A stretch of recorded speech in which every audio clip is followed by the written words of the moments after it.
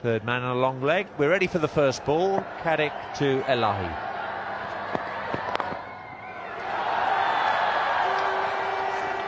Well, he's not going to get another naught today. Andrew Caddick back into England's colours after that back problem. England still experimenting with their seam attack, trying to discover what is their best formula. I think they got things hopelessly wrong at Edgbaston against Pakistan when they just went in with 4 frontline bowlers. I think that strategy has been condemned to the dustbin, and we're now going to see 5 frontline bowlers in forthcoming matches.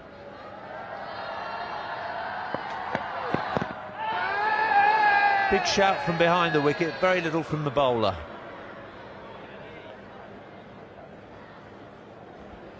Andy Caddick joins this appeal very much as an afterthought. Actually, I think it was worth a good shout. Doesn't look a lot wrong with that to me. Now, not much interest, and I find that quite strange. I think that's a very good shout. Now, what's Skyscope say?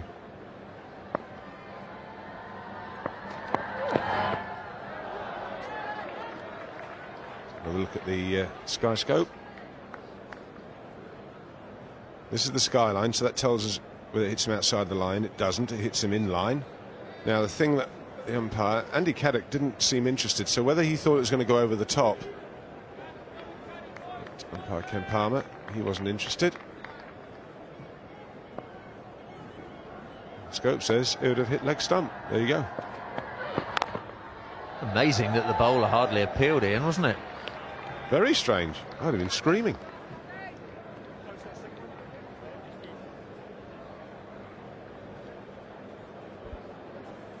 We've got a mixture of experience and youth in the umpiring department today. Kenny Palmer, 64 years of age now, vastly experienced character, standing in his 23rd one-day international. He's also stood in 22 test matches.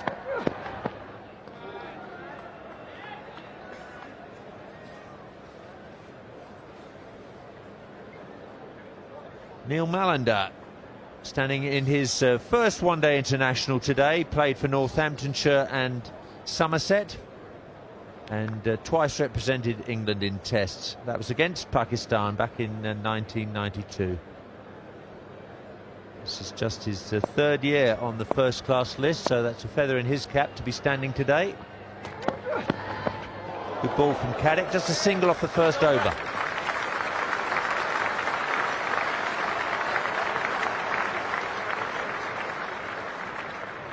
Ian, in your pitch report earlier, you said you thought batting first would be the best option. I did, and I still feel that. I think that the ground here, this pitch is different to the normal wickets here. Rather, it's been shaved a lot. There's just little bits of grass, little crowns of grass. But I just wonder if it's going to get maybe a little lower later on. I think I'd have had first knock. But I think history, that both captains probably responding to the fact that history tells you if it does, it always does something first up. Well, it might well do a little bit, but I think overall, the overall picture, I would definitely have gone for the to bat first. See if I'm right or wrong. Darren Gough, he's going to be bowling from the pavilion end. That's his favourite end at Lord's. He rarely bowls from the nursery end. So no new ball today for Alan Mullally. England's seam bowling strengthened by the return of Andrew Caddick, but the tail has a long look about it, with Cork at 7 and Elam as high as 8. Then Caddick, Gough and Mullally. Got a problem behind Darren Gough with the viewing in the pavilion. Neil Mallender just jogging down there to tell the steward what he's after. And in fact, it's one of the spectators wearing white shirts that's the problem. They're sitting underneath that black sight screen, and the batsman pointing out that not much point in having a black sight screen if people underneath it are going to be wearing white.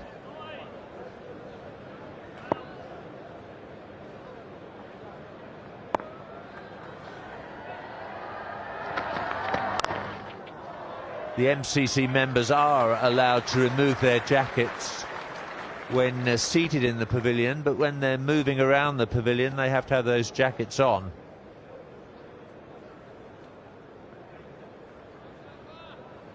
So those two gentlemen have got their jackets back on, and you can see they're right behind Darren Gough. They've got a superb view from there.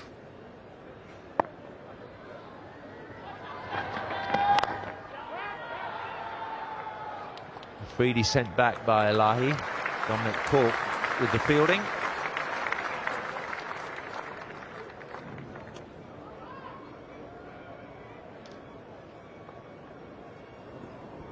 Good piece of fielding.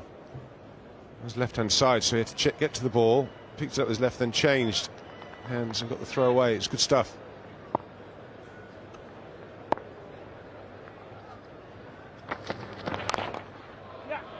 That's beaten mid-off.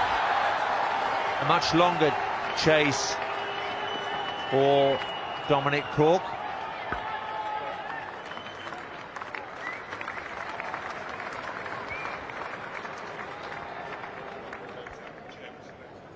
Not a lot of power in the shot, but enough to get it between the bowler and mid-off.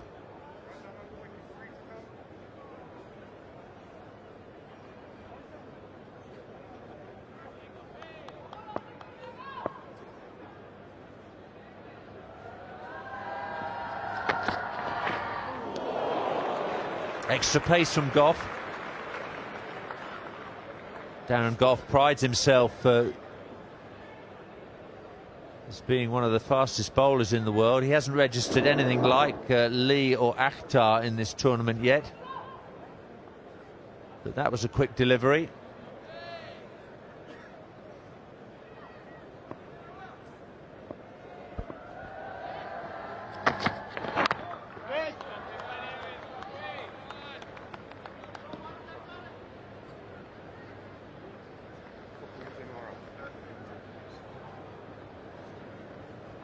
Ben Hollioake has got a vote of confidence after his sterling efforts with the bat at Bristol. Had the misfortune of disappearing into the crowd off the final ball that he bowled, which effectively gave the game to Australia. It's down to Caddick off the inside edge. Very good first over from Gough. Pakistan 5 without loss. Changes to both teams today. Andrew Caddick and Michael Vaughan returning from injury. Vaughan damaged a finger in practice, and Andrew Caddick had that back problem. They replace Ali Brown and Robert Croft. England going in with an all-seam attack. Pakistan too having to make changes. Syed Anwar missing from the top of the order, and Shoaib Akhtar unfit, and we understand unlikely to appear again in this NatWest series. There's a direct hit from Owe Shah in the covers. Ken Palmer quite rightly asking the opinion of the third umpire, who today is Trevor Jesty. It's going to be close. Well, I think he'll get the benefit of the doubt. Great fielding from Shah.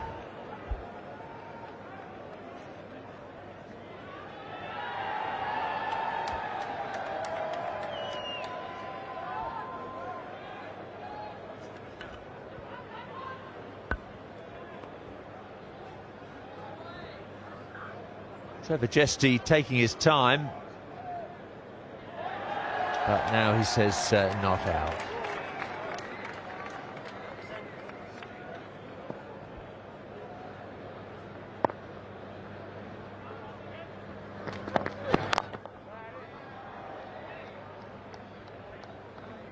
Fielding is one area that this England side have looked to be seriously wanting in one-day internationals, but Shah there.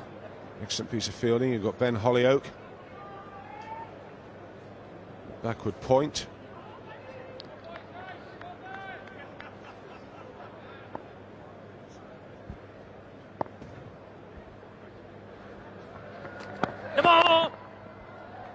Very loud call of no ball from Kenny Palmer. No ball's been a problem in cricket in England over the last couple of weeks. Umpires missing the bowlers overstepping. Ben Hollioake, I was mentioning, he's improved the standard of fielding. There he is at backward point. Nick Knight, of course.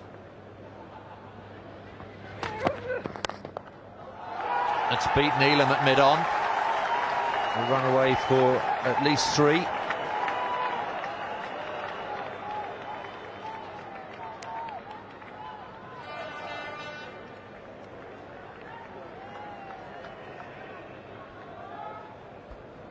Important day too for Pakistan, having lost to Australia at Cardiff on Saturday. We want to get back to winning ways. The two visiting teams, Pakistan and Australia, clear favourites to make it to the NatWest Series final.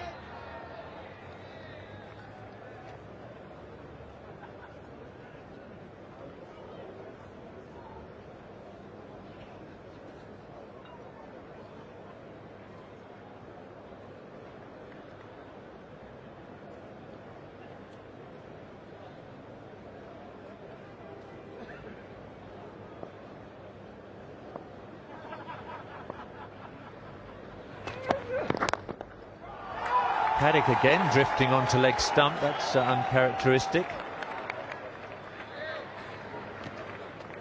Paddock hasn't bowled since that second test at Old Trafford, where he was rather out of sorts.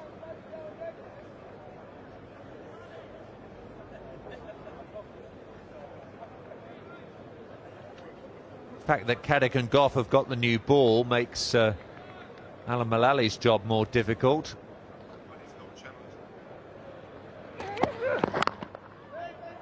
Three overs completed. Pakistan 12 without loss now.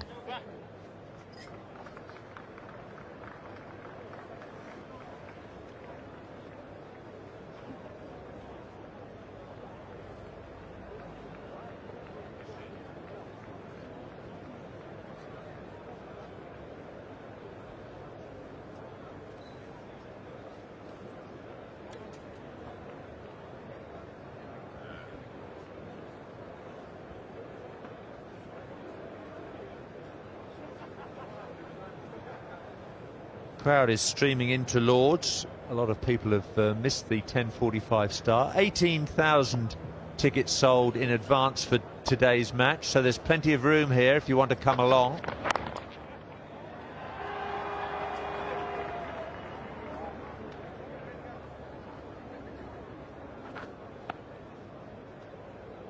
Bit of a surprise here that there aren't more tickets sold than that. Well, it reinforces the argument about taking the games around the country. And we had 15,000 at Bristol, which is sold out. Great atmosphere. Cardiff, great atmosphere. Edgbaston sold out until, of course, that got soured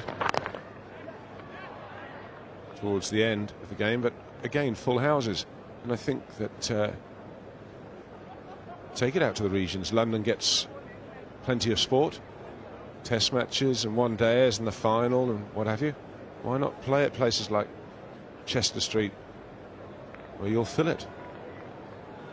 Taunton down in Somerset, another ground you could fill. It's better to have a full house than half-full arenas. Good running. But what about the revenue stream, Ian? You can charge much higher prices in London, and that's why Lord's and the Oval never miss out when the one-day internationals and test matches are handed out, because so much money is made at the grounds. Is it about money, all of it? They're getting, cricket's doing well, it's thriving, they get a lot of money from us at Sky. I think it's about taking the game out and showing and parading it to the people that can't get to London. Why does everyone have to come to London to do something? To me, we'll get just as much support at places like Old Trafford. I'll have a bet that's not half full.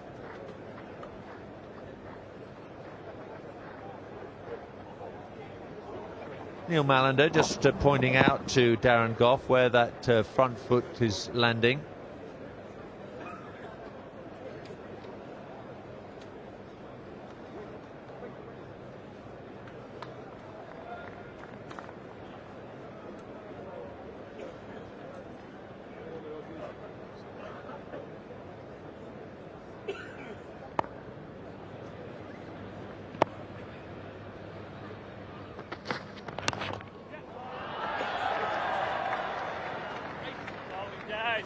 Alan Mullally.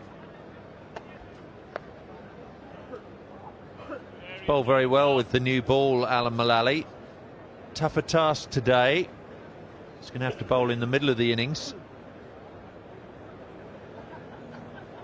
Alex Stewart at the toss talked about there being some swing here this morning.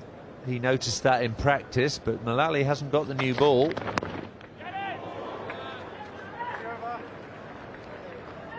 Four overs bowled, 15 without loss.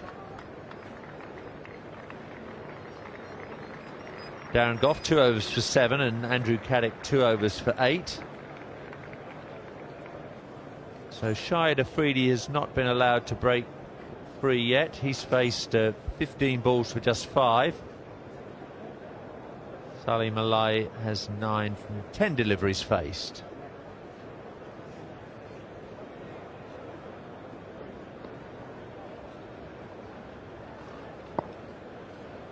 No change to the field. Caddick to Elahi.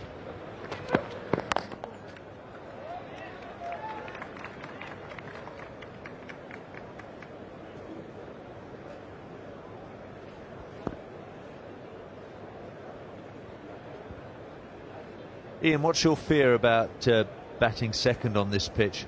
Well, it's not a fear. It's just that I think I don't think it's going to do as much as everyone expects this wicket. It looks dry to me. It's not much grass on it.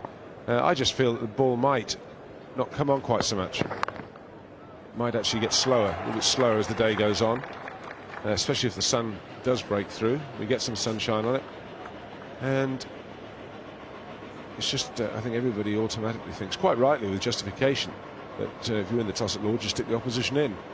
I just feel this looks a bit different to the other wickets I've seen here, and I think I might have been tempted to bat for it. Hasn't done much, has it?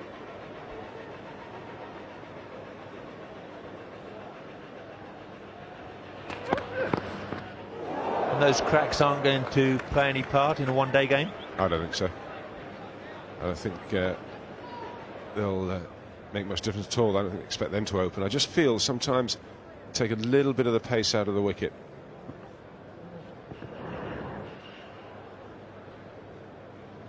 Somewhat extravagant shot. Shahid Afridi. Smack it on the up.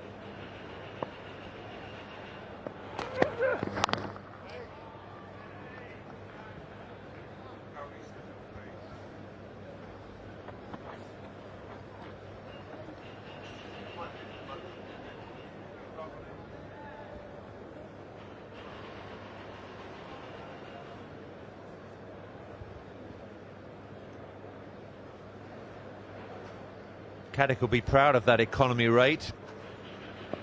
Anything under 4 is really very good indeed.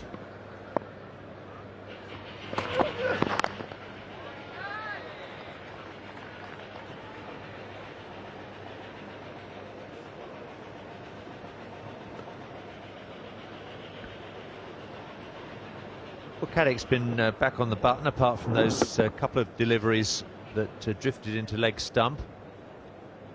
We're coming to the end of the 5th over and we haven't seen a boundary yet.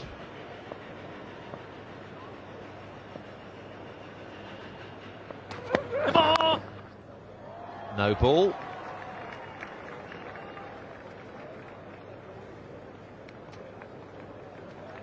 It's a great scratcher of the front line, Andrew Caddick. He can never understand that he has actually overstepped that line.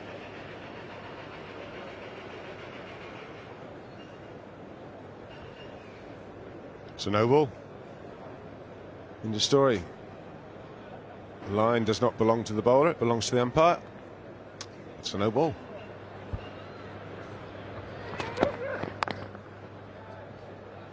$18 for no wicket. Well, there's plenty of blue sky up there. The clouds obscuring the sun most of the time, but currently it's popped out to see us.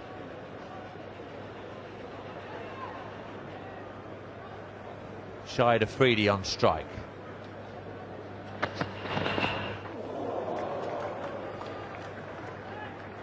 Shahid Afridi almost walking into that. Trying to hit it on the up. Watch his feet. Almost walks into it.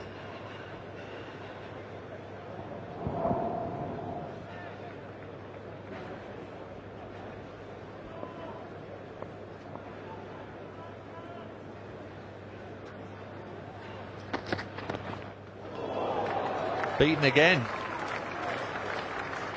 England today trying to break a sequence of 7 defeats in one-day internationals in a row.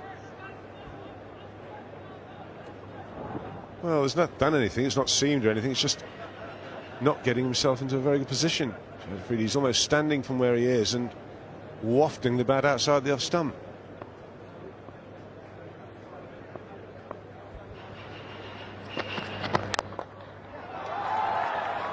Well, Ali is very wide at mid-on.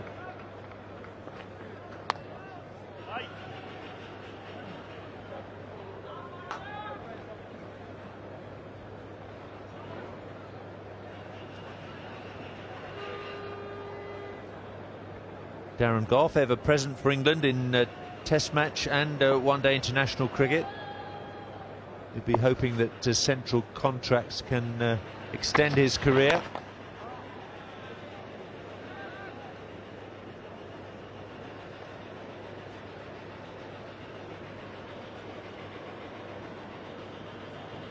Gives it everything in both forms of the game. That Test career average is plummeting down towards the much vaunted figure of 25 runs per wicket.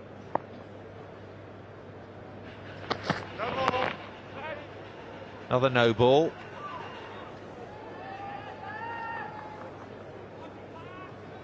In one-day internationals, economy rate is really just as important as average. Gough well over the line as well. Cadix is just under 4 and over. Gough is just over.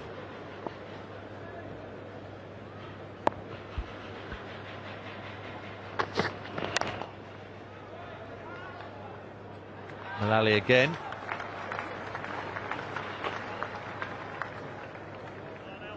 England's weaker fielders have been working hard on their game.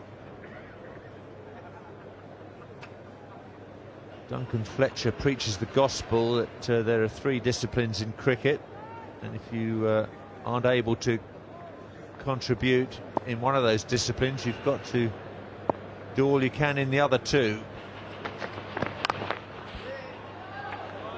20 for no wicket after 6 overs.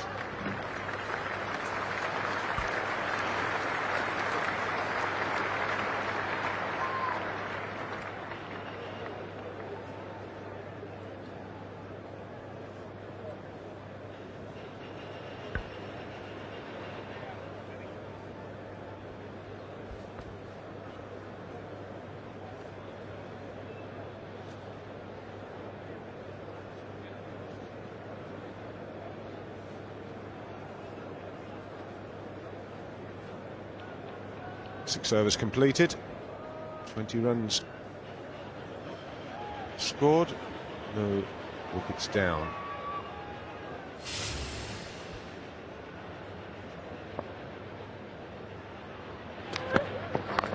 It's edged but wide.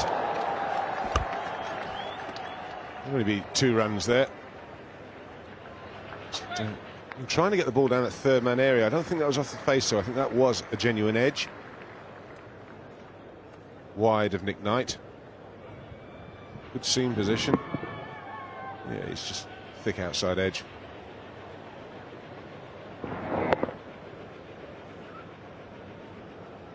Two more to the total.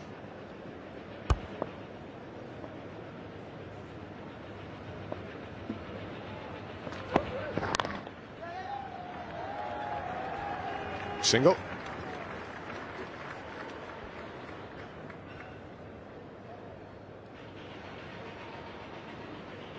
Balcony. Collingwood sitting in the balcony, left out of this game, played in the first one. Alistair Brown also left out, which I have to say, when you look at the England lineup, I couldn't work out why Nick Knight wasn't opening in the early games with Marcus Trescothick. Alistair Brown down at 5 or 6 could do a very dangerous job for England there, not against Glenn McGrath, but against the Simons, Mark Waugh and people like this who played. Top of the order, I think he's wasted, Alistair Brown, at this level.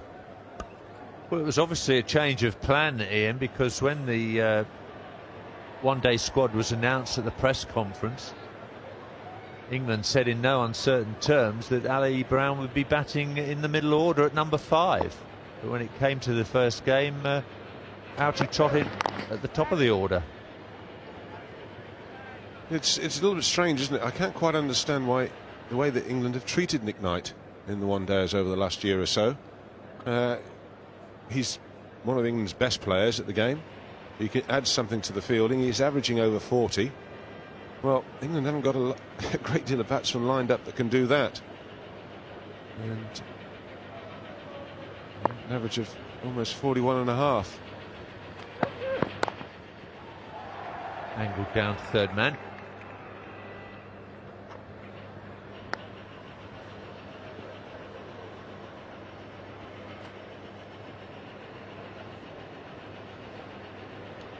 So far in the NatWest series, Nick Knight is the second highest run scorer after Ricky Ponting of Australia. Ponting 172 and Knight 143.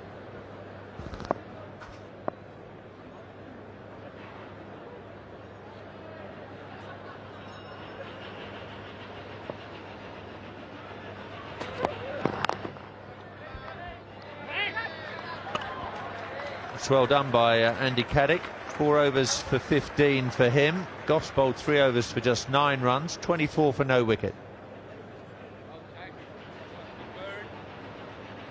It's going to be fascinating to see when Stewart makes his first bowling change. No frontline spinner in the England lineup today.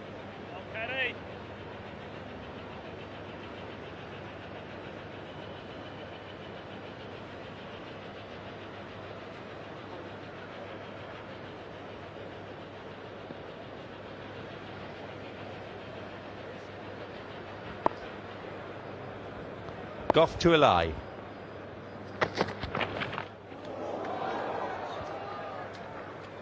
Well, these Pakistani openers have missed the ball a lot. And as Ian was telling you, the ball hasn't seamed around that much. Their choice of stroke has been awry today. Also late on that as well, I feel. Well, it hasn't been that much encouragement out there for the seamers. Just wonder if Pakistan perhaps thought they've been put in there expecting it to do things, and it hasn't. They're playing accordingly.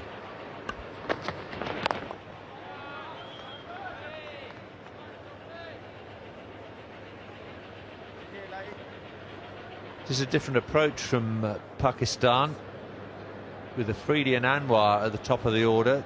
They went out all guns blazing. The quality of the bowling hasn't made that very easy today.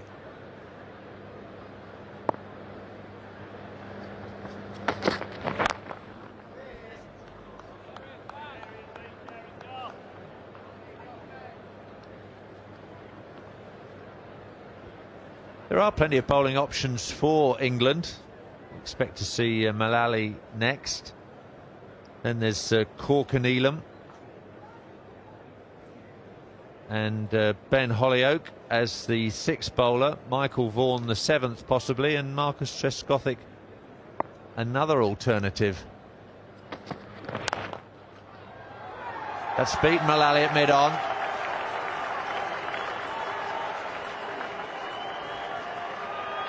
And that's the first boundary of the day. And it's in the 8th over.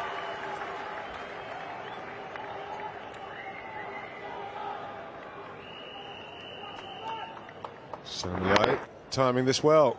I think he knows it's 4 when he hits it. Quick outfield here.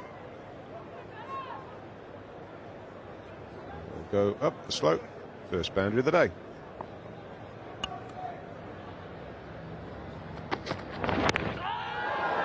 Well, right across the line, and Neil Mallander's thought long and hard about that, and eventually he's given Salim Eli out. So another disappointment for Eli at Lords. He's gone for 15. And it's first blood to Darren Goff in England. Well, this is a very strange shot. He's trying to pull it. The thing you have to consider is it outside the line or not? So Malai goes for 15. It's 28 for 1.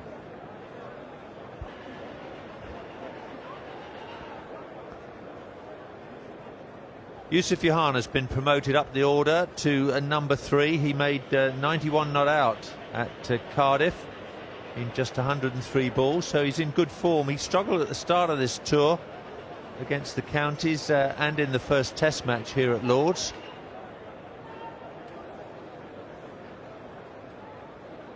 Alex Stewart's going to keep the same field.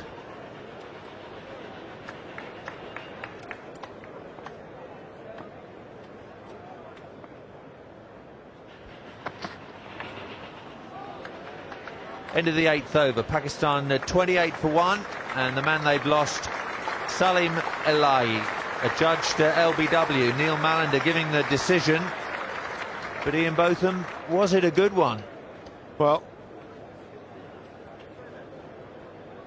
my first concern was, did it strike him outside the line? And I think it does. Yeah, that's just outside the line. Might well have gone on.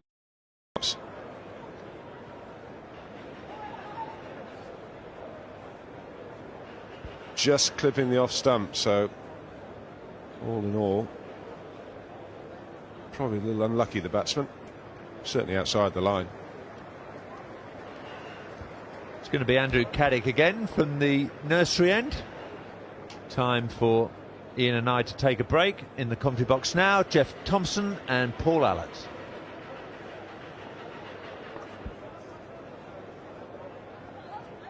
Thanks, Bob. Andy Caddick again. Good confident strokes, just a single, just a push to mid-off. Freedy's on 11, and Yusuf Yohana is the new batsman, promoted in the batting order after his performance against Australia at Cardiff. He made 91 not out, and he was really responsible for making a game of it. Pakistan getting up to 257. They were 88 for 6 at one stage. And he's got a very good one-day record, averaging nearly 40.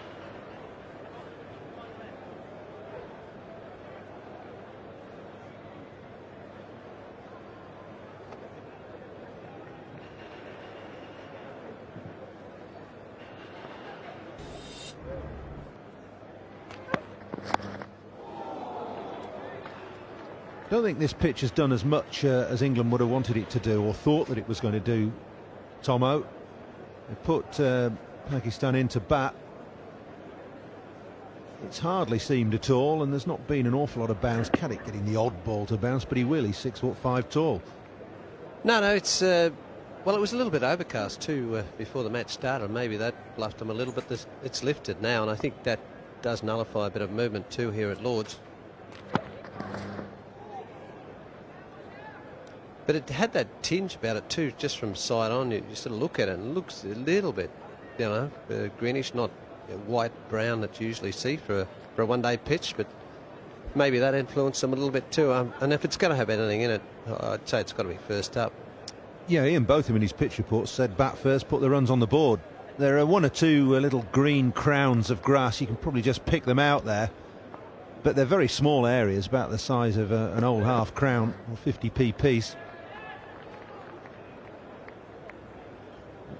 Not really too much to encourage seam bowlers, but very hard surface as well. One or two cracks on it. I think it'll be a pretty good surface. The only thing that perhaps backs up Stewart's decision to put Pakistan in is that perhaps it's an easier pitch to chase on than to set a target.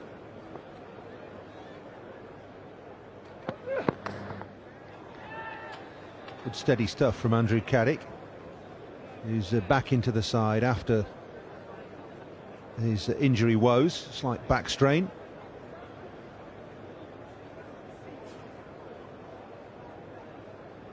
Yes, that bolsters the England attack today too. Caddick back in, that extra bowler.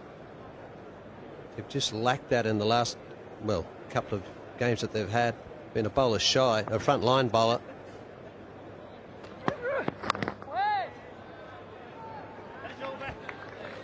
$29 for 1.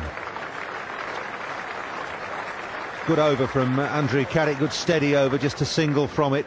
5 overs, none for 16 is a reasonable return.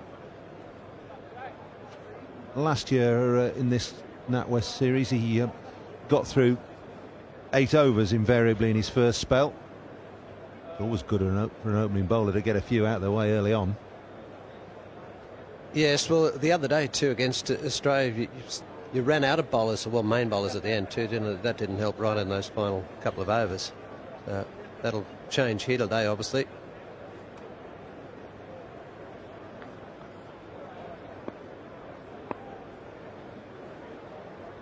Still Darren Gough bowling the 10th over of the innings. Well, that's a Freedy. There's a Freedy all over. He's a mercurial player. Well, he's played a few of these shots in the games we've seen him so far. The feet don't move anyway. They just move into line and nowhere near the pitch of the ball. I suppose he does that a lot, but when he does play well, the feet get across somewhere near the pitch of the delivery, but that is nowhere near it. 25 against England in the first game and 11 against Australia, so he's not set the world on fire as yet. That'll be a wide. Must have just flicked the pad, otherwise it would have been.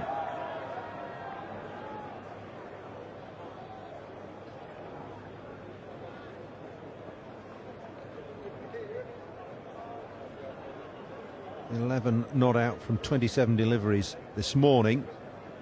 On it quicker than a run of ball in the other 2 games. Well, there's the career, there's the strike rate. Look at that on the far right.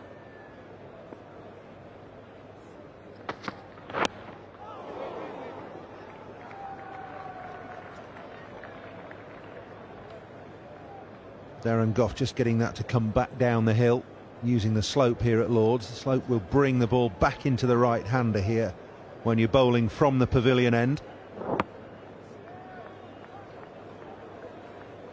Just flicked him above the roll of the pad too. That stings on those inside thighs. Doesn't do much good for the running between the wickets.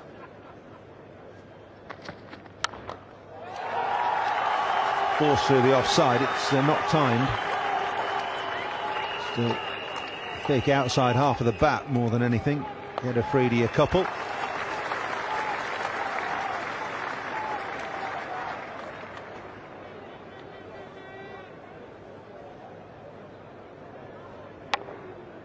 Yeah, just hit high on the blade, that one. Couldn't get the power on it. Got the placing between the fieldsmen right, but just too high on the bat, just that extra bounce there.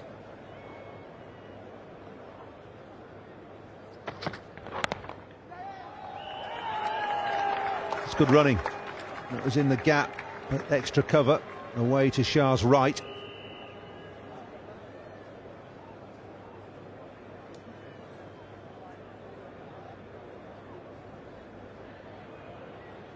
Big day for Owais Shah on his home ground. Middlesex player, of course. He's 22 years of age. Second game for England today. Started promisingly at Bristol.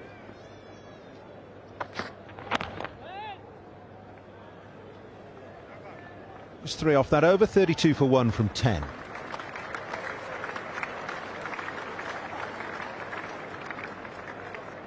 Have a look at Pakistan's progress now. 7 is the highest scoring over, the 3rd over of the morning, bowled by Andrew Caddick, but otherwise it's been pretty tidy stuff from England's bowlers. Pakistan not able to break loose as yet. No, they've just got to maintain that pressure. England, I'm sure they realised that the other day. They did it well against the Australians, and they've got more of an opportunity here too, especially with Anwar missing from the top order for Pakistan.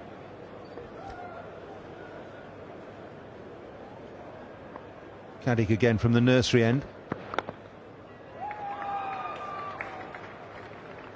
Yeah, there were encouraging signs at Bristol from England, weren't there, Tomo? I mean, Australia looked to me, far and away, the best of these three teams, but for England to run Australia so close is encouraging. Ben Holyoake performed well with bat and ball, I thought, primarily with bat. Shah came into the side, and eventually, or it looks as though England are going to try and give these youngsters a bit of a run. Well, it all goes well for confidence, doesn't it? The other day, you get a sniff, you're almost there, and you just realise, hey, we've only got to do this a little bit more. I mean, as long as I'm sure they'll look at it that way and just realise what they have to do next time, or here today, and next time they play Australia. And just the little areas that they might have slipped. And it wasn't too much, but it doesn't take much either in this game.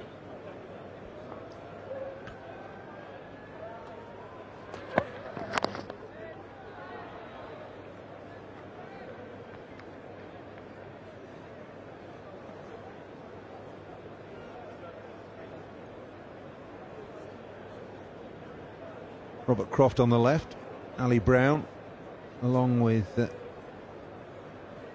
Nasser Hussain, England captain, sitting this series out with that cracked thumb. Became a dad last week. That's a good shot. Good way to get off the mark. Johanna will pick up a couple here.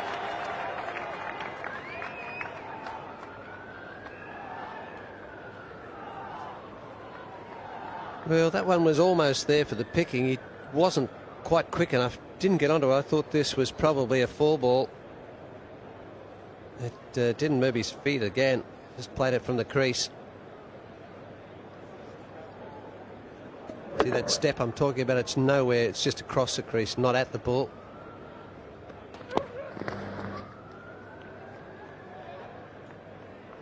Good field that Andrew Caddick has got. 7-2 offside field. It's the field we saw Glenn McGrath bowl to when he was bowling for Australia against Pakistan and England. 7 men on the offside, 2 slips, a gully.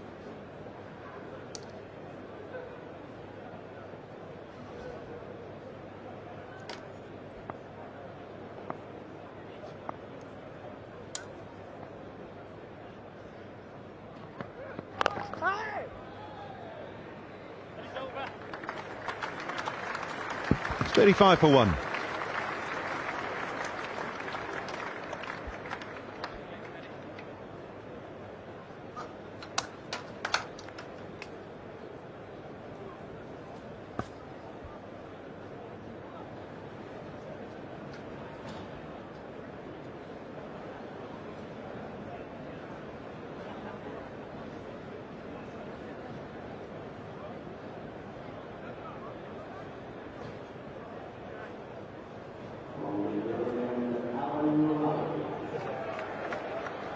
Eleven overs bowled by England. They put Pakistan into bat earlier this morning. Pakistan 35 for 1.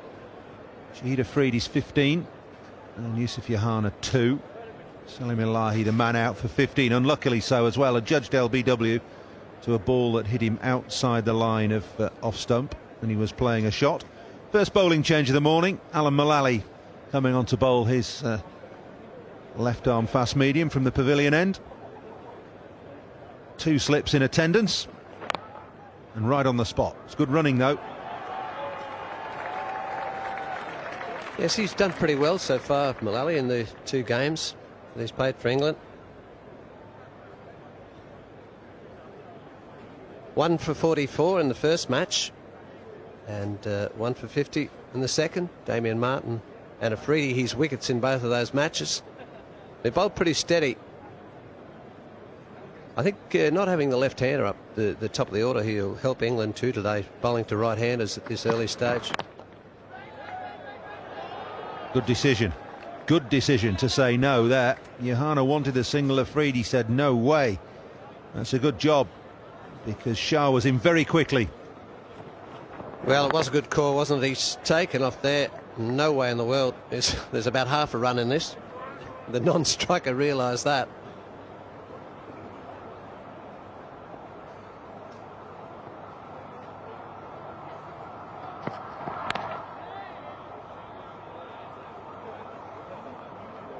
Yeah, it always helps when you've got two right-handers or two left-handers at the crease for that matter always helps the bowler. It's always a little bit more difficult at Lords for bowlers to get their line as well. You'll know all about that, Jeff, having had a season here with Middlesex.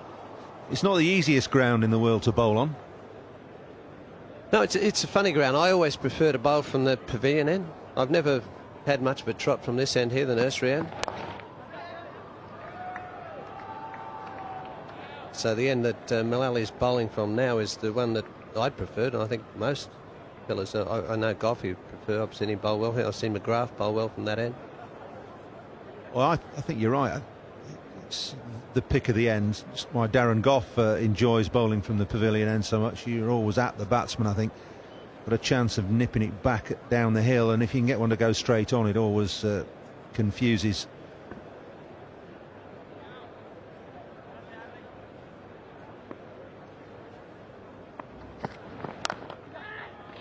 And again, this is good fielding by Shah. Let's have a look at Darren Goff's line and length. Bowling in that first spell. Nothing leg side, he'll be mighty pleased about that. Majority of the ball's off stump and just outside, and 2/3 on a good length. That's good stuff from Goff, and his figures reflect that. Well, Afridi has launched that. It's gone many a mile over long on for 6. That's a magnificent stroke. It's 43 for 1.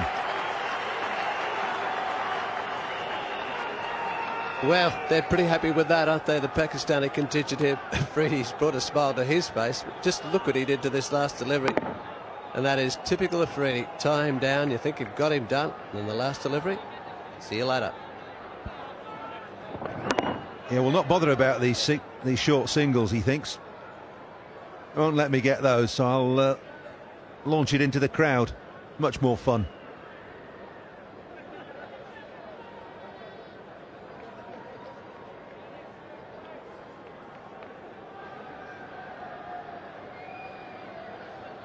Aid off that last over from Alan Mullally, his first. Afridi just picking up his scoring rate, 22 now from 35 balls. Shihana on strike.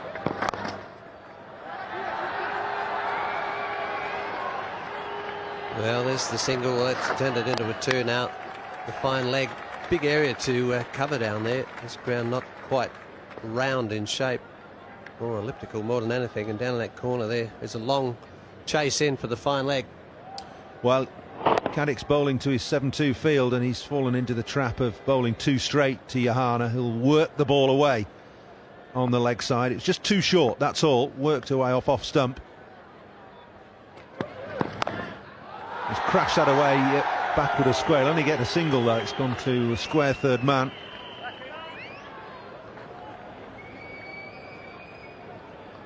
Length the problem there from Caddick, just a couple of balls too short. No, that's right, exactly right. Just banged it in too short, and gives you the opportunity to play those square shots, which are much easier to play and much harder to defend, because you can just squirt them off at any angle and you're not quite sure where to put the fieldsman.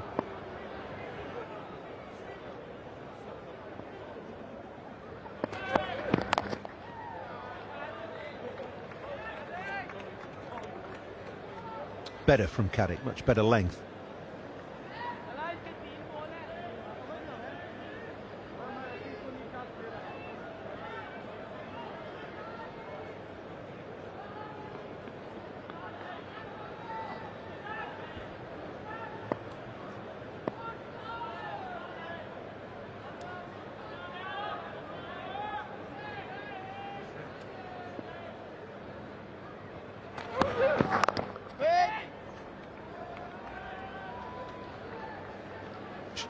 Shahid Afridi's scored the fastest century in one-day international cricket.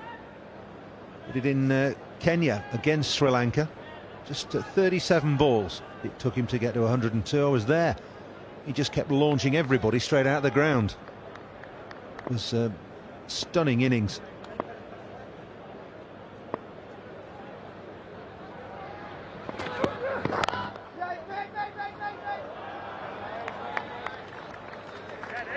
Good fielding there again from Shah. keeping that down. No run. Good mover there in the covers. Really quick on the ball. Cut off at least 3 or 4 runs in there already.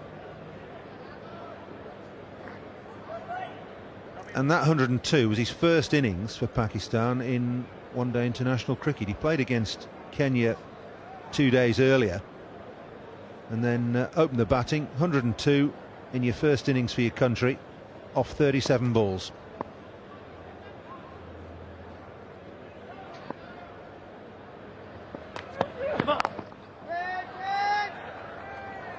He was only 16 as well at the time.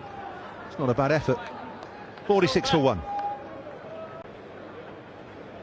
46 for 1 Pakistan. Afridi 22, just starting to get into his stride. He's hit an enormous 6 off Alan Mullally. Johanna is 6, the man out Elahi 15.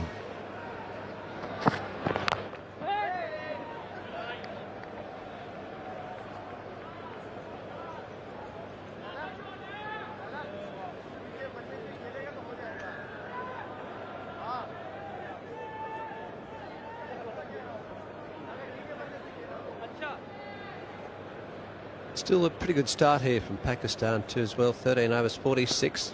Just the 1 wicket down, and a probably unfortunate wicket really on hindsight. Lovely shot from Johanna. Caddick just gets there in front of the rope.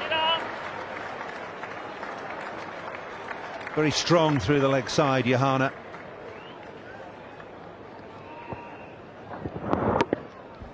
Well, Andy Caddick's down there. He just whips that one off his legs. Caddick just gets this inside the line. Not what you'd call super fast.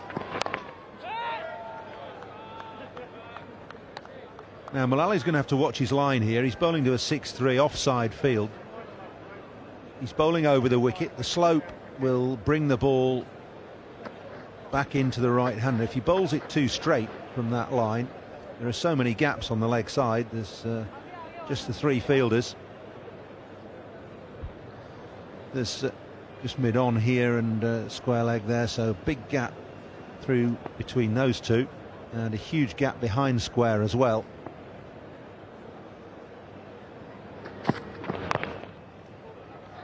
Oh, trouble here. Well, these two have got to get their calling sorted out, because that's the 3rd or 4th time there has been hesitation and indecision. Yes, the calling hasn't been too good. He can sit there and smile about it, but it's terrible. It's yes, no, oh no, go back. Oh yeah, well, let's try again.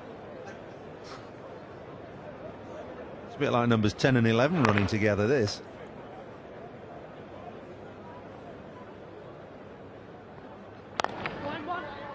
Going this time.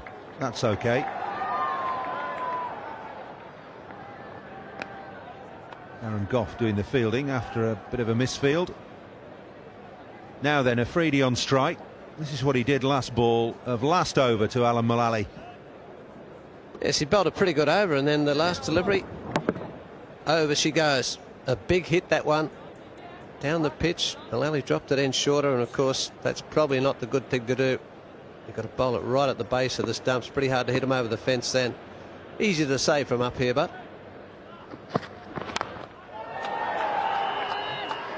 Oh, there's trouble here. Oh, if that had hit, then Johanna was gone. Well, he was running on the shot rather than looking where the field was. 49 for 1.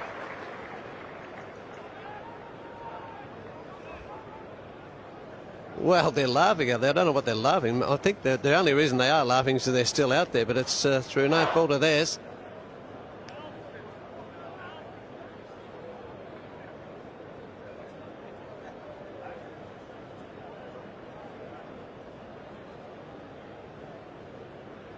Yeah, Johanna committing the cardinal error there of running on the strength of the shot. It was a great stroke from Afridi.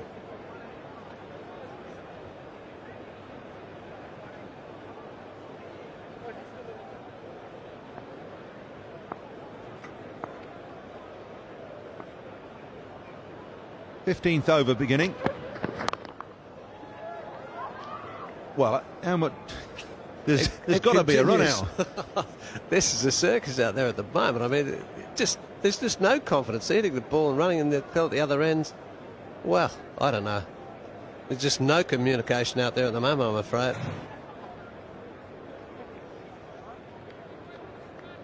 Well, Afridi looks pretty unperturbed about it. There've been smiles and laughter. I'll suggest it's hysterical laughter more than anything else.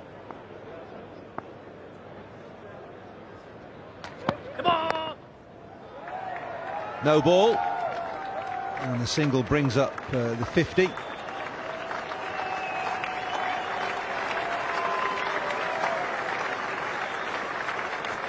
Get 2 for that. Total up to 51.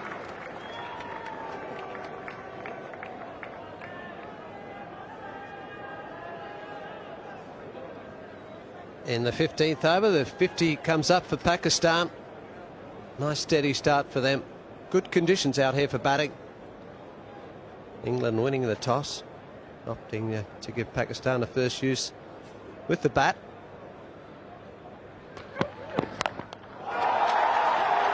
He's not timed it, but he's got it away over mid-wicket for 4. This is the last over where England have to have 2 catches and only 2 men outside the 30-yard circle. Well, Caddick's hurt again here on the length, has he? Just dropped it in too short. Afridi just waiting back on the back foot. Just hoisted this one in front of square. Again, the length here from Caddick, not right.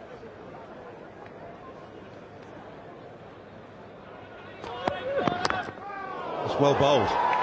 Oh, that's unlucky. So unlucky. The fine leg has come up. Caddick has bowled a pretty good Yorker, and the inside edge has gone down to fine leg for 4. Well, that's what happens, isn't it, when you chance your arm? This is the better delivery. It just gets that thick inside edge at the bottom of the bat. Nobody down there. And unfortunately, the Caddick 4. So that's 2 boundaries in a row already off this over.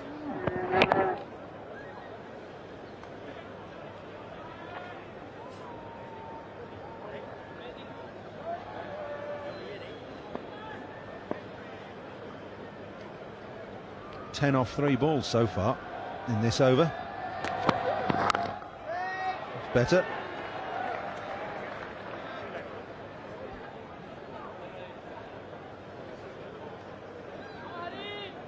Just wonder why fine leg came up for Afridi. They put a long off back, but Caddick's hardly been pitching anything up for Afridi to drive, and he's not had a go at Caddick. It just seems an ultra defensive move that's backfired.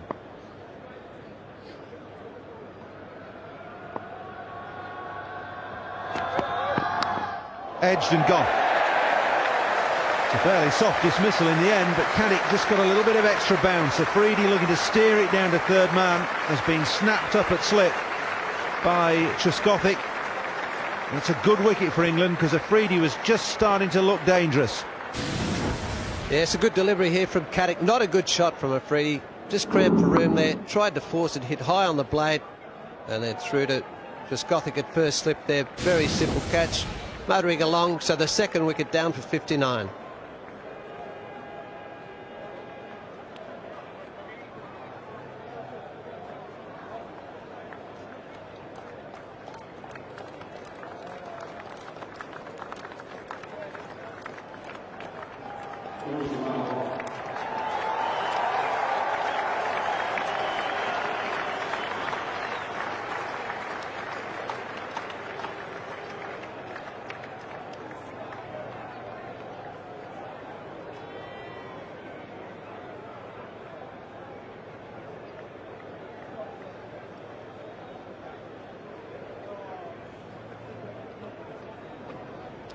Big cheer greeted the arrival of Inzamam ul Haq, coming in at number 4 for Pakistan. Made 79 against England at Birmingham, and then pretty desperate naught at Cardiff. He's coming to join Yusuf Yohana. 59 for 2 Pakistan. 1 ball left of the 15th over. That is 1 leg. Andrew Caddick has just got his first wicket, got rid of Shahid Afridi, caught at first slip by Marcus Trescothick. think England will be pretty happy with their first 15 over performance.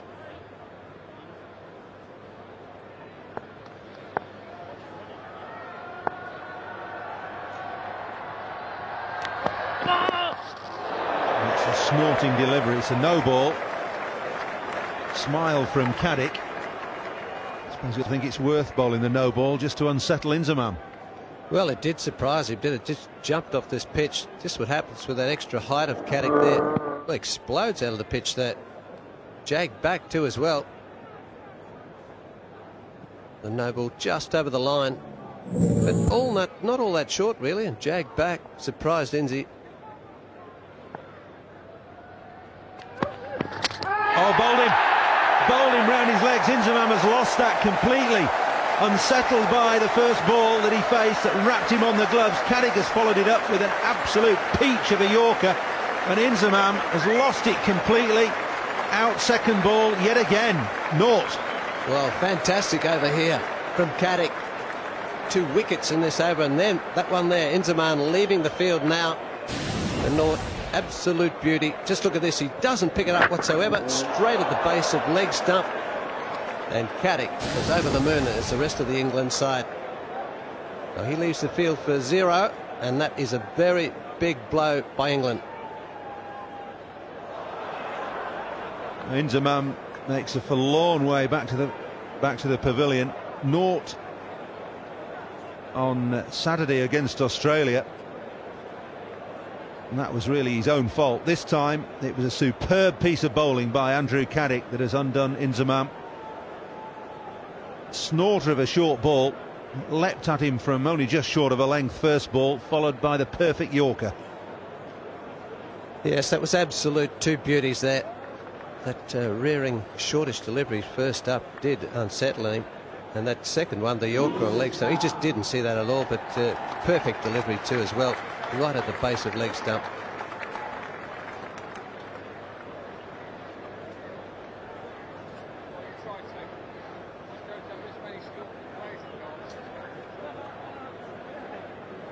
Yunus Khan is the new batsman for Pakistan, 23 years of age, coming in a little sooner than he would have thought after the demise of Inzamam.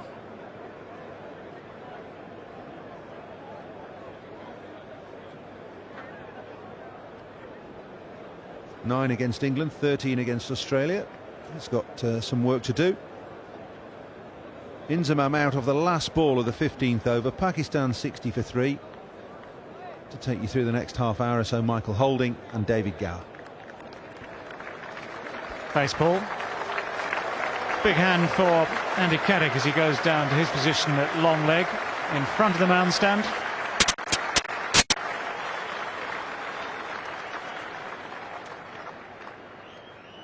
Very good over despite the runs conceded off it. It's a big blow against Pakistan, getting rid of Inzamam without scoring.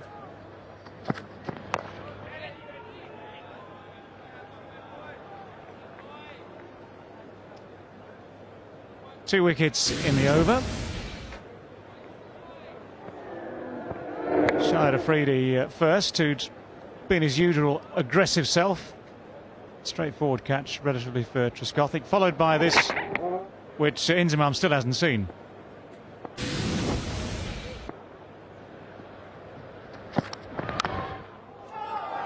That's found the gap. It's going up the hill towards the grandstand for 4. Pakistan's aggressive intents undimmed by the 2 wickets in that previous over. He's in pretty good form, Yusuf Johanna, and this was a good shot, beautifully timed and well placed as well. Going up the hill here at Lord's towards the grandstand, but doesn't matter. Still a very fast outfield.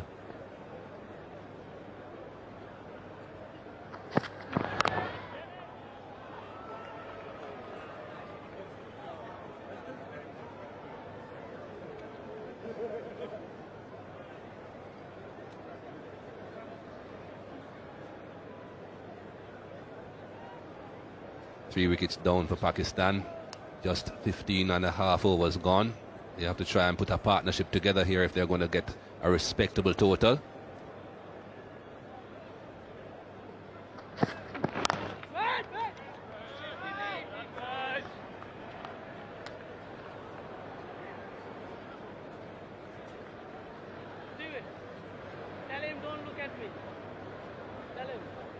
Still a reasonable batting lineup still to come for Pakistan.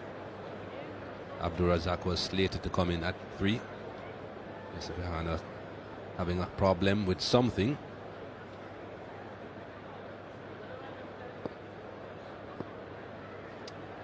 Well, whatever the problem is, Alex Stewart doesn't sympathise, I don't think. He's shaking his head as Yusuf went away. Be fun to find out what it was. I think there's inside edge on that. Wasn't an entirely convincing appeal. Neil Malander turns it down anyway.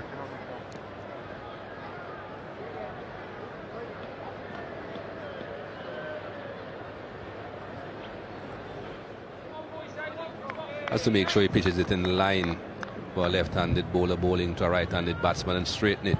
I think he pretty much did that. Pitched in line and straightened, but perhaps just a bit too high.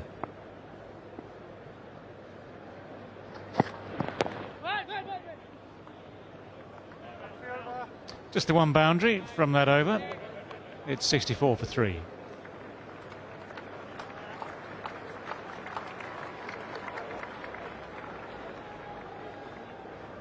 Mullally, 3 overs so far, none for 15.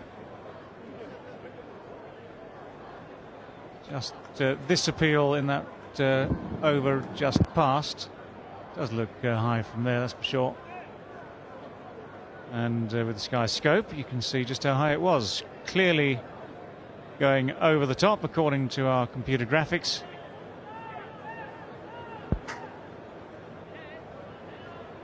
So that's the end of that story. Mullally frustrated, but I'm sure he knew that anyway. Neil Malander absolutely right.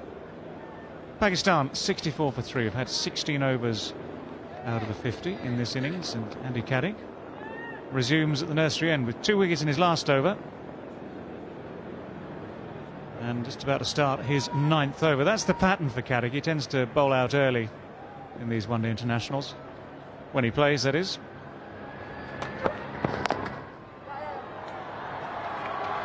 Yunus Khan's away from his first delivery. One angle down to third man. Alex Stewart has kept a reasonably attacking field for Andy Caddick as well. He's his strike bowler. He's looking to take wickets with Andy Caddick. Had 2 slips on a gully before for Yunus Khan. Now just the 2 slips for Yusuf Yohana.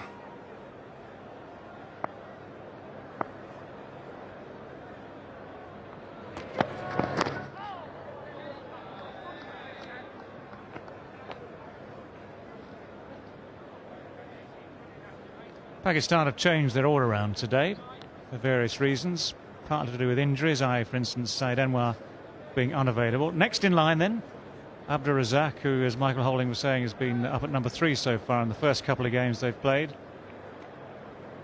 All-rounders, the 3 of them really, Razak, Mahmood and Latif. 2 of them bowl, 1 keeps wicket.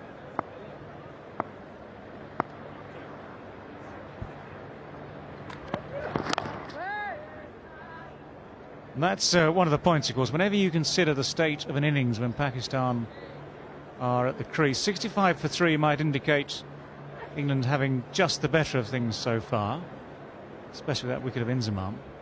But the other day, this man, Yusuf Yohana and Rashid Latif down the order combined to get Pakistan out of trouble. Partnership of 124 down in Cardiff against Australia. That's nicely played. No great power in the shot. Michael Vaughan can cut it off easily.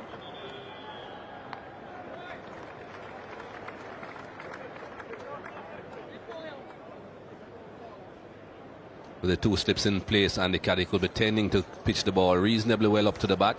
Not right up there for the drive, but full enough.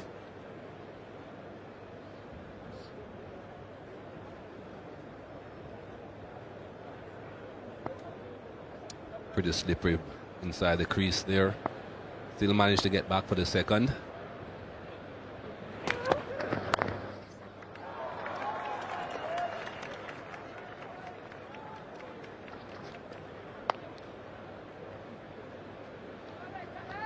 Well, Johanna looking much more confident now than he did during the Test match here at Lord's, the first of the international matches Pakistan played on this tour. They were ill-prepared, it seemed, for that first Test match. Their form has been much improved since, of course. Victory at Old Trafford in the second Test, victory over England the other day in their first match of this series.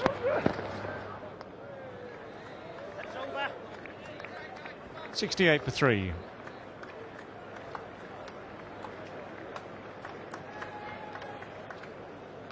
Well, the irony that England's most expensive over was the 15th, bowled by Andy Caddick. Also picked up 2 wickets, though, so on balance you'd settle for the 2 wickets, I think. But overall, Pakistan have been kept under some control. They're going at 4 runs per over so far. Pretty much nowadays you'd settle for that at this stage. I think the only negative there for Pakistan would be the loss of 3 wickets, but as you pointed out before, David, they lost 6 wickets pretty early in their first game and still recovered. Second game, rather, when they played against Australia. Yeah, but I'm saying that one would settle for that. I'm thinking actually as the fielding side. England would settle for conceding 4 runs and over at this stage of the game. 17 overs. We are now into the first ball of the 18th. You see around the world, never since that World Cup in Pakistan, India and all the rest of it, when Sri Lanka set new standards for aggression in the first 15 overs, you expect to see more of a flurry of runs. So 4 and over, it constitutes a peaceful start. Well, Shahid Afridi went out there to try and hit over the top in the first 15 overs. Didn't get too many deliveries that he could hit over the top. Did hit 1 big 6, of course. But I think the England bowlers certainly bowl very well to him. That bowl just short of a length when he's at the crease. 30 from 44 balls is very good going, but not all that brilliant for Shahid Afridi.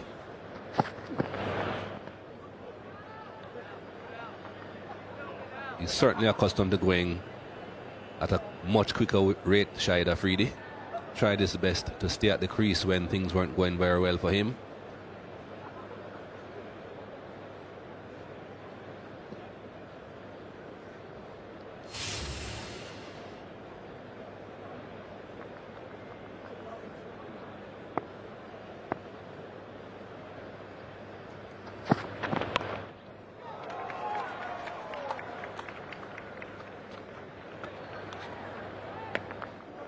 It's always a pretty consistent area of scoring, isn't it, in one-day cricket? Down towards third man. Settle for 1. Next on. Left arm over the wicket, 2 to come. All seam attack for England. 3 bowlers used so far. Andy Caddick will soon be finished. Apparently he'll be bowling his 10 on the trot.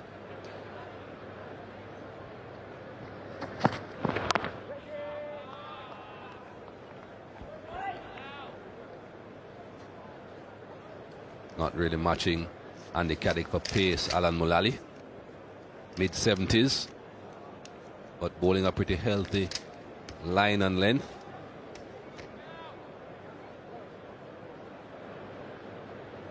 .16 runs coming from almost 4 overs, and one of those deliveries went for 6. So 10 from the rest. That's not bad going. England have tried to plug that gap. Head away. But still space enough. Another single down to third man. 70 for 3.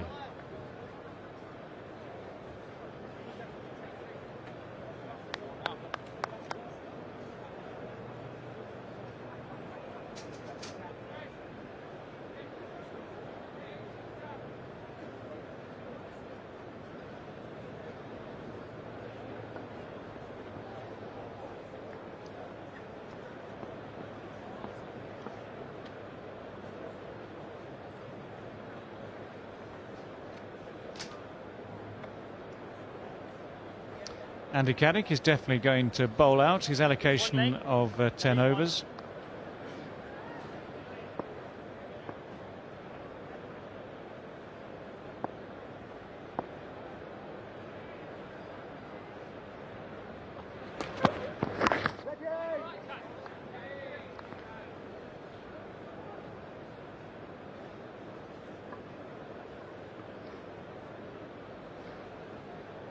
2 for 37 so far.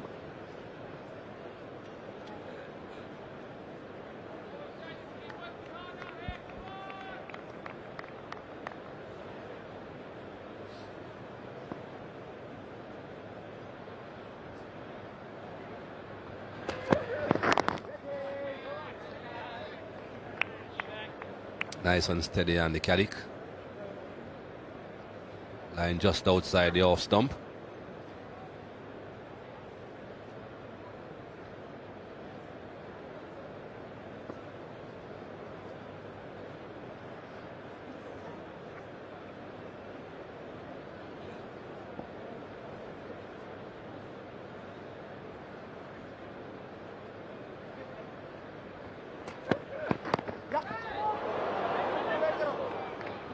No run, it's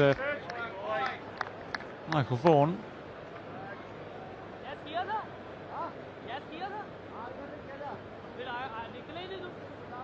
As you said, David, it seems to be the norm for Andy Caddick to bowl his 10 overs at the very top of the innings, with someone able to produce Yorkers like the ones that he produced to Shahid Afridi. That one went before runs off the inside edge, and the Yorker that got rid of Inzamam ul Haq. It will be interesting to see him bowling those at the end. Yeah, thinking back to this series last year, he tended to bowl 8 early on, and he was always around for a couple of those towards the end, doing what you said. Today, playing his first game of the tournament, whether there's anything in it to do with his back, I remember he was missing from the first couple of games with a niggle in his back, whether he's asked politely of the captain that he might bowl his 10 over straight through and not have to come back when his back might be a bit stiffer. I don't know if that's something to do with it. I will say this, how I understand it, it's always a relief to get your overs out early, isn't it, as a bowler? The prospect of bowling near the end is very, very different. Yes, well, not many bowlers like bowling at the end, but if it's beneficial to your team, I think that's the most important thing. Not really what you want, but what is more beneficial for the team. But perhaps, as I said, he still having some ill effects from his back. What will be very interesting to see is if he stays on the field after completing his 10 overs.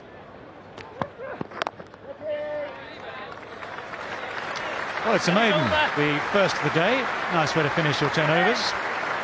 It leaves Andy Caddick with some good figures. 10 overs, 1 maiden, 2 for 37.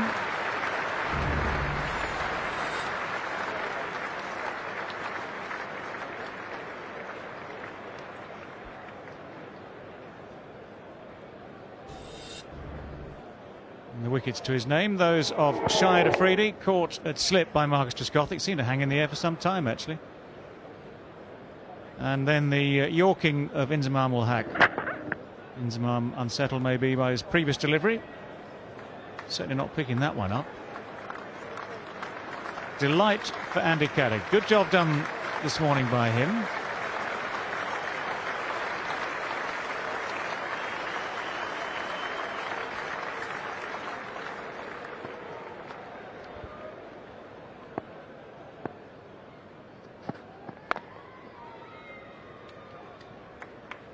Shake of the head from Alan Mullally. He's bowled the right sort of line again.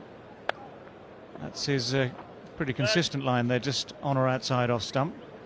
And it's down to third man for 1 again. It's been, well, I get the feeling that's where a lot of the runs have come off Alan Mullally.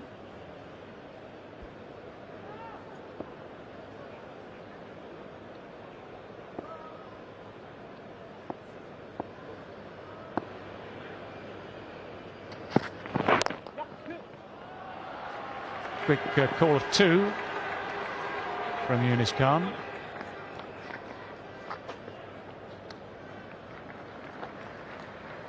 Most batsmen will assess almost instantaneously what's on. Sometimes they hit it a bit harder than they think they have. Most of the time they know what's on, they'll call for 2.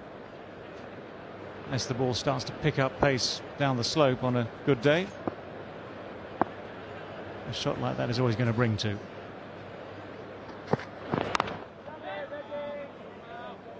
Very interesting field placing here that Alex Stewart has for Alan Mullally with his slip cordon.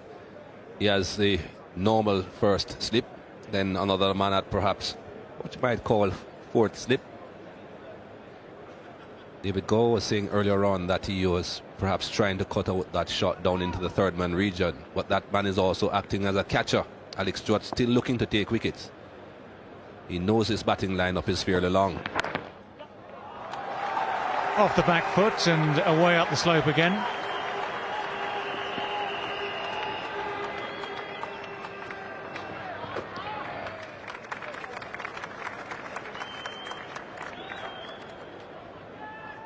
Three runs this time. Fluent player, Yunus Khan. There's always a follow through there of some note.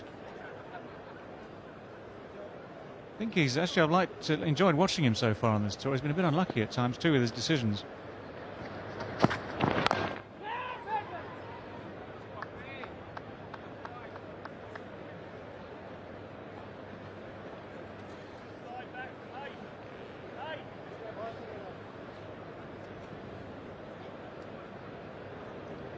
That's what he's contributed to this tour so far. First in the Test series, 58 here at Lord's in the first Test, a losing effort for Pakistan, but then 65 in the first innings at Old Trafford, where of course they won.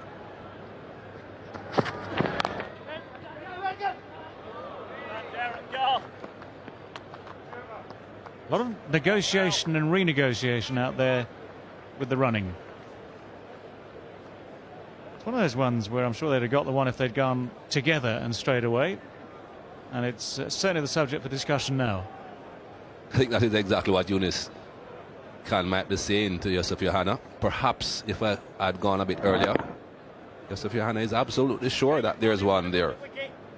There was one there if Yunus Khan had gone. Fortunately for Pakistan, all this indecision hasn't cost them a wicket yet, but there certainly has been a lot.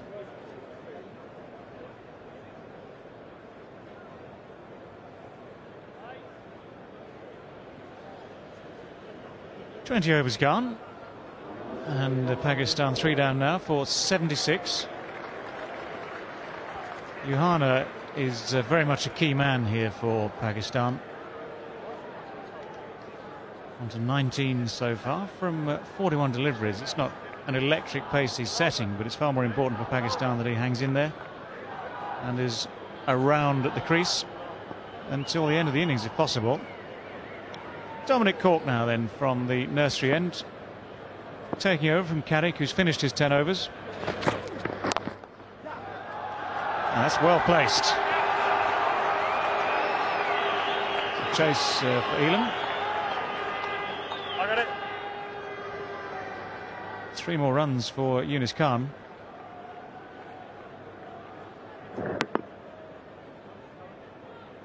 More times than not, you see batsmen from the subcontinent coming onto the front foot quite regularly and playing very good shots off the front foot.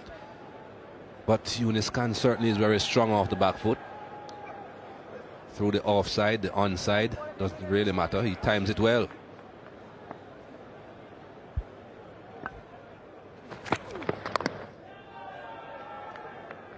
There's that man in the slip corner again, looking to catch, but also looking to prevent those little guides down into the third man region for singles.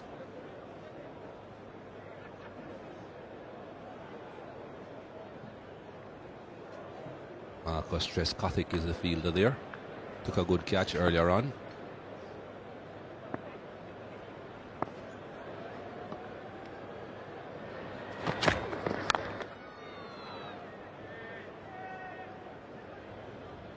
What have you made of the pitch from this distance so far this morning, Mikey? From this distance or looking at this on the monitors? Well, take your pick. I tend to look out there, just enjoy the great view, the green fields of Lord's, and the pitch is 120 yards away. They're down there. It's a nice view. It looks to be a good pitch, that's for sure. It looks definitely to be a good pitch. I don't think the batsmen can complain about the bounce or the fact that the ball is coming onto the bat. That is what you are looking for in one-day games. Good, consistent bounce, the ball coming onto the bat nicely so that you can play your shots. And there's also just a touch of help there for the fast bowlers as well. This white ball, new ball will always do a bit. Afterwards, it should settle down.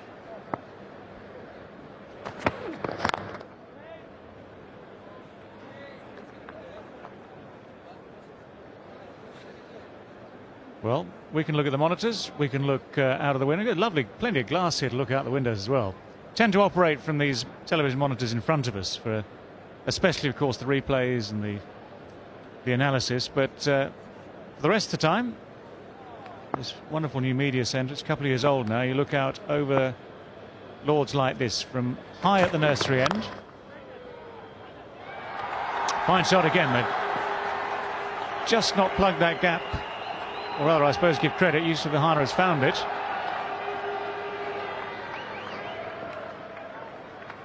.82 for 3.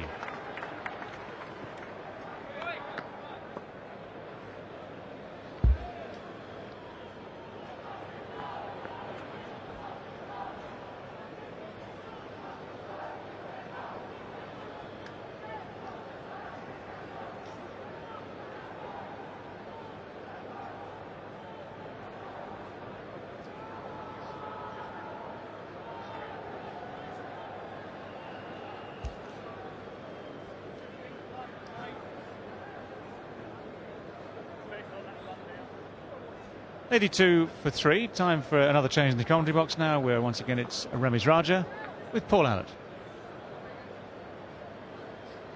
Thanks, David.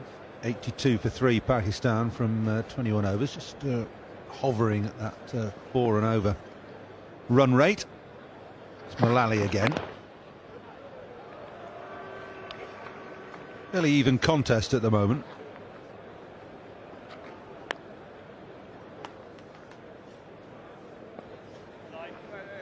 Pakistan losing 2 wickets in 3 balls. That'll have set them back a little bit, especially as Inzamam was one of those wickets to go.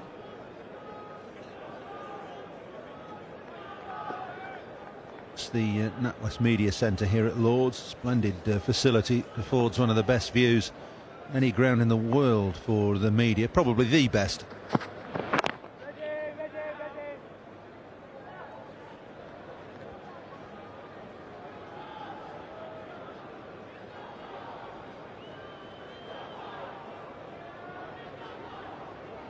That's the view that Ramiz and I have got at the moment. It's pretty spectacular. Oh, hang on, here we are. Coming into view. Yeah, it's a spectacular sight. Not me, the ground, I mean.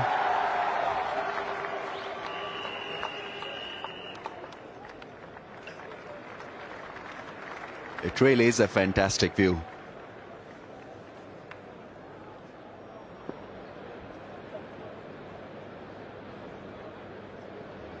Company of some very good members here in the commentary box. Interesting situation, interesting times.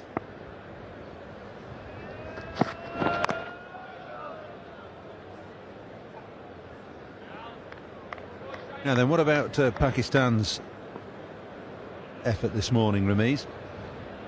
I think they were going on smoothly until that 1 over from Andrew Carrick, where he picked up Afridi and then the big wicket of Inzamam. I think that have set them back a little. The current run rate will get them to 194. Not really good enough. Eyeing that target of 254. 6 and over. That is if this partnership can blossom. An excellent crowd once again here. Lords. Yeah, 18,000 tickets sold prior to today's match. I think there's a few more than that in now. It's a lovely day, and people coming along can buy tickets to get into the ground.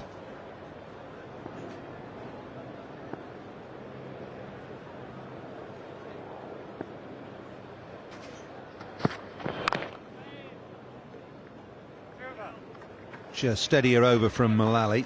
That's the end of his 6th over. It's 84 for 3.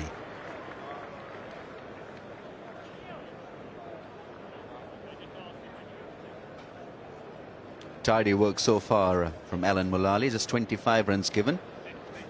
He's bowled to one side of the pitch. Shahid Afridi looked threatening when he hit him through long off for a huge 6.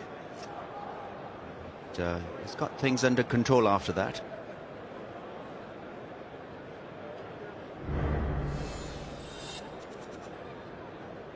Started off with an 8 over, and then has pegged it back a bit. Went for 6th off his 5th over, yet to take a wicket. Dominic Cork, bowling from the nursery end, has just bowled a single over and gone for 6.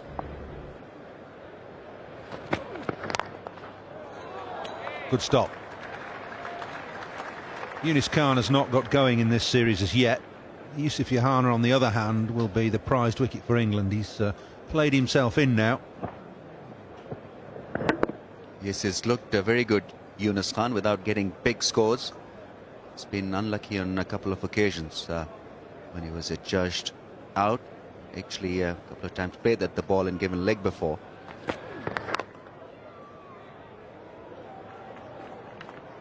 It's good running. Yusuf Yohana and Shahid Afridi had a bit of a nightmare 15 minutes or so running between the wickets. Not been as many problems since Afridi has got himself out.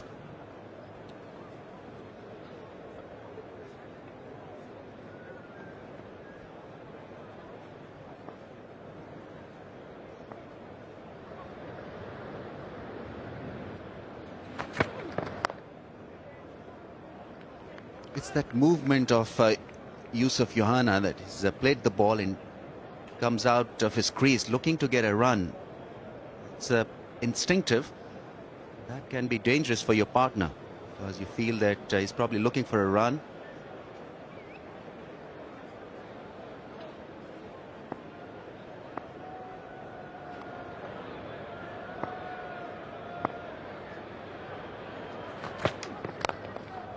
Oh, what a great shot that is.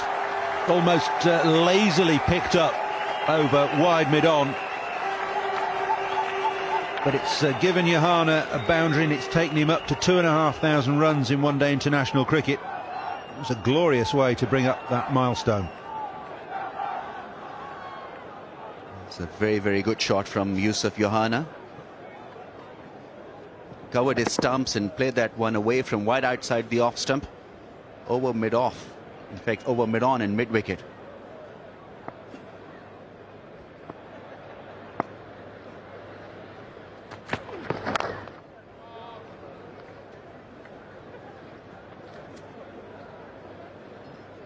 Alex Stewart's up to the stumps to stop Yohana using his feet. But 2,500 runs in 81 matches is Yohana's record, averaging very nearly 40. Good strike rate, up approaching 70. 300, 1650s, and he's in good form here in this NatWest series. Work that away into the gap at square leg and pick up 2 more. 7 from the over as Pakistan pick up the pace. It's 91 for 3. So Alan Mullally, after 6 overs for 25, no maidens, no wickets, gives way to Mark Elam.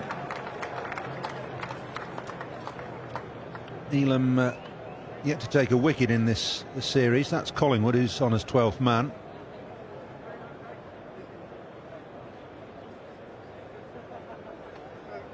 None for 35 for Mark Elam against Pakistan, but didn't do so well against Australia.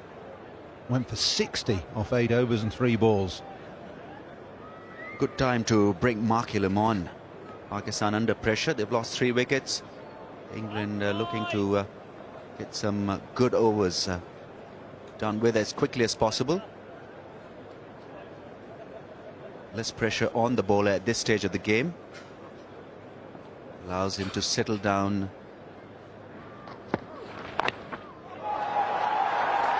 So just chopped away fine. Mullally doing the covering down at 3rd man, but it's an easy 2, a jogged 2 for Yunus Khan.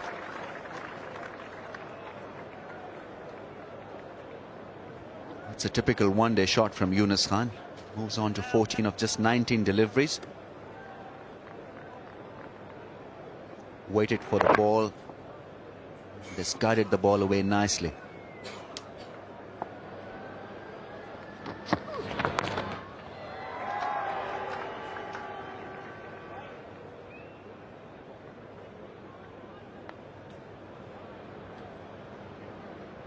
Important day this for Mark Elam.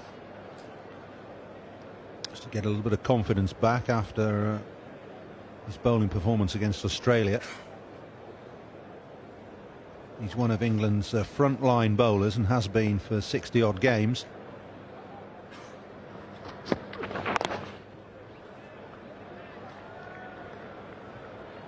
Pakistani pair playing it extremely safe, not really going for those drives that you normally set yourself up to a medium pacer. Mark Ilham just a little short in length, trying to get a little bit of movement help from this pitch. Both these batsmen quite willing to just pick him for singles and twos. Get it! You're winning easily, Stitch. Nick Knight in quickly at extra cover.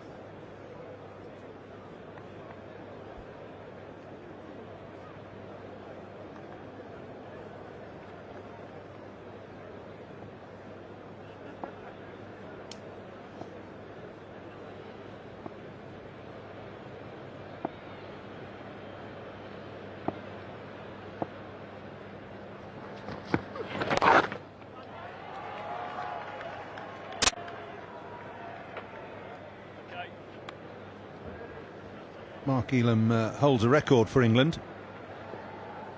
He's got the best bowling performance by an England bowler in one-day internationals. 5 for 15 at Kimberley against Zimbabwe. He's on that chart a couple of times. 5 for 32 in Perth against Sri Lanka. You wouldn't expect him to be a wicket taker in Perth. Quick bouncy pitch. Gone for 5 off his first over. It's 96 for 3.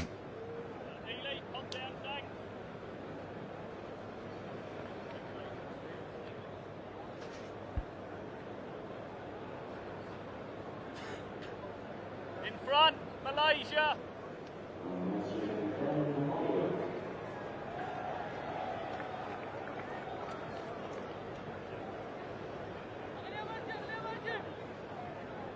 Change your bowling. What about the wicket?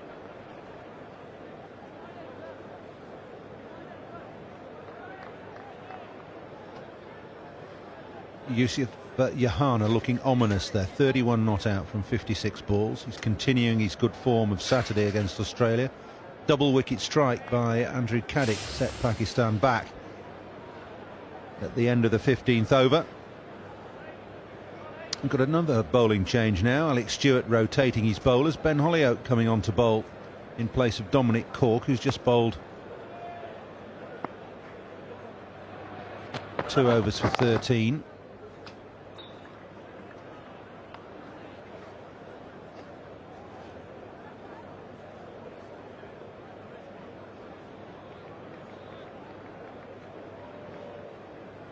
Runs in nicely, Ben Hollioake, and has a good change of pace.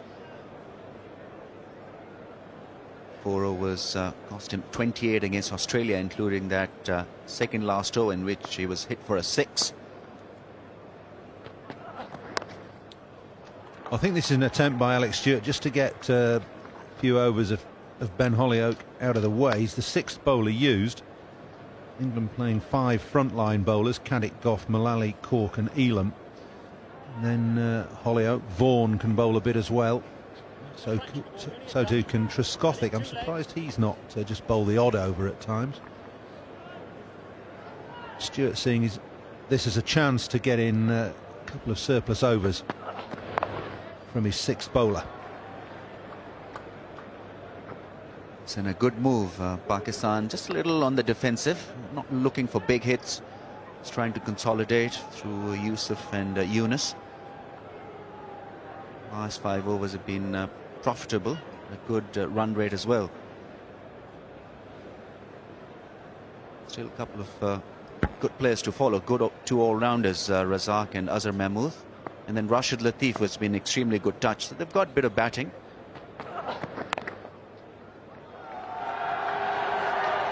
Nudge to mid-wicket brings up the 100 for Pakistan in the 25th over.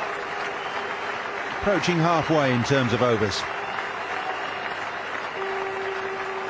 Good support here once again for the Pakistan team. They'll be happy with the situation here. They lost 2 wickets in 1 over. Then Really had to get that partnership going. The second 50 has been a good one for them, coming off 64 balls.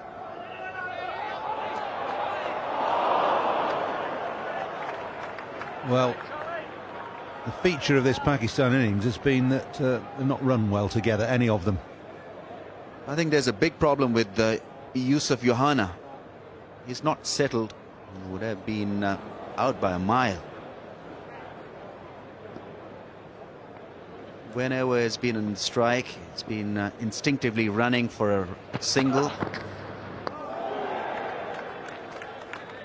It's over. 100 for 3, the end of that Holyoke over.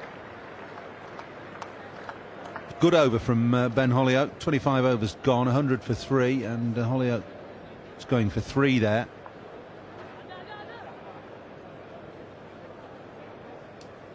The running between the wickets hasn't been a terribly good one from the Pakistanis, especially from Yusuf Yohana. They are backing up a long way, had no chance in the end because his partner wasn't just interested in the run. No, and Paul Collingwood, the 12th man, was the fielder. Holyoke asking for the ball. If he'd thrown to Holyoke, then I think Yohana would still have been out. Split-second decision, of course, for the fielder, whether he throws at the stumps or gives it to the fielder.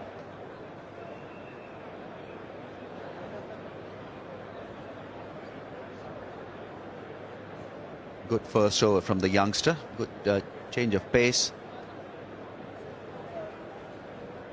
Batsmen can easily take him non-seriously, go for those drives or maybe try to guide the ball, can easily get themselves out.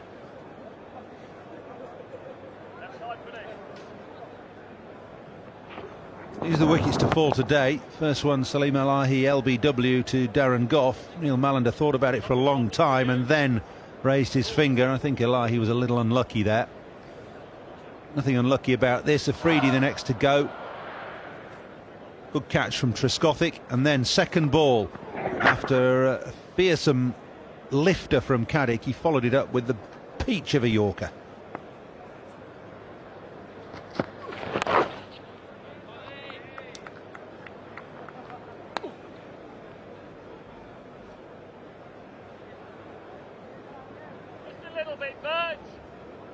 Alex Stewart in charge.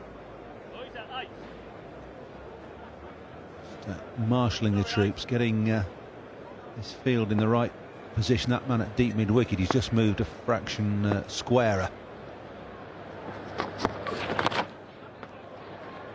Just wonder, Ramiz, if Pakistan side have got any bowler in particular that they'll look to target, look to attack more than others in this England lineup. Well, it would have been a different situation, different mindset if Inzamam ul Haq had been there, because then Pakistan surely would have been in a positive frame of mind. At this stage, I think they're probably looking to develop a partnership, not lose too many wickets at this stage. Get it, you're winning. It's a crucial phase where they're looking to consolidate, looking to get the pressure off themselves, and also try to maintain a decent scoring rate. But this pair in particular, Mark Helam and Ben Holyoke, would be probably the weakest of the link. And so far, both these batsmen are quite willing to just work the ball away and pick up singles and twos, not really bothered with the boundaries, which is the right approach.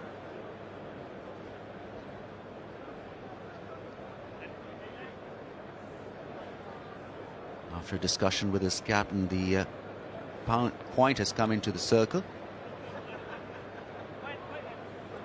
So 4 men in the circle on the offside.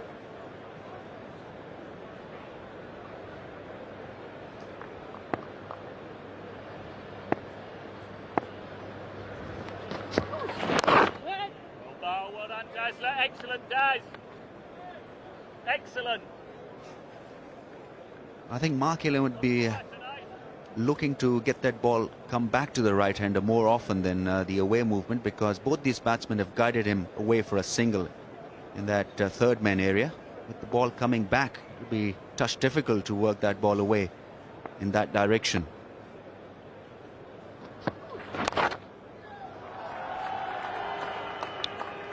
That's what happens when you just err on the leg side here at Lord's, bowling from the pavilion end. The ball will dart away. Make it fairly easy for the batsman to get it away on the leg side.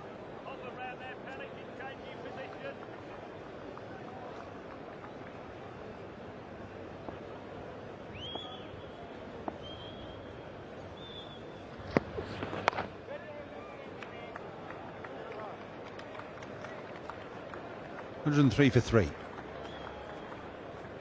Partnership worth 43 now between Yunis Khan and Yusuf Yohana.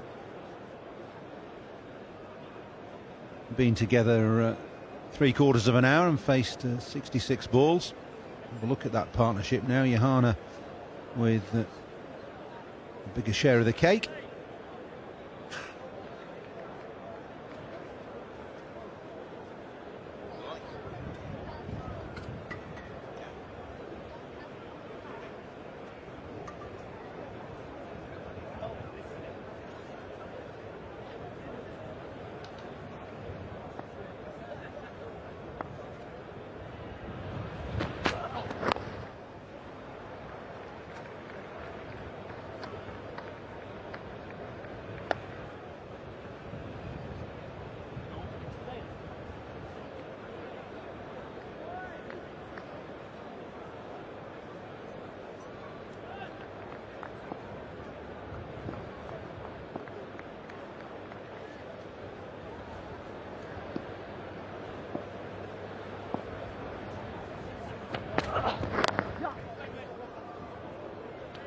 Alex Stewart still maintaining a lot of people in the circle,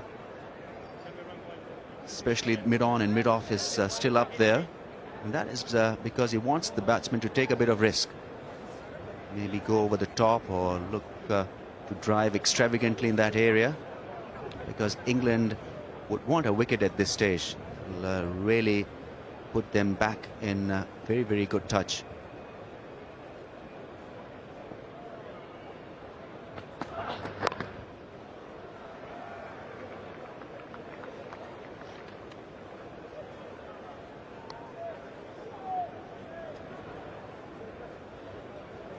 Encouraging this from Ben Hollioake, who's been reported as not bowling particularly well for Surrey. I think, like everything in sport, it's a question of confidence. If you're throwing the ball in international cricket and you've got the ability that Ben Hollioake's got, then a couple of good spells or even a couple of good overs are all you need to get back into a little bit of rhythm.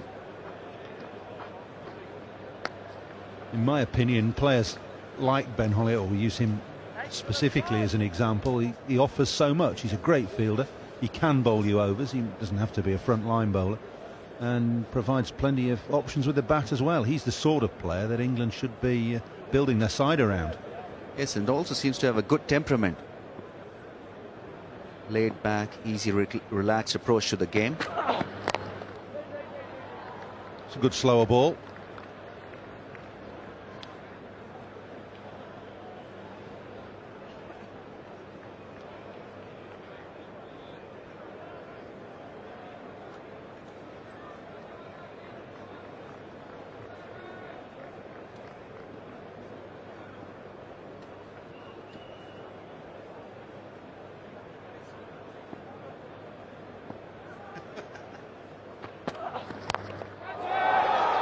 Gone high, not particularly well timed by Yunis Khan. He's coming back for 3. And just got there. 109 for 3.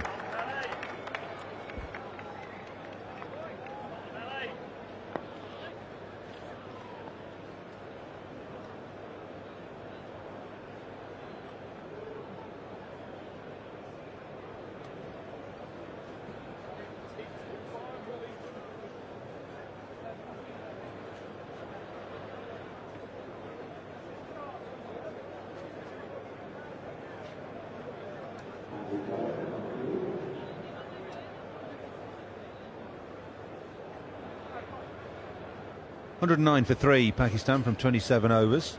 Partnership building. Ben Hollioake's bowled a couple of good overs, plenty of variety there. when he bowls his slower ball, there's a bit of a signal going on to Alex Stewart.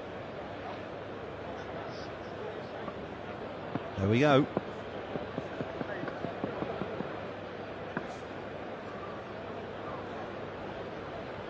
Like a baseball pitcher. Is what throw is going to throw at what speed. Going to be a curl ball.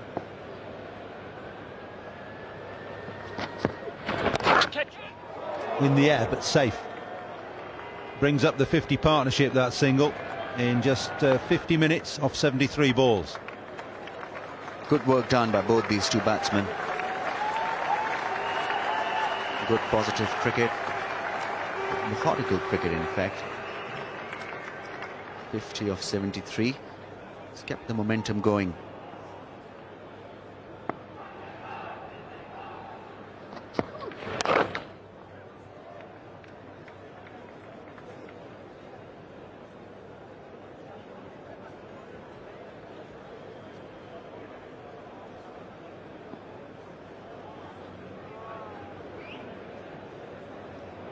As Ben Holyoake, the problem with all this, of course, is being able to spot these signals. 20 odd cameras around Lords today, is the players have to be continually inventive about new signals. Got to remember that Ramiz is a selector for Pakistan as well. Or not on this tour. No, I'm not a selector, but just an observer. Obviously, I'll go and tell them now. Well, we'll have to get another signal going then, I think. Yeah. Or we could keep you out of the commentary box, of course.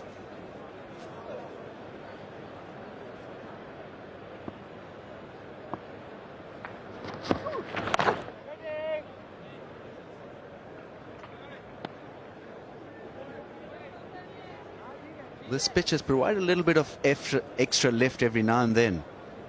Some deliveries have just jumped a little of a good length, especially of Andrew Caddick. Well, you expect that from Caddick because of his height, but the last couple of overs from Mark Elam, just a little bit of extra height.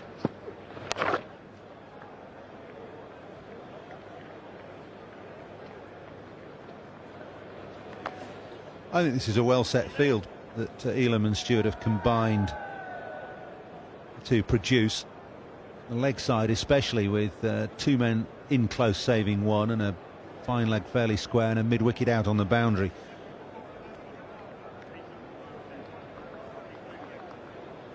Four saving one on the offside and now just three, and one's gone back to save the boundary.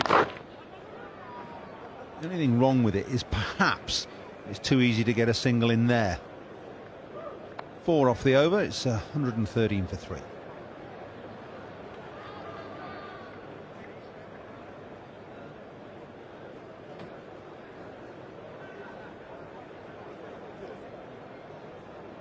Pakistan losing wickets, the 2 wickets in 1 over.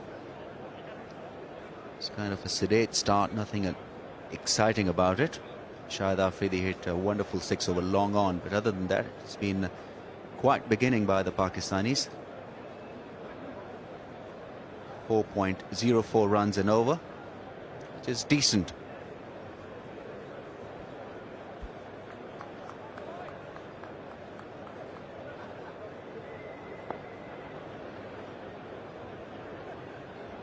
Been 17 singles in the last 5 overs. So Pakistan batsman picking the gaps reasonably well. It's Ben Holyoake again, who's bowled 2 good overs.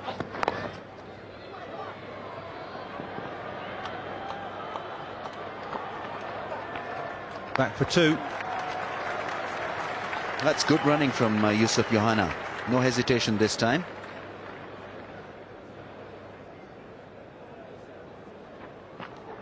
Nice shot as well. Keeping the ball down and taking the pace off it. Running smoothly for the second. Bit of width. It's Collingwood out there.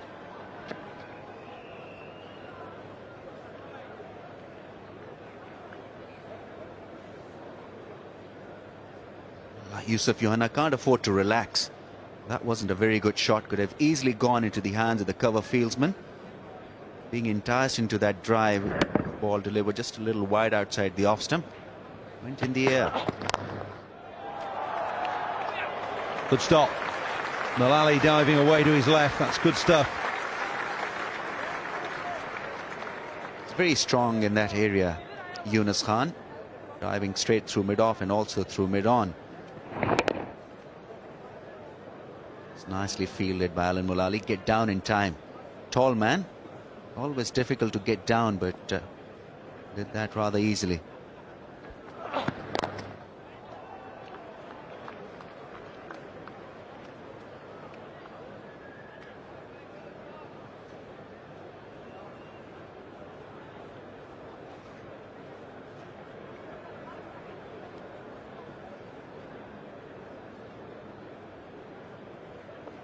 Yunus Khan just building quietly, 24 from 37 balls in nearly an hour.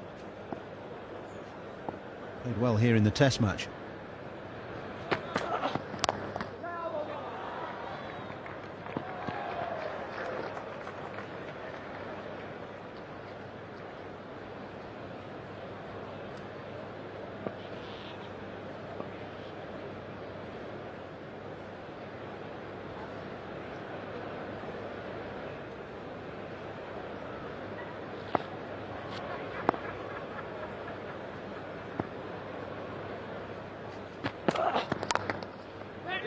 All problems here.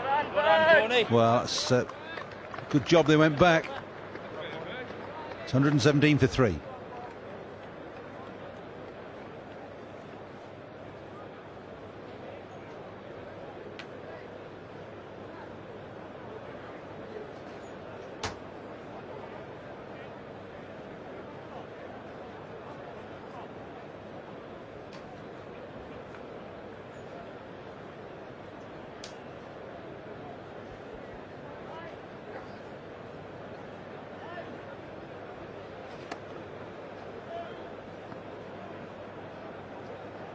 $117 for 3 from 29 of Pakistan.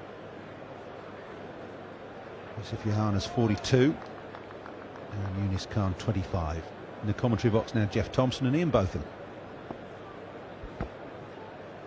Thanks, Paul.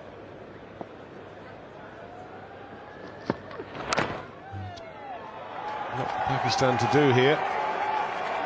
It's not a bad way to start building this total. Shot through the offside. 3 runs. They're posting a man out on that boundary to that shot.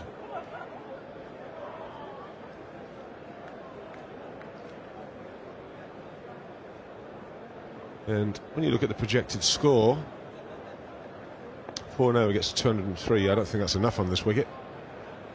They've really got to get around that 250 mark. Which takes some doing, but there's a healthy little partnership here now of 60 from 86 balls. But I haven't seen any demons in the wicket, have you, Thomas? No, it's played pretty well, Ian, hasn't it? We've seen a couple maybe bounce, a bit of extra bounce this morning, but I think that's mainly due to the height of the bowlers more than anything.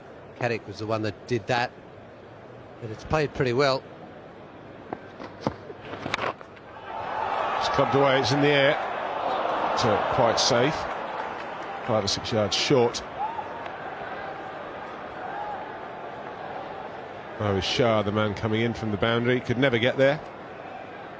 Hit off the bottom of the bat.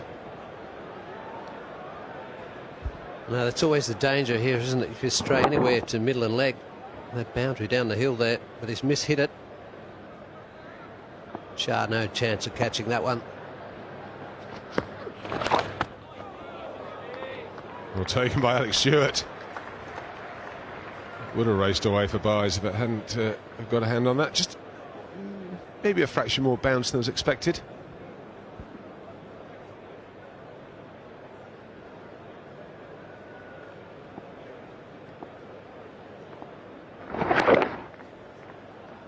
Yeah, he's just tried to run that one down, missed it. That's the shot he meant.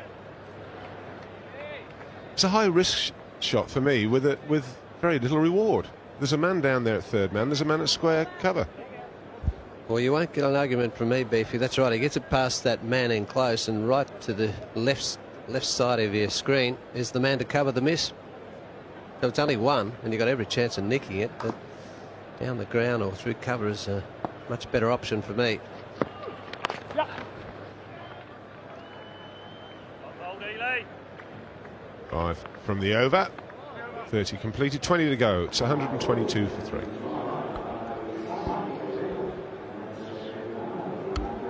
Well, good partnership just kicking off here for Pakistan. They lost those 3 early wickets, and now the regroup's on. 62 from 90. It's interesting, they haven't really been able to get the accelerator down all morning. The first 10 overs, Pakistan managed 32 runs. In the second 20, they managed 44, and they've just upped it to 46 in this third set of 10 overs. It only gives them a run rate of just over 4, fractionally over 4 runs per over, and they're going to need to pick the pace up. 20 overs to go, 7 wickets in hand. They need to get at least double what they've got on the board now. Again clubbed, but again not timed. And just a single. No, that's right. It's time to just get a wriggle on. Both these two batsmen have set at the moment, so it's up to them to accelerate. Mishit again. Elam out there at deep mid wicket. Just losing the run up. And if you do that, he does the right thing. Pull out. Start again. There you go. 45 balls since the last boundary. Half an hour in one day. Yes, it's a strange one, isn't it? Especially from Pakistan. But just losing those, well, a mini collapse there of the 2 wickets does put a slowness in the camp. Slower ball there. Man down there. Goffey. Good throw. And just keeps it down to 1. It's well bowled, actually. A slower ball there. And disguised it well. Batsman was fooled by it. It was in the air and just went fine of the man at backward point. Bowled as an off spinner. Bowl well.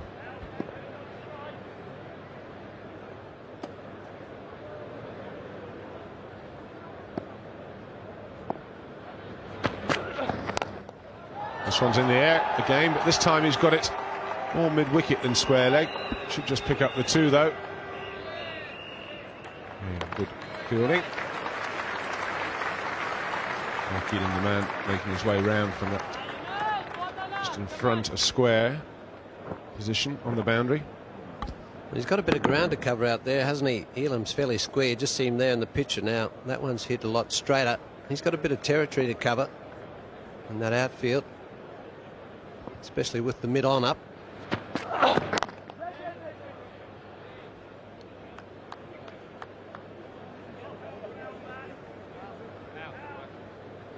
That's the onside field. The man behind square, deep mid wicket. And now the mid-on just dropping back, so running down the bottom of your picture. These last 2 deliveries. And there's the offside field.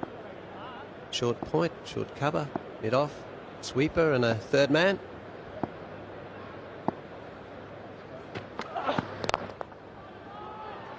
Well played. Knew the man there was back, so we'll have the single. Picking it up a little bit. 5 runs off the first 5 deliveries. Just need the odd boundary to come, Pakistan, don't they, to get the board ticking over. Add a little bit of thrust to the innings. England won't mind singles.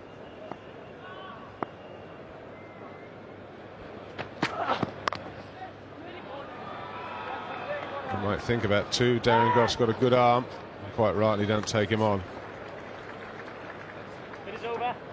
Into the over, 6 runs from it. 31 completed. It's 128 for 3.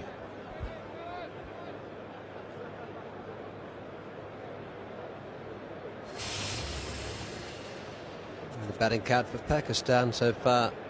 Lahai, first man out.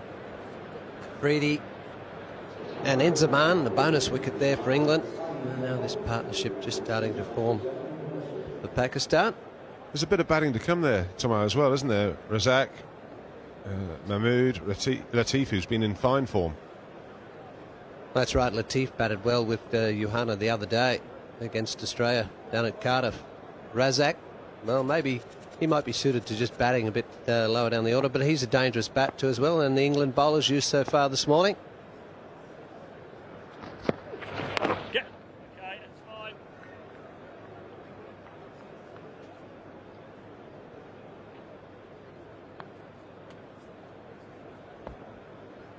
Yeah, England spread it around. Dominic Cork 2 overs for 13. Unlike him, Mark Elam 4.5 runs, 4.75 from Bentley. The two boys at the top though, Goff 3.2 and Caddick just over 3. So just need to follow it through now, England. It's just a single.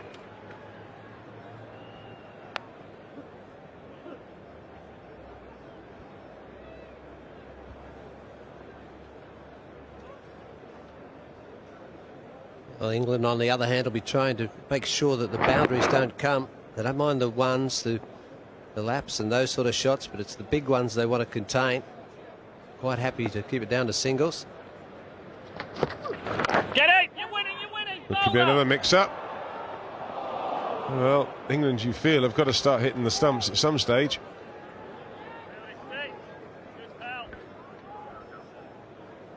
Oh, Mark Elam here just doesn't, for mine, hurry back to the stump snuff. Look at this. He's only a medium pacer. He couldn't follow through that far. And desperation, I call it.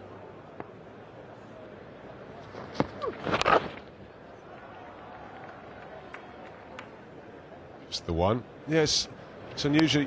It's little things like that that just put the icing on the cake in one-day games. Fielders now, Elam should have been sprinting back there. There's a man coming in, Cork there from his position, but he's quite wide. Anyone can get back. It is the bowler. Or the other alternative, you throw the ball to the bowler. Well, that's exactly right. Yeah. Come on, come on, come on. So that's probably a lost opportunity there for England in my books.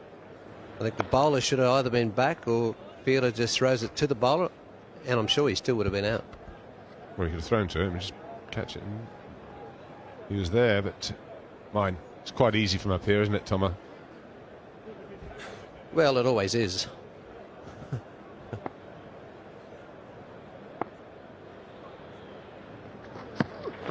Where is he? Well bowled, Edie Pye. Just 4 from the over. Good over. 32 overs now completed. 132 for 3. 18 overs to go. Run rate still just over 4.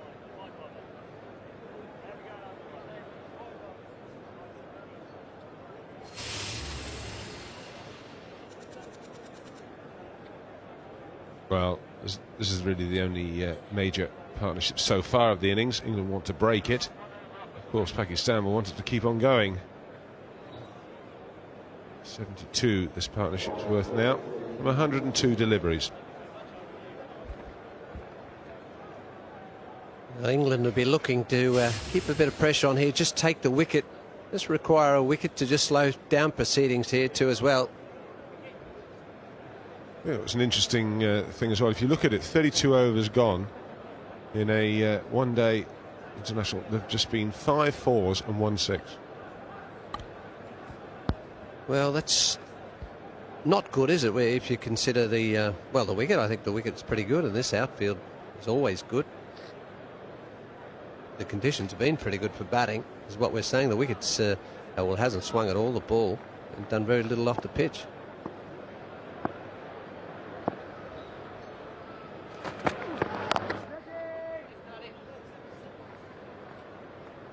Good idea to rotate the bowlers. Not let anyone settle in. Get used to the bowlers it is. It's now 57 balls since the last boundary. Ben Holyoke having a little spell of 4 overs. Dominic Cork had a 2-over spell. Got hit for 13 in those 2 overs, so whipped out the attack, brought back now.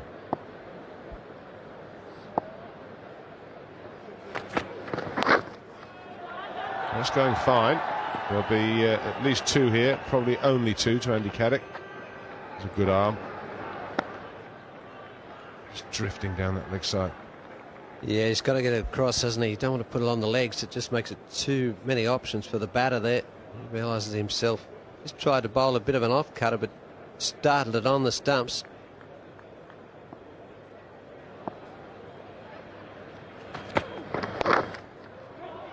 Again, drifting leg side, and he'll get picked off for 2 more. Back it up.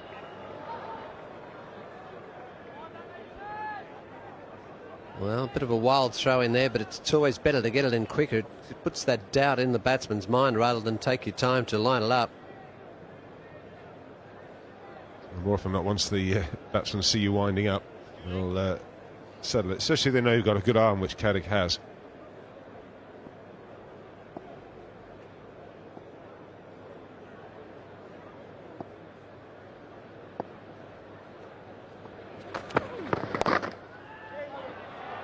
Well, 3 of the 4 deliveries that have been bowled have been drifting into the legs. It's cost him 5 runs from 4 deliveries. Yes, he just hasn't been able to get it across. He's very closed off when he bowls too, Beef. I reckon that, that's part of the problem. It gets very side on, sometimes too much. He's probably angled at fine leg when he lets it go.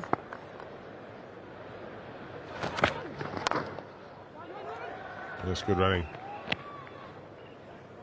Yeah. I think that's when he tries to swing it. He's trying to exaggerate the swing and getting in there, and it doesn't work that way, as you know. I think, as you say, he might well be closing himself down and might well be the reason that he's shoveling it down the leg side. He needs to get it on that off stump and outside. Again, drifted in. So, not a great over there from Dominic Cork. 7 runs from it. It's 139 for 3.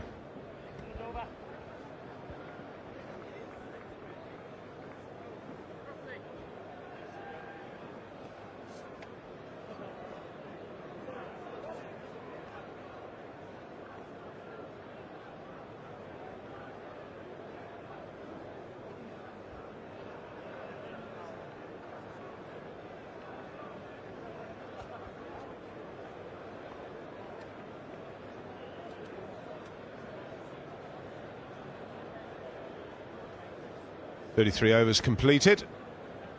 It's 139 for 3. And this partnership just steadying things for Pakistan. Partnership of 79, and they need to pick the rate up. Even if they get up to 6 runs and over now, it's only going to give them 241.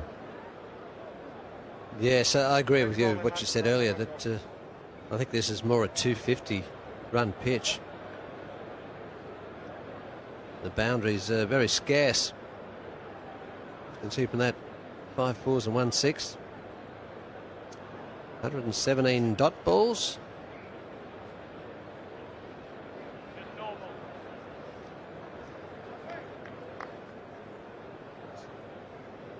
It's something we haven't seen for the last few days either as well. Batsmen out there wiping themselves with sweat. It's been rather cool the last few games that we've had. It is actually a lot warmer today, and just hope that we're meant to have a very good summer, Tomo, especially for you.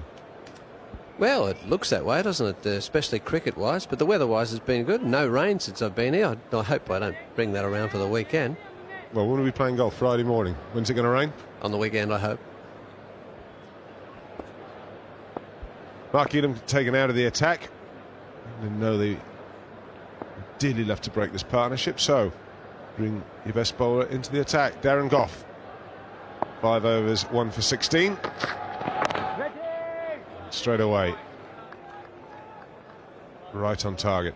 So if he bowls, you can have a 2 or a 3 over little burst in. Probably 2 overs, I would think. Unless he's picking out wickets. I'll still leave him 3, but dot balls will then create pressure on these batsmen. And if he can get a couple of overs in, costing maybe no more than 4 or 5 runs, This is good. That certainly will put pressure on these two batsmen.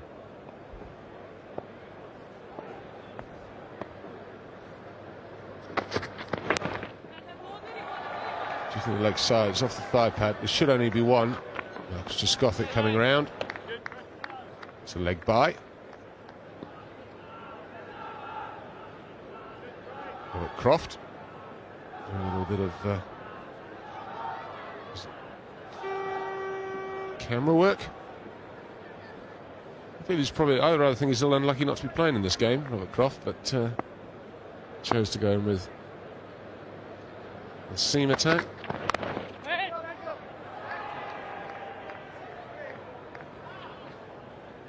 So maybe he thought, well, maybe this is something for me to do. Alistair Brown, who again I think also unlucky, would have done well in the middle order, and chose to open with him, which I thought was strange. Yeah, you're probably right there, Ian.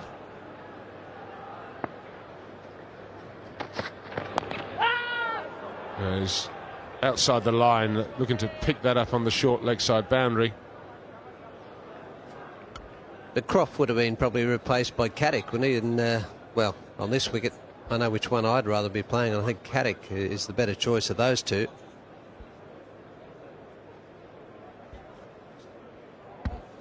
That was the last ball. As you can see, outside the line and high as well. Well, that one worked earlier. Got a wicket earlier, that ball.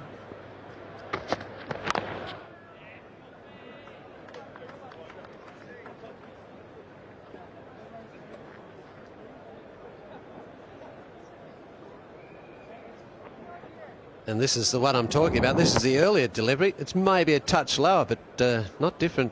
No difference in the line. Do you think that was given as much as anything for the shot that was played? Because it's a pretty ugly shot, and it's not a short ball. Yeah, it's just a touch lower too as well, but it's an average shot, like you say.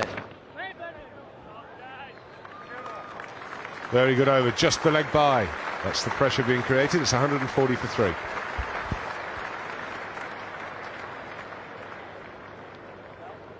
Good over there from Goff. Just what's required. Keep the pressure on.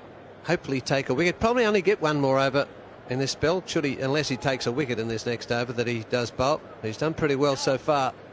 Took the in the same situation the other day against Australia, came on for those couple of overs and took the wicket.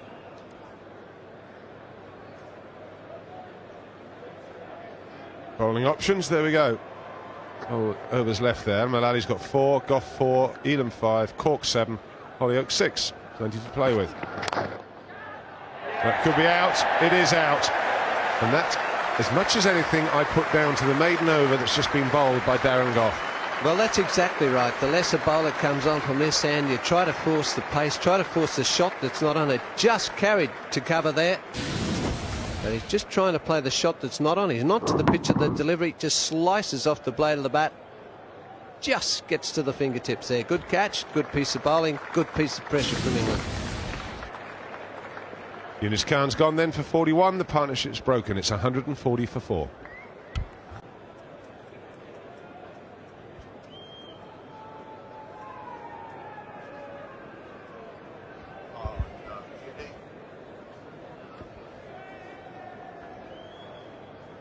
Rashid Latif comes out to bat, the man in form. Didn't bat in the first game, wasn't needed at Edgbaston, but was very much needed against Australia. And he came in with 66 from just 68 balls. That's the kind of thing that Pakistan need now. England, of course, will be thinking we need to get rid of him, and quickly. Well, he did that the other day with Johanna, wasn't it? But he hasn't got Johanna. He's the man that's just been dismissed. Sorry, Johanna's there. Look, Yunus Khan was the man.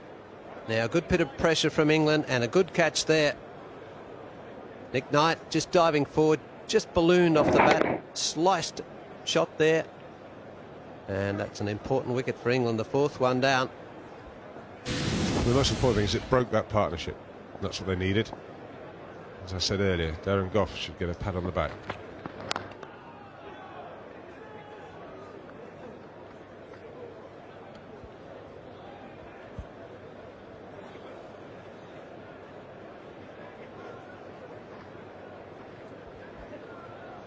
Well, this is the partnership that changed the game, or gave Pakistan a chance. Latif and Johanna putting on 124, the 7th wicket off just 127 balls.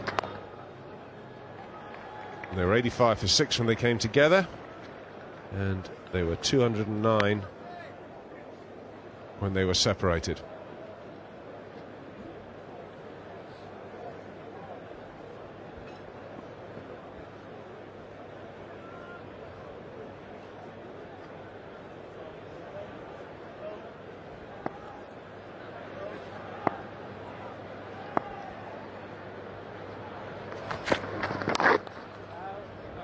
Straight to the man at mid-wicket. Well, he's been steady, hasn't he, Yusuf? 48. It's taken him 84 deliveries. That's not what you call, well, motoring along. He's had to battle for his runs. They made him work really hard for him. Interesting to see, should he keep these cool, especially with this pressure. Just mounting a little bit here from England now.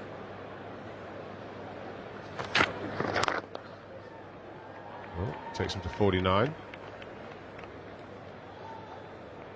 If we wanted to keep the strike, there is one more ball to go. Let's cork over.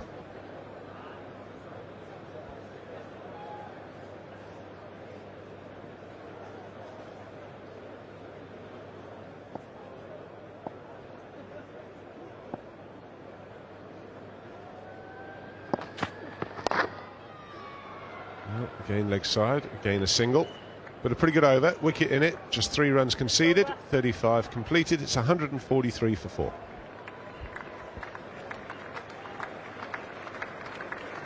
Just has a knack, Dominic Cork, of just winkling out a wicket or two.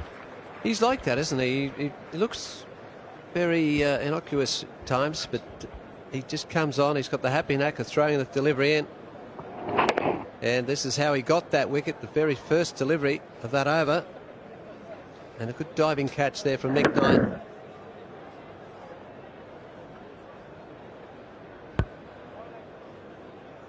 He just carried, so just as good enough. 1 for 23 then from 4 overs. He won't be that happy with the economy rate, but he's got a chance now to bring that down.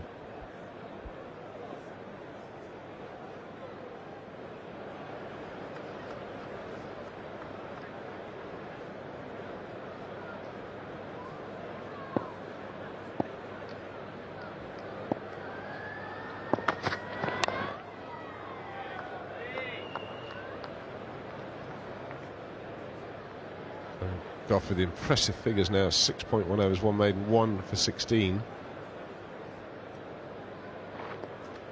Bowled a maiden last over, which I think might well have contributed to the downfall of Yunis Khan.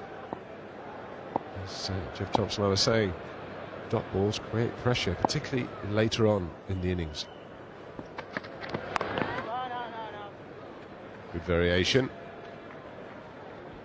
Well, he's just bowled well from that members end here at Lord's, just bowling him outside off stump, and he bowled from that end. They tend to come back in towards the batsman too as well. Follier, he's bowling just outside off stump, getting him to tail back in.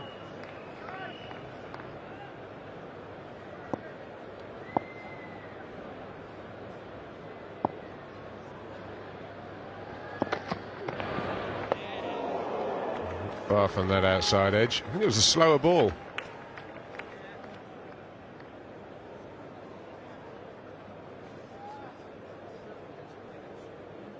Latif, the new batter too as well. Yeah, that's the slower one, bit like an off break. Just poking at that one. Probably looked at the umpire then, I think, looking for the wide too as well.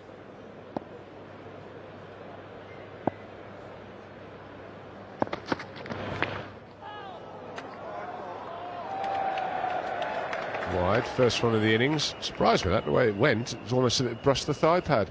Just seemed to change direction, that ball. Sounded like there was a noise there too. Oh, she's just gone down the leg side. That's fair enough.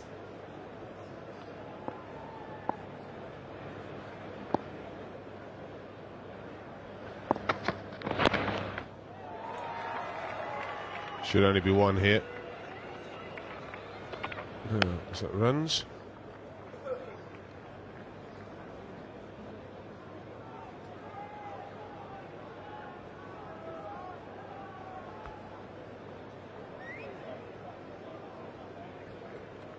One off the bat, and a couple of wides.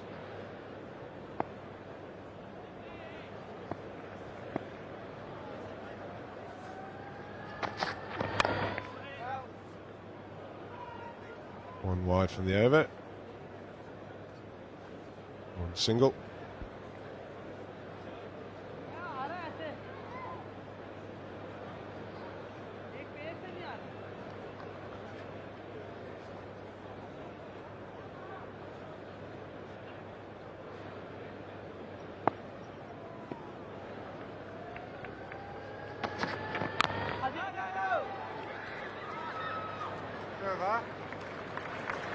End of the over, good one.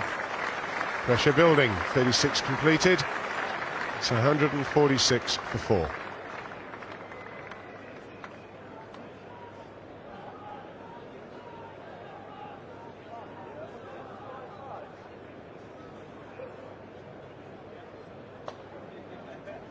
Darren Gough then, he's done the job, brought back into the attack. 7 overs now completed, 1 for 18. Darren Gough. Dominic Cork to continue from the nursery end and to continue in the commentary box. Michael Holdings with Bob Willis. Thank you, Ian. Lovely straight bat. I had to get a shift on there. And the Pakistanis are going to have to take some risks now. A run rate scarcely above 4 and over. Put into bat by Alex Stewart this morning. 4 and over will only get them up to 201. That shouldn't be enough.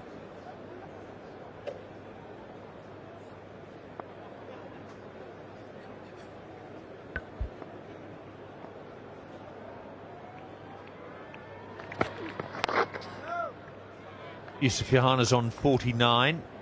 He's only hit 2 boundaries.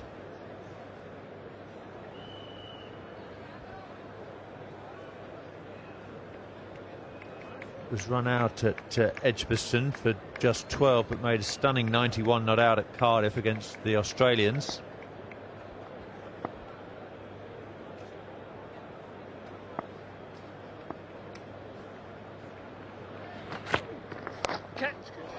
Lofted over the top of the infield. And that is 4 and 50.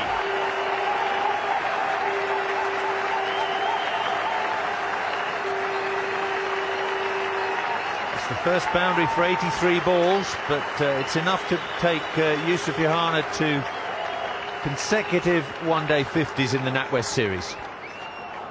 Brought up the 150 for Pakistan as well.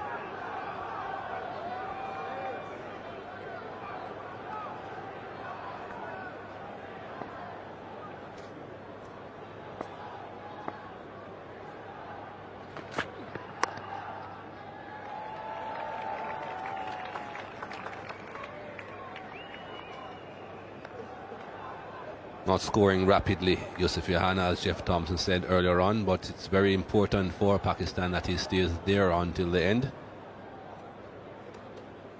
Strike rate of 60 is okay, but nothing to write home about, but still a very good innings.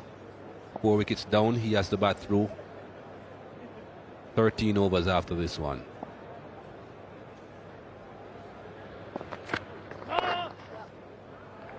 Loud call of no ball from Ken Palmer.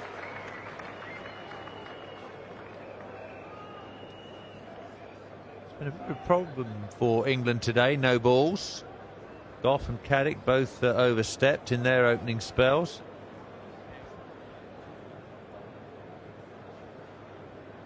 Umpires seem to be very vigilant these days with these no balls. So much attention has been paid to the fact that a few wickets have fallen to no balls. The umpires always will be watching now. It's the extra cover position again. Yohana picking up the length so early. Another classic shot. Kept it on the ground this time, Yusuf Yohana, and beautifully played. What timing. Just open the face of the bat to get it into that extra cover region.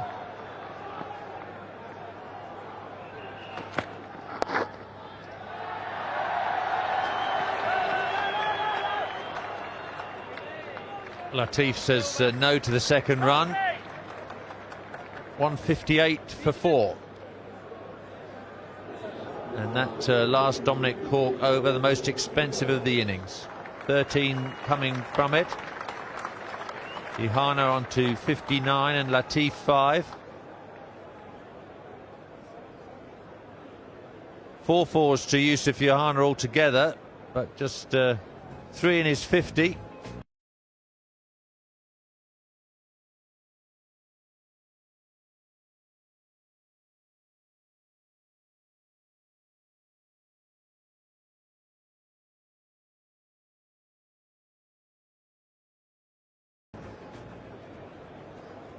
.36 runs from 5 overs from Dominic Cork. Here's Gough.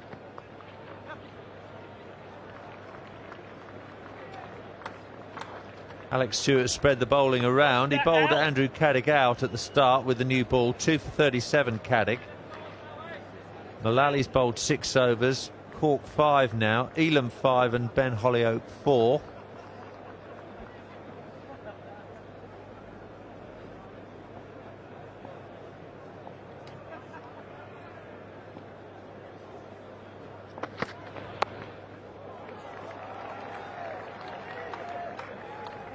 Latif Canley using the pace of the ball, just angling it down to Mullally at a fine third man.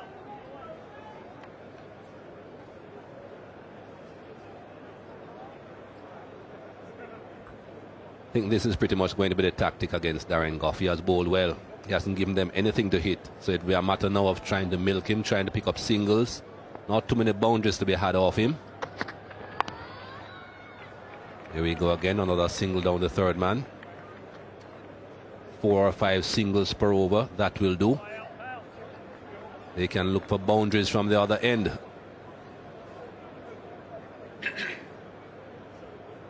Those are excellent figures.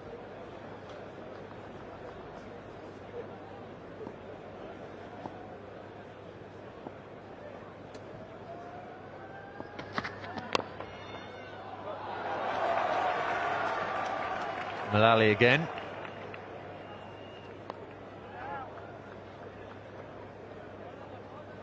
Four singles from 4 deliveries. 12 overs to go after this one. Caddick already bowled out. This is Gough's 8th over. Mullally will presumably return, but with who later on?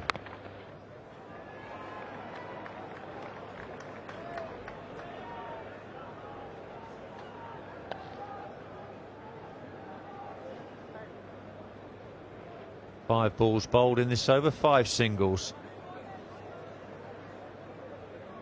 Partnership has lifted the tempo.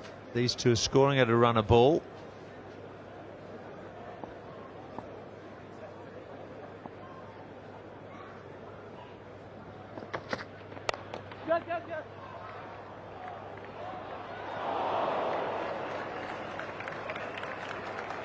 Mark Elam at mid-off. Would have been close if he'd hit the stumps. 164 for 4.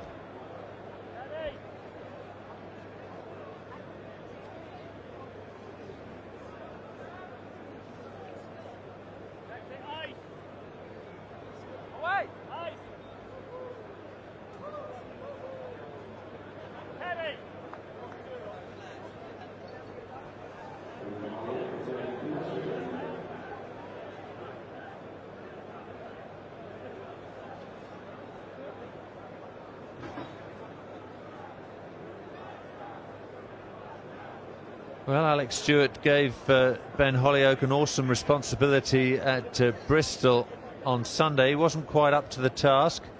This is another challenge for the young all-rounder now. He's back into the attack in place of Dominic Cork. 4 overs for 19, Hollioake so far.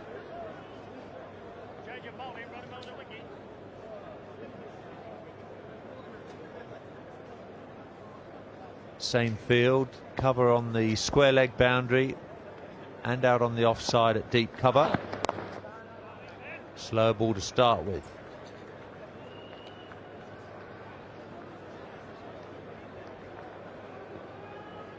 Keeping 5 fielders inside the circle for Holyoke. Alex Stewart, at least perhaps for the first 4 deliveries or so.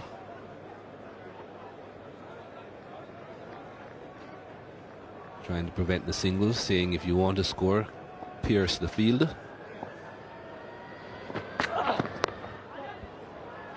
Bit of extra bounce there. Very unorthodox player, Rashid Latif, but he's been mighty effective since he's arrived in England for this tour. Scored 71 in the Test match at Old Trafford, and 66 at Cardiff in this NatWest series against Australia in just 68 balls.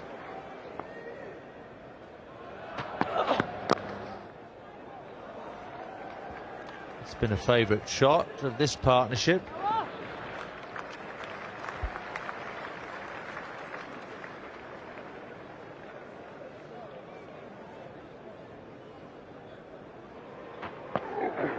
That's the sort of length that he wants to be trying to bowl.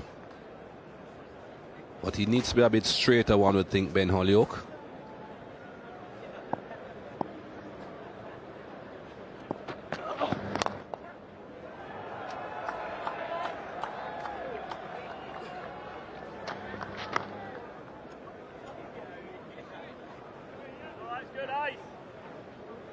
Pakistan have to look for boundaries now.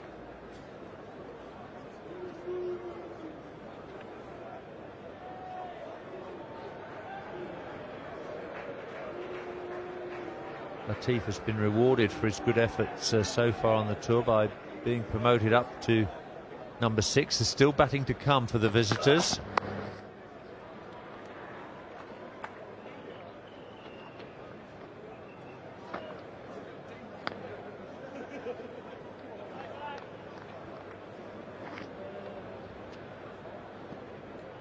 We saw a couple of overs ago, if Pakistan scored at a runner ball, they would get somewhere in the region of 240. They certainly are trying to make sure that they score off every delivery. There it is, 235 if they get a run off every delivery. That one's gone finer, and it's gone for 4.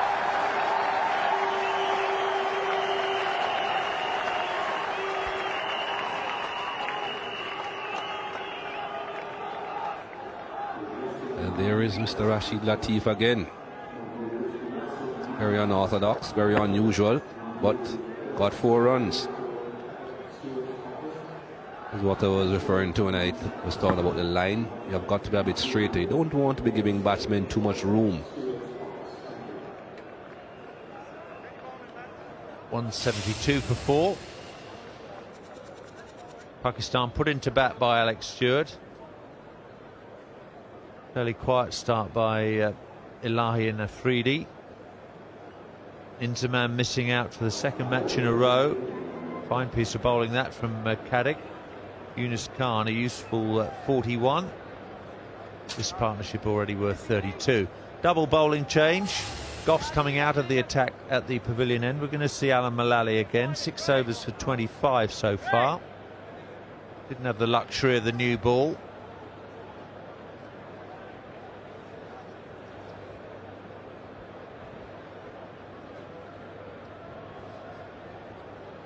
Pakistan are upping the rate. 27 have come from the last 3 overs bowled.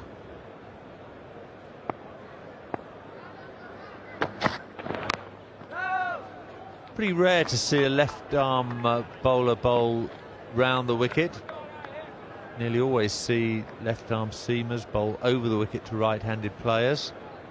Mullally feels comfortable coming round the wicket, trying to tuck the batsman up, not to bowl with any width outside the off stump. And of course, the aforementioned slope here at Lord's will help him to do that.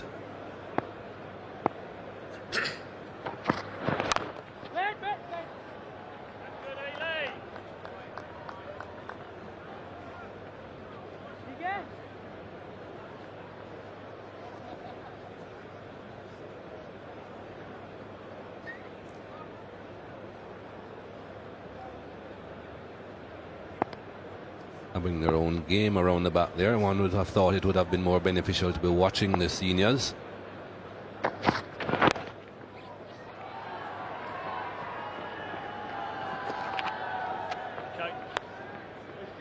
Hello. Seems to be a very formal game as well. Ties on.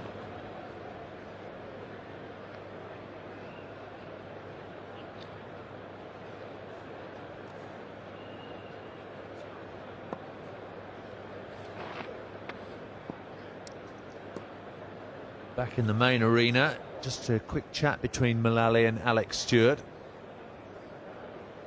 The conversations about his line to Johanna and Latif. I think the message will be probably to bowl a bit straighter to Latif to stem the flow of runs down to that third man area.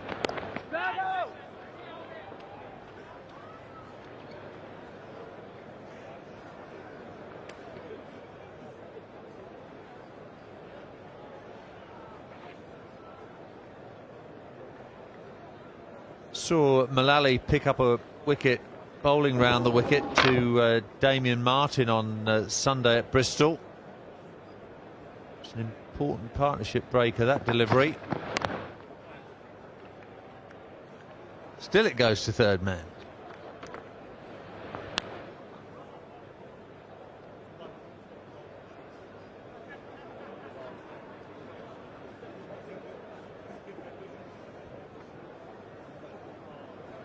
Just 2 overs during this Pakistan innings have gone for more than 10 runs. Caddick went for 11 runs in the 15th over, and Cork in the 37th went for 13.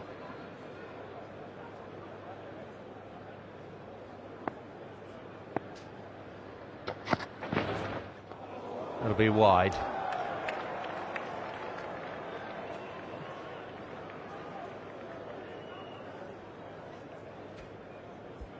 Alam Mullally very disappointed with that effort, trying his best to make sure that nothing goes down to the third man region for a single. Just started it a bit too straight. This angle of delivery, left arm round the wicket plus the slope. Anything pitched in line with the stumps would more than likely go down the leg side.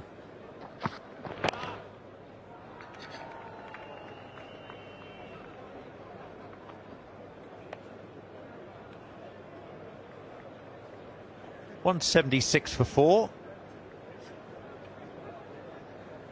10 overs to go then. This is how the Pakistan innings has progressed. Fairly sedate going by their standards. Inzamam going early was a shock. Afridi didn't really set the world alight today.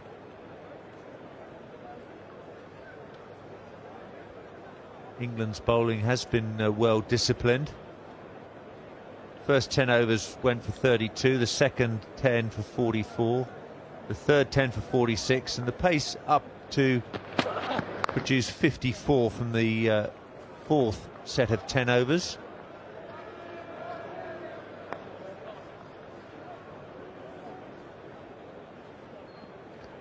Last 10 overs, they'll be looking to up that even a bit more with 6 wickets in hand.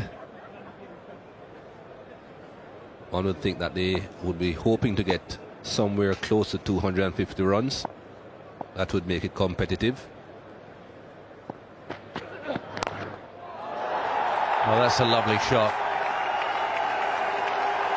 Just the one bounce before it crosses the rope.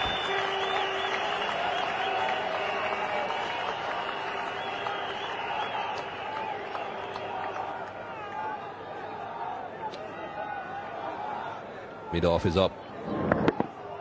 Once he got enough bat on that, it would always clear mid-off. Even if he didn't time it properly, it would have gotten at least 2, possibly 3. That was well timed. He got 4 for that.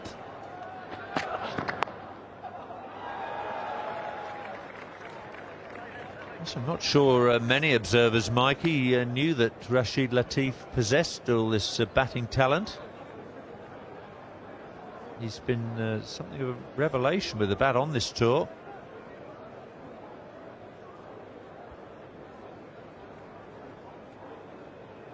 I don't think Pakistan have really missed out with the batting. Moin Khan certainly was capable of hitting a few boundaries in the latter stages of any Pakistan innings. Rashid Latif is batting very well.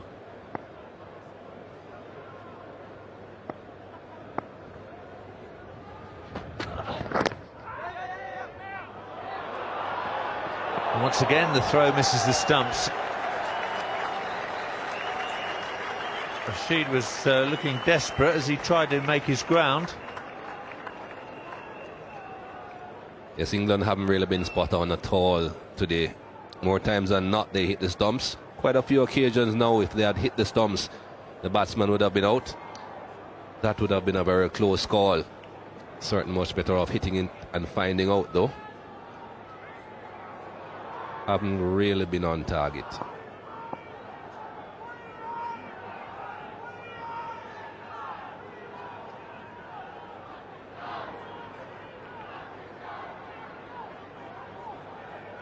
Now, Stewart is taking the gamble of bringing the deep fielder on the leg side behind the wicket up into the circle. Mid-off drops back to a long-off position.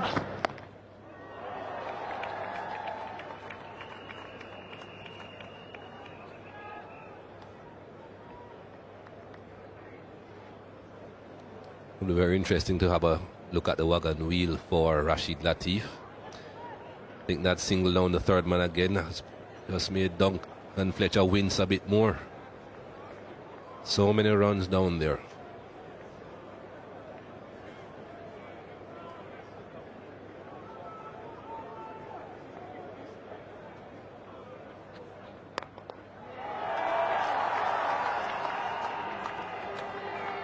Nine overs to go, 185 now for 4.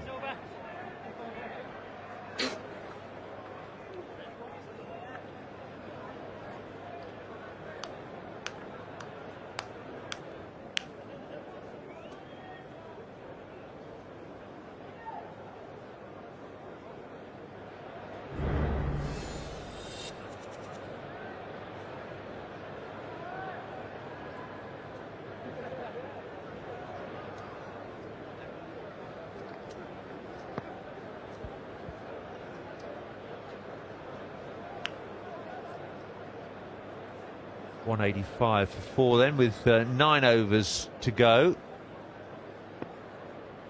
40 runs have come off the last 5 overs. Pakistan are stepping on the accelerator. So very few dot balls now. That's a leg by. Pakistan won't mind how they come. Rashid Latif is on strike again. Where will his next run come from? If this is any indication, it will be coming behind square on the offside. 90% of his runs on the offside, but I would think perhaps 65% of them behind square.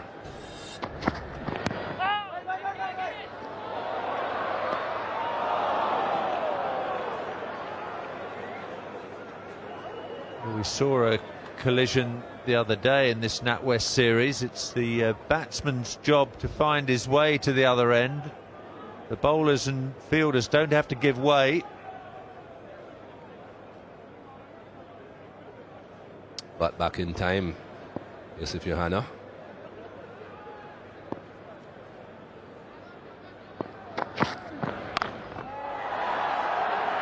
One bounce out to Vaughan.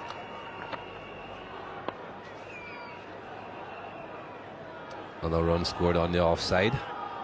Previous delivery, Rashid Latif came inside the stumps trying to hit it on the onside and missed. No problems hitting it on the offside though.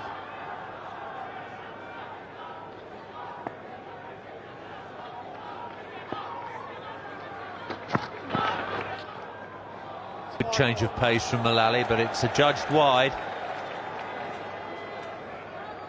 Now the bowler thinks that is very harsh indeed. I think Neil Mallender got his angles wrong when he gave Ilahi out LBW. I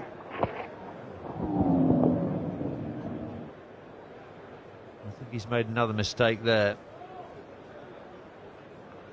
Yusuf Yohana moved a long way across his stumps there. You could see leg stump and the mid stump behind him. I think that was a bit harsh.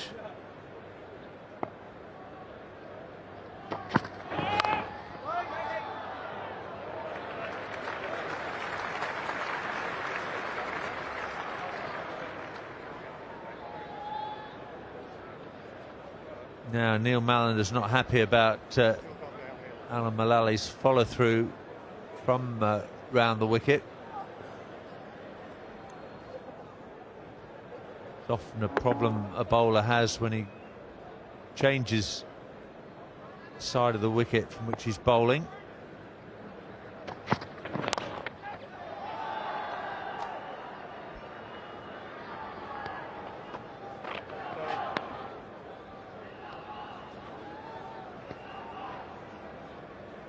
Pretty good over so far by Alan Mullally. A leg by and a wide, providing 2 of the 4 runs off the over.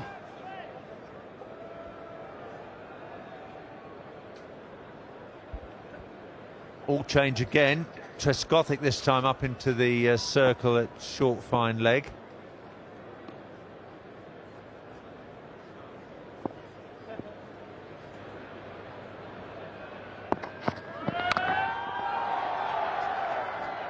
Bourne again. The 50 partnership comes up. It's taken just 48 balls. 190 for 4 from 42 overs.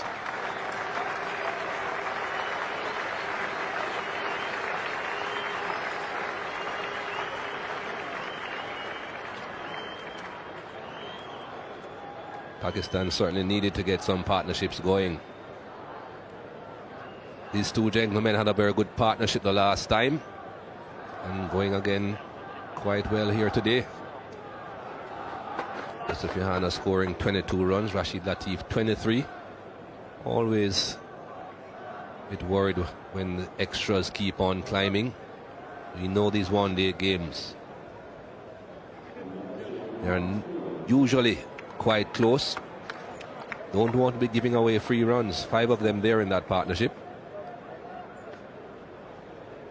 8 overs left then. Mullally can bowl 2 and Gough can bowl 2. Hollyoaks come out of the attack and Elam is back. Change your bowling, run him over the wicket. First spell, Mark Elam went for 22 in 5 overs.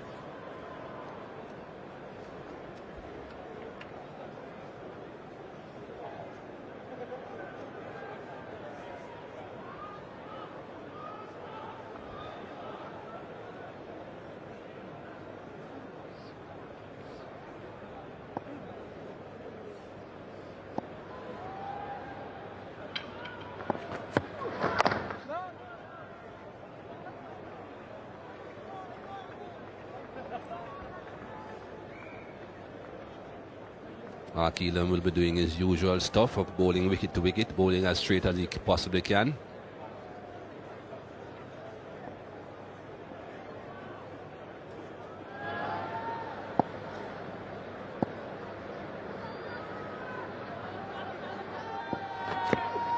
Yes, thank you. Bowled him out. Frustrated by not being able to get the ball down to third man. Elam got his direction absolutely spot on, but that's a useful innings from Rashid Latif. But he departs now for 23. Bowl straight, you miss, I hit. And that's exactly what happened. Rashid Latif bowled. Good bowling by Mark Elam. 190 for 5.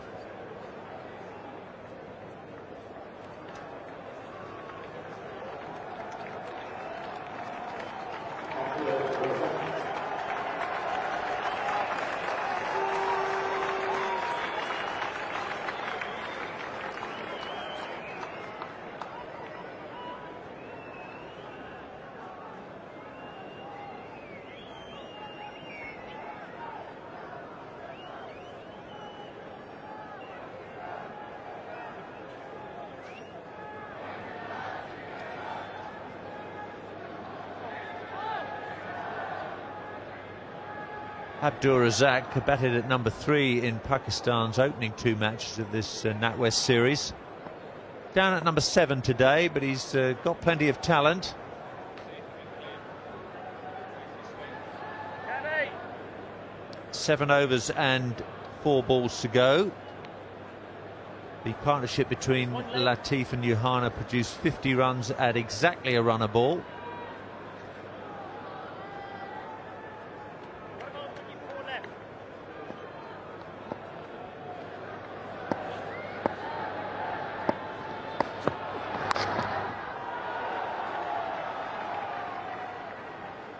Third man in business yet again.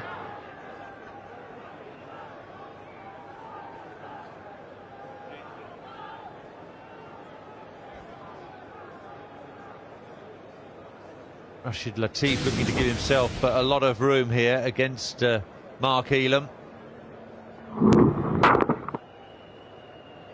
Middle stump.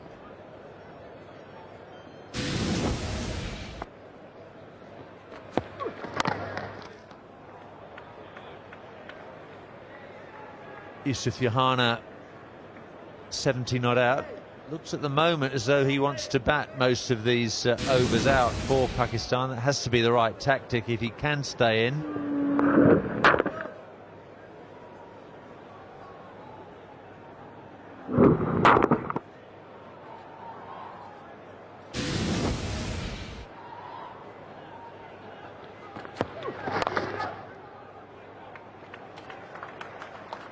Keeping it straight.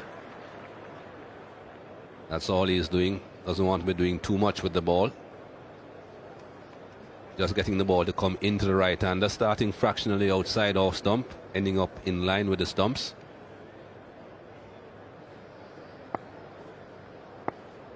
It'll have to be 8 runs and over now to get them up to 250.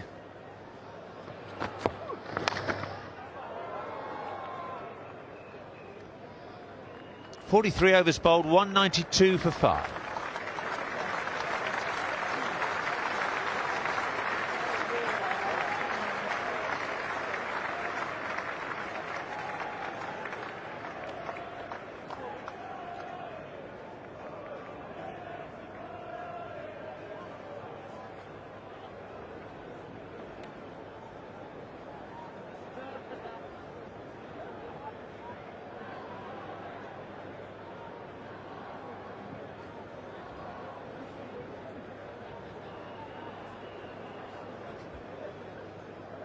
Five wickets in hand for Pakistan. 7 overs to go. 192 for 5. Time for Ramiz Raja and Paul Allott to take up commentary.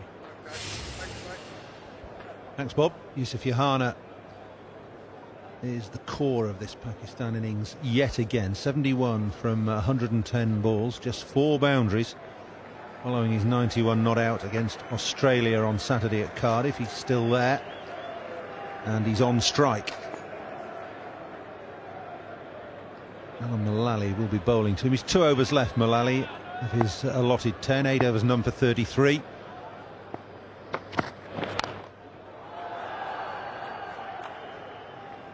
Away to cover for a single.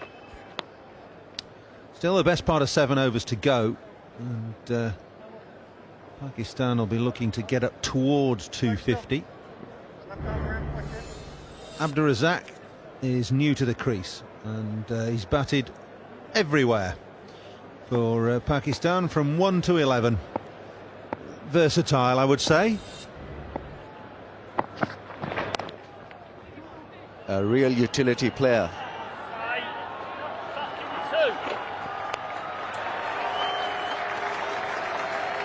And that was well placed as well. Picked up 2 there, just nudged the ball onto the leg side into the gap between deep backward square and fine leg. Quite deliberate and pushed hard.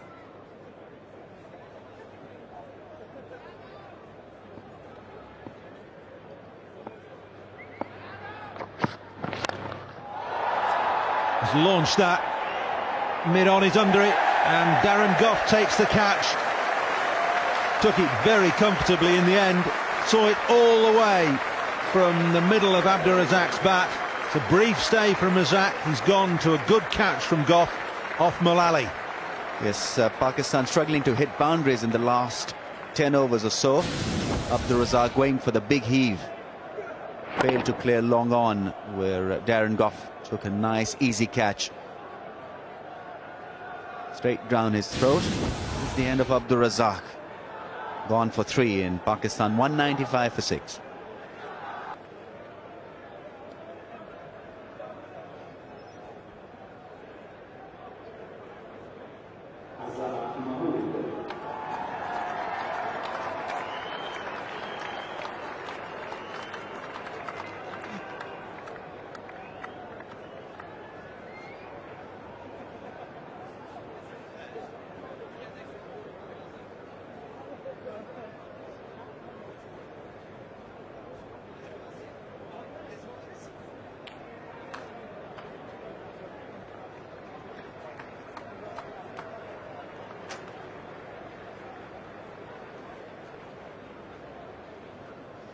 Azam Mahmood is next man in for Pakistan, coming in at number 8.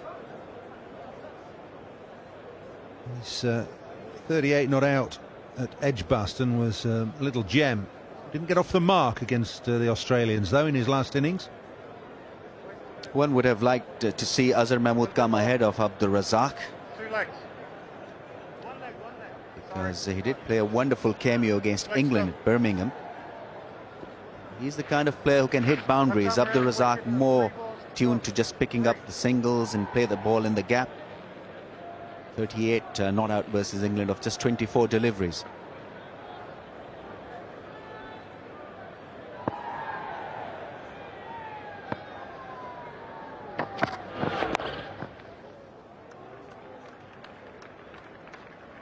Azam Mahmood off the mark, first ball.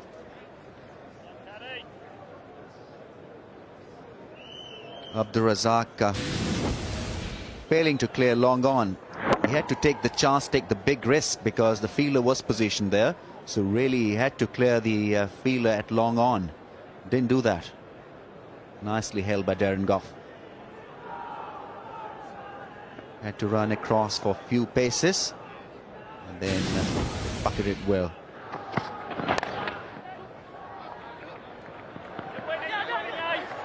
Coming back for 2. We'll have to hurry here to the bowler's end now. If that had been a good throw from Owe Shah, Azhar Mahmood would have been struggling, I think. Yes, Azhar did stutter a little bit, waiting for his partner's signal. And let's throw wayward, away from the target.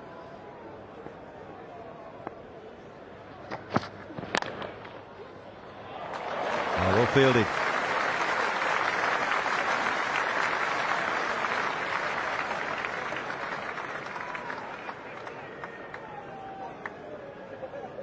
Well, look at the position of the umpire here. Neil Mallender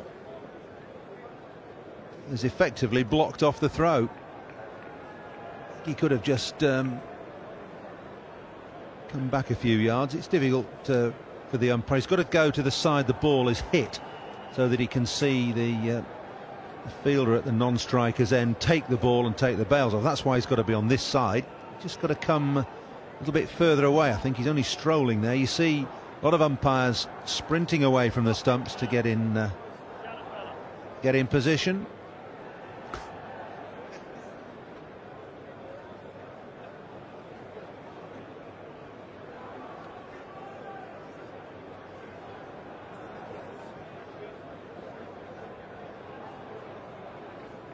So 6 overs left, 198 for 6, Pakistan. Azhar Mahmood taking guard here. More. And it's one leg.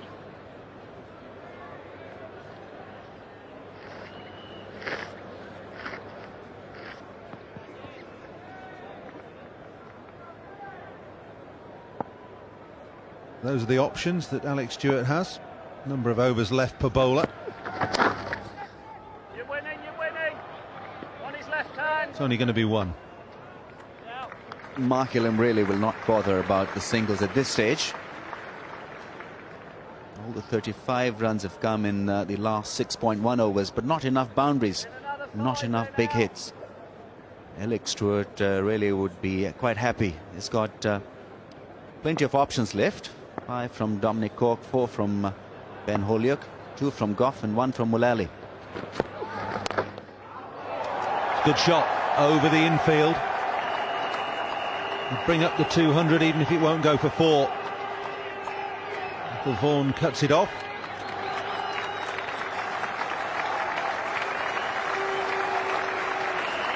That was a good shot from Yusuf Yohana. He's been in terrific touch. Once again, a well-constructed innings. 77 of 114 deliveries. Been made to work hard, but that was because he lost partners quite regularly.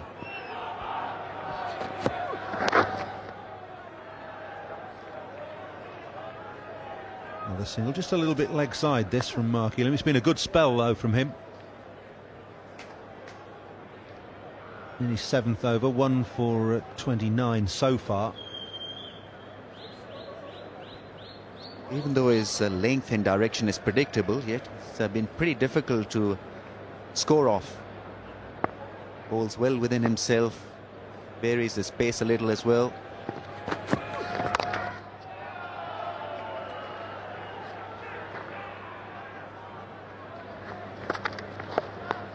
Lady this side. 79 miles an hour, that last delivery. That's probably would be his fastest, but it's been pretty effective, even though it's not very pacey. Just 30 runs scored. Being brought back in a critical position here when Pakistan looking for big hits.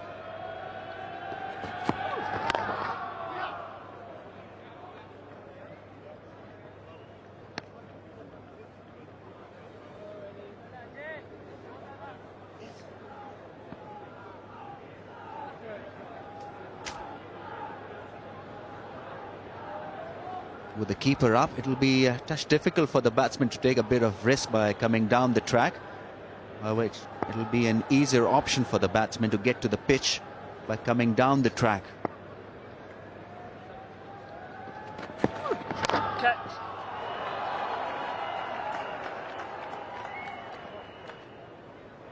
Eight off the over, runs off every ball there from Mark Elam. It's 206 for 6.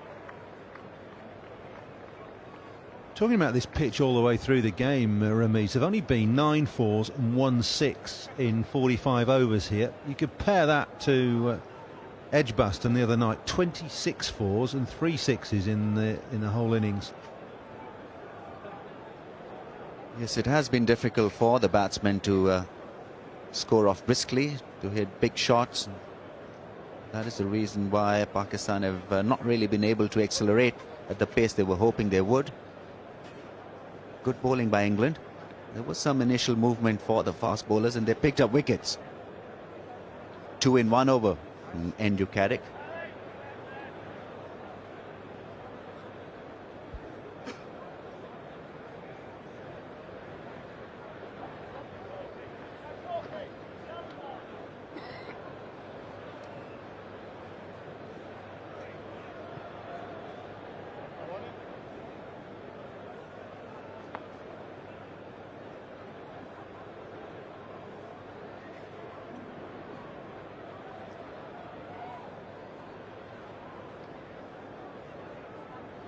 It's going to be Alan Mullally again, bowling his 10th and last over.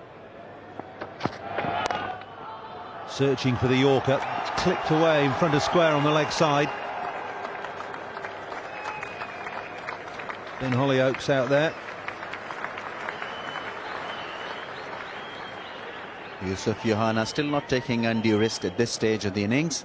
He wants to be there at the end. 6 and over would get them to 237. And I suppose 8 and over is what Pakistan will be looking for at this stage. 247. Slightly slower that from Alan Mullally, and it had Yohana reaching for it as well.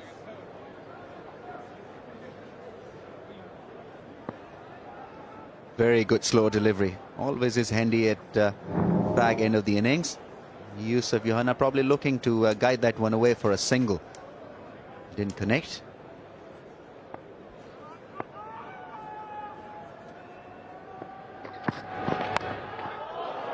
It's gone straight up in the air. And out. Awais Shah makes no mistake. Backtracking from mid-wicket. And that is a big wicket for England. Yusuf Yohana has gone for a fine 81, but that's the wicket that England wanted at this stage, with 4.5 overs left. Yes, that's a very, very big wicket for England. Once again, undone with a slower ball. Skied it high in the air.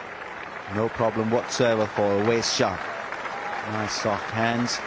His eye on the ball. And Yusuf Yohana goes after playing another wonderful innings. It's been a magnificent touch. 81 he scored, in Pakistan 208 for 7.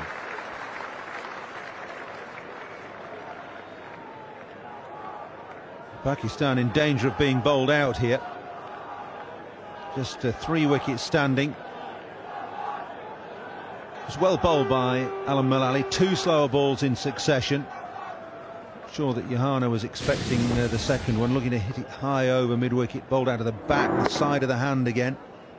It's got right underneath it, and Shah had to backpedal from mid-wicket. Just half a dozen strides or so to take a comfortable catch. It's good bowling from Mullally. It's Yusuf Yohana looking to flick the ball away rather than hitting it with a flat bat towards square leg. Shoaib Malik now comes in. He's a handy cricketer, Shoaib Malik. An off spinner, very young, very good fielder. Can bat a bit as well. Yeah, he's only 19 years of age. Last game for Pakistan was against Sri Lanka in Sharjah. He made 44 there. His highest score in his one-day international career, which is only 15 matches old. This is his 16th game. Facing Alan Mullally.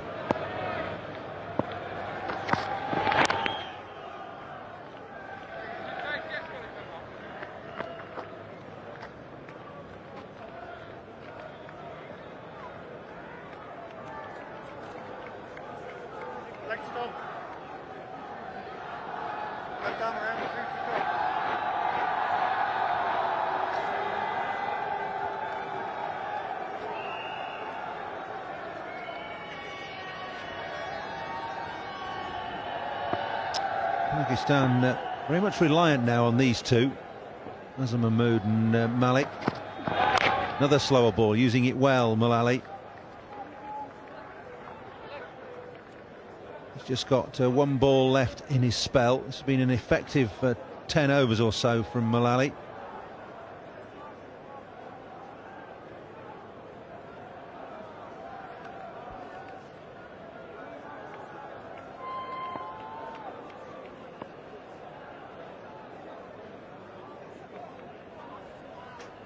Mullally asking the fielders to come from the edge of the circle. No point saving a run at this stage. Well, fine legs up, and that's gifted 4. Nicely played by Azhar Mahmood. A disappointing end for Alan Mullally. 10 overs, 2 for 47. It's 2-1-4 for 7.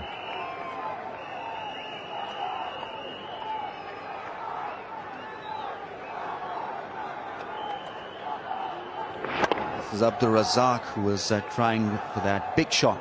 Couldn't clear Darren Goffett, long on. And this one was a big wicket. Yusuf Yohana trying to flick the ball away in the deep. Got a leading edge. Went high in the air. Awais Shah safely underneath that one. So that's the end for Mullally. He's bowled his 10 overs. Just 4 overs left in this Pakistan innings. England have to begin that 50th over by 3:15. That is 1 leg. Sorry, 2:15. It's Mullally's breakdown. 8 off that last over, 8 off his first, and pretty good in between. 2 for 47. Wickets coming in his 9th and 10th over. So 10 minutes to bowl 3 overs. Got to start that 50th over by 2:15.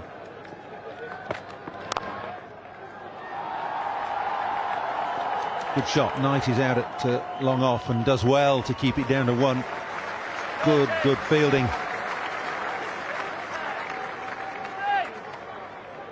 Nice drive by Shoaib Malik through the offside. Nick Knight getting rid of the ball quickly so that the batsman could just take the single. Throw on the bounce always is comfortable for the bowler.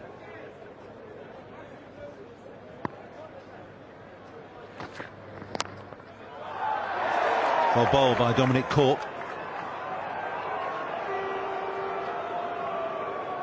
Fuller in length, a little bit of swing in the air. Jamming the bat of Azhar Mahmood, really who had to hit the ball very hard and hit it in the ground as a result of that length.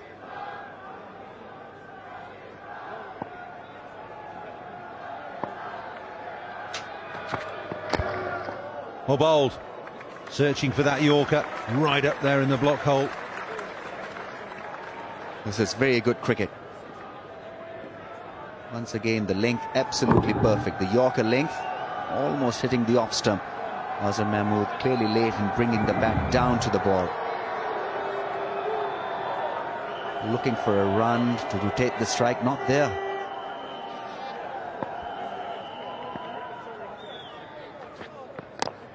And again.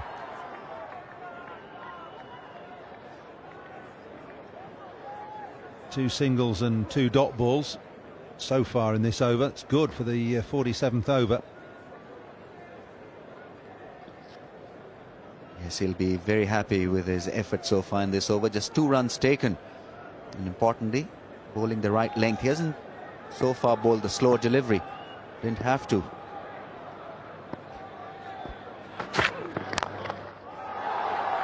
Only be one more here as well.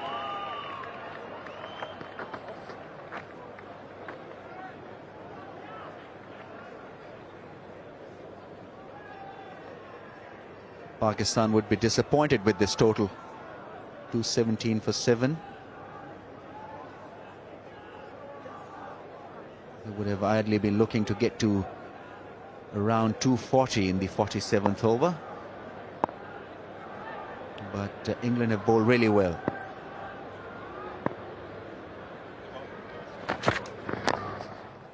Another Yorker. It's a fine over from Dominic Cork. Just 4 singles from it. 2-8 for 7.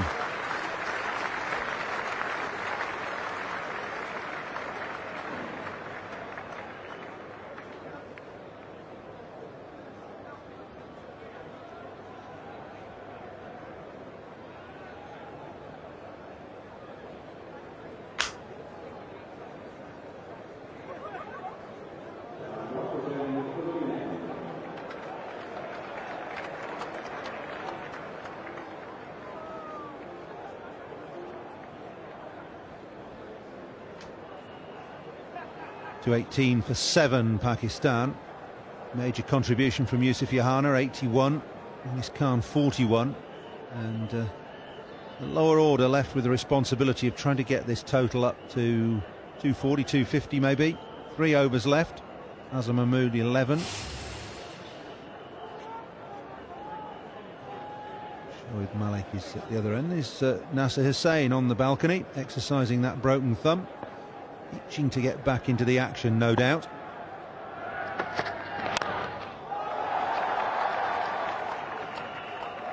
Coming back for 2. And made it easily. Don't think England's throwing has been of the highest quality today. They've not hit the stumps enough from close in. And some of the throwing from the boundary has not been good enough either. That's right. I think England were provided with chances of run out, especially when Yusuf Yohana and Yunus Khan were playing. They didn't hit the target.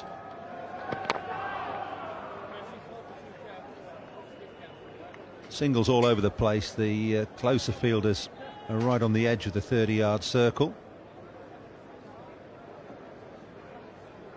So they're singles every ball.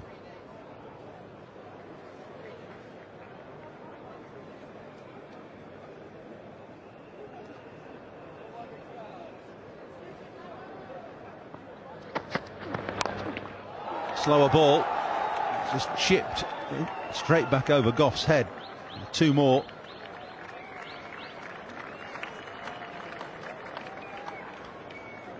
Good cricket from the youngster Shoaib Malik, hitting the ball straight, even though he didn't time it. But that straight swing of the bat saved him from being caught.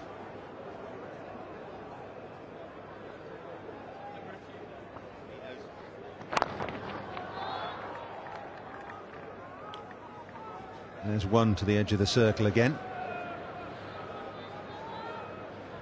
Have a look at the projected score. Run a ball gets Pakistan up to 238. They'll be looking at that as a minimum, I would suggest.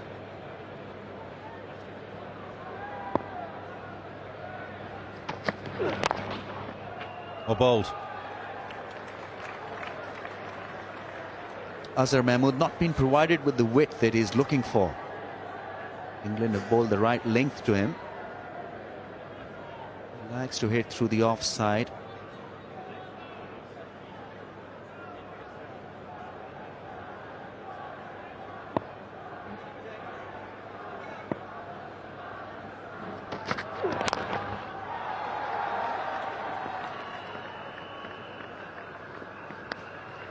The end of the 48th over. It's the end of Darren Gough, 1 for 31 from 10. Come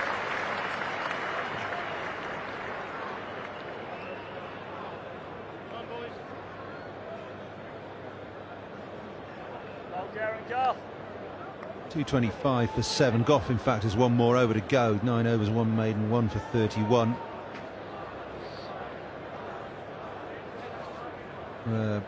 2 overs to be bowled, and really by rights England should be starting their last over now if they're not to suffer a penalty in terms of restriction of overs. If they only bowl 49 by 2:15, then they should only receive 49. But there have been 1 or 2 delays in terms of sight screens and spectators, and 1 or 2 interruptions, so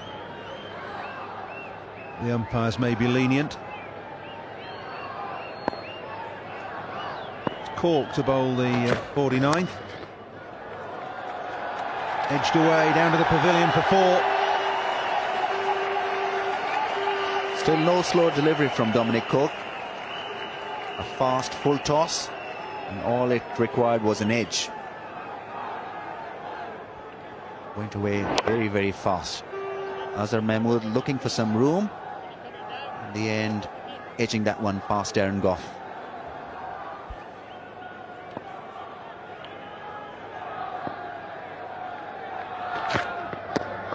Well bowled.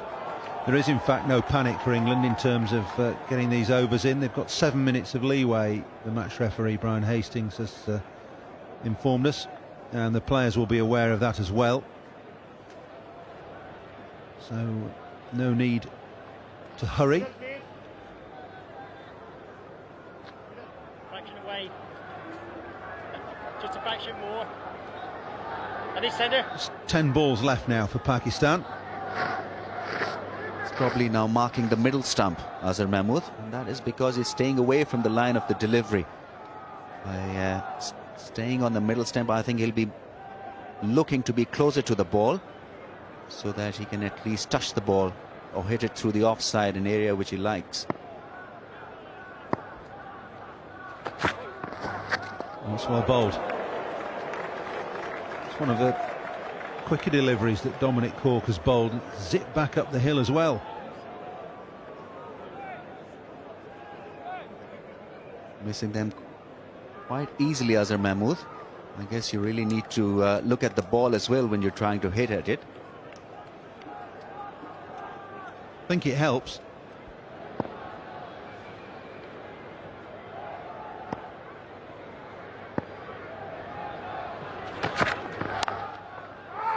Sliced away.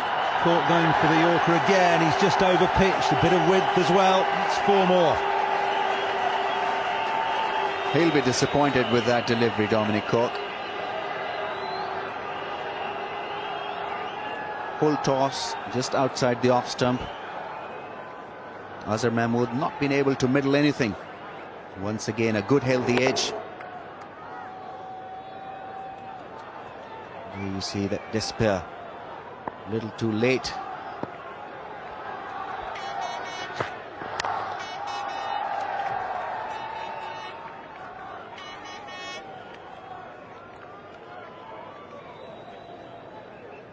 Well, both boundaries in this over have come down to third man area. One a genuine edge, the other one off the middle of the bat, backward of point.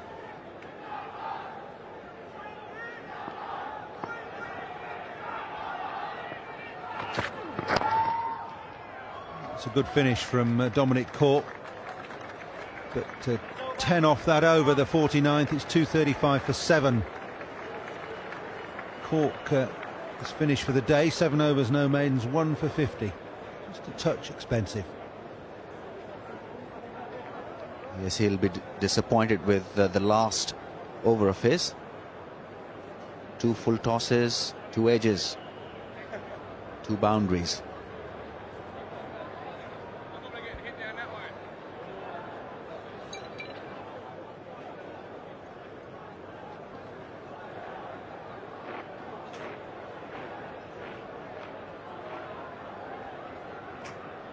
It'll be Darren Gough to bowl the last over for England, the 50th of the innings. Pakistan 235 for 7. Shoaib Malik on strike. Club straight back at Gough. That's nearly taken his hand off. And Malik will come back for 2. That was a fast delivery, bowled at 91.1 miles an hour. Went away very, very fast off the bat as well. Staying on the back foot, Shoaib Malik, hitting it off the middle.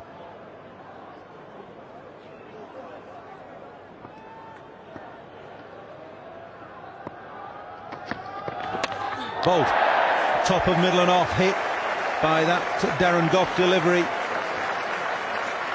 You miss, I hit, and he's hit there. That's the end of Malik. Didn't have to bowl at that 91.1 miles an hour, that delivery. Slow one. Ball at that 73 miles an hour. Hoodwink the batsman. Shoaib Malik trying to look for that room. Not there. Completely disguised slow delivery from Darren Gough, hitting the off stump.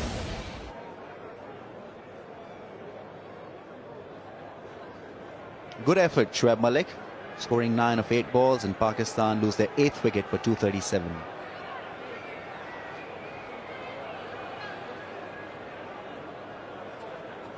So just 4 balls left now in this Pakistan innings. It'll be Saqlain Mushtaq, I would think, it'll be coming in next. Oh, captain's taking the responsibility. Waqar Younis coming out looking to play a couple of lusty blows.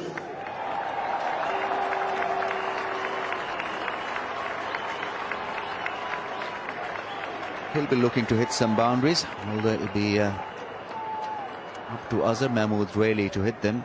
Just walked in. Yeah, well, there's not much time, is there? Just 4 balls. 14 against Australia for Waqar. Does he get the single and get Azhar Mahmood on strike for the last 3, or does he go for it himself? That's his dilemma.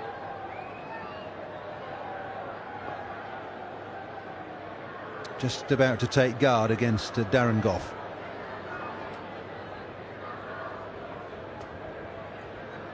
It'll be interesting what pace Darren Gough bowls to Waqar. Will it be a slow delivery or a quicker one?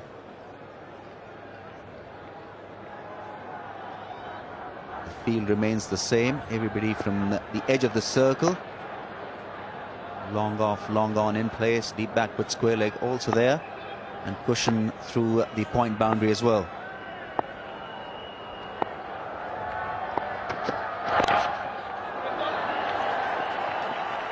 Nudged away. I think there was a dual motive there. Try and flick it down to fine leg for 4 because fine leg was up, and if I can't do that I'll get a single and get Azhar on strike, and that's what's happened. Pakistan of late have been picking up boundaries with thin edges. Edge not carrying there. Came off the middle of the bat.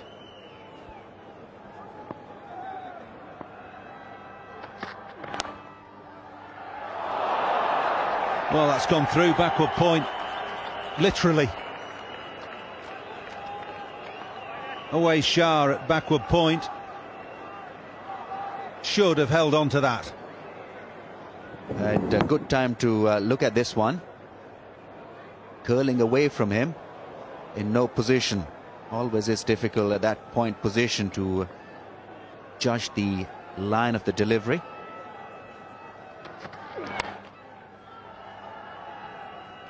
Good attempted Yorkers here from Darren Gough. Just one ball left in this innings now. 6 off this final over so far and a wicket. Shake of the head from Gough. I think Alex Stewart was asking if he wanted fine leg back, and Darren Gough has said no, I don't, I want fine leg up. Leaving mid on, mid off, out on the edge. Last ball of the innings. Waqar Younis on strike. He missed it, running a bye, and they get a bye. It's a fairly tame end to Pakistan's innings. They finished at 242 for 8 off 50 overs. Scored 66 in the last 10.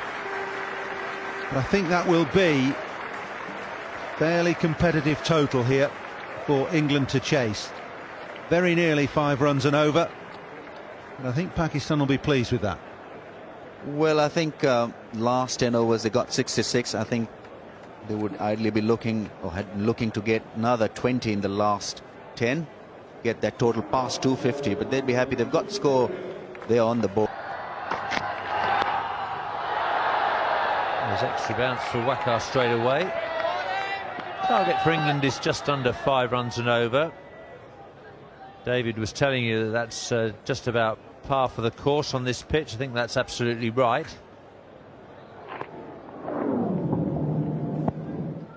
And although they did well at Bristol at the weekend, there is a lot on the shoulders of Awais Shah and Ben Hollioake, batting at 5 and 6 in this short England top order. Full hand of seamers, down from number 7 to 11. So there's extra responsibility up the top of the order. 2 left-handers opening for England. Don't see that very often.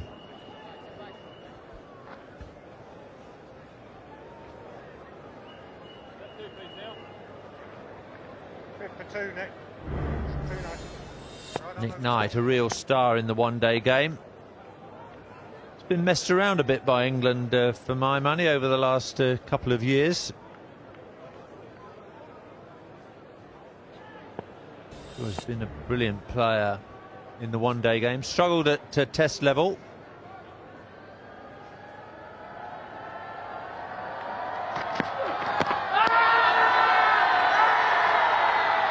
Nowhere in the world, Waqar.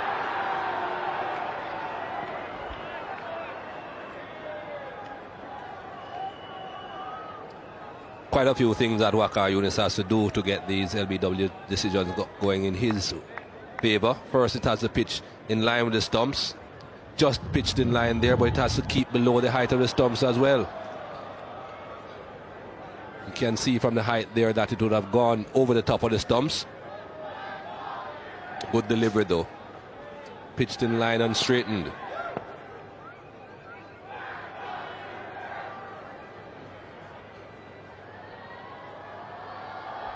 Waqar's tearing in from the pavilion end.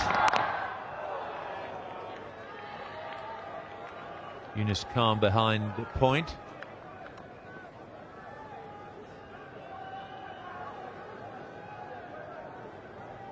Vital day for England. They really do have to win this match.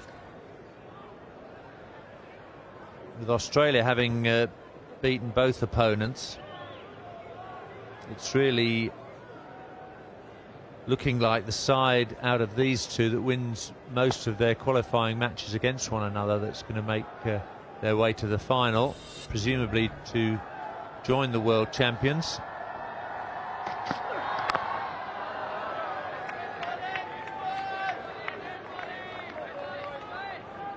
Waqar Younis realizing that he's without a couple of his front-line bowlers.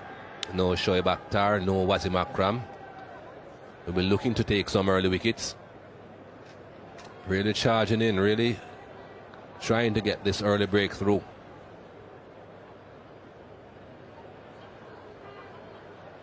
Wasim Akram apparently giving a couple of signals there to his fast bowling partner Waqar Younis as Waqar Younis was walking back towards the pavilion. Just bouncing short of Yunus Khan. Single off the first over.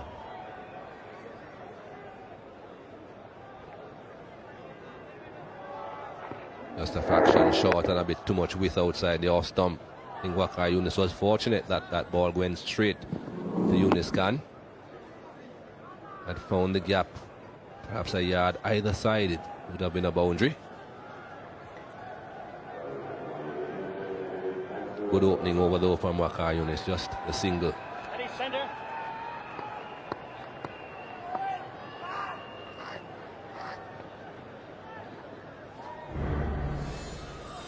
Wasim Akram continues to be absent from this Pakistan side, so it's Abdur Razzaq with the new ball from the nursery end.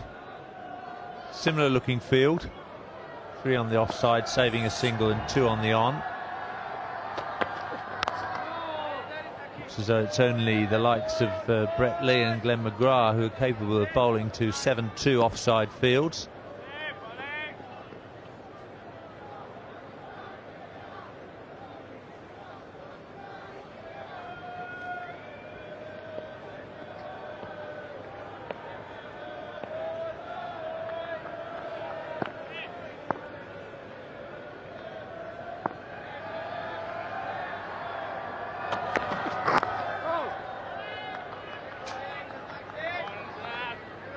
Usually reasonably accurate, Abdur Razzaq. No great pace, but he gets the ball to do a bit. Still no more than the 2 slips in place though for Abdur Razzaq.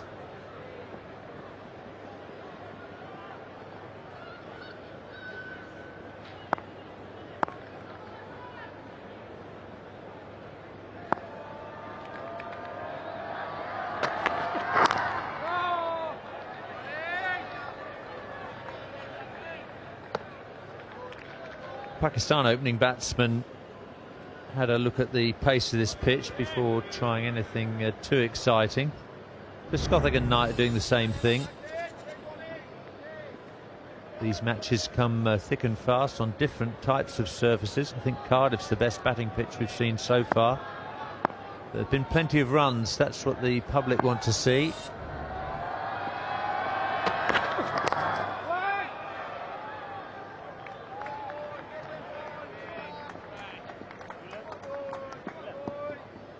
Don't think anyone could complain about this pitch here today either. Just a little bit of help for the new ball bowlers. We'll always expect that, but as the ball gets a bit older, batting certainly becomes a bit easier. Good bounce here though. We saw the fast bowlers getting quite a bit of bounce.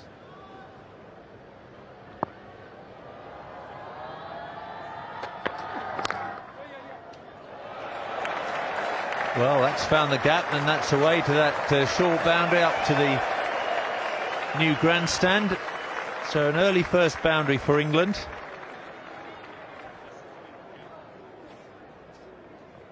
Pakistan didn't manage to register a boundary until the 8th over.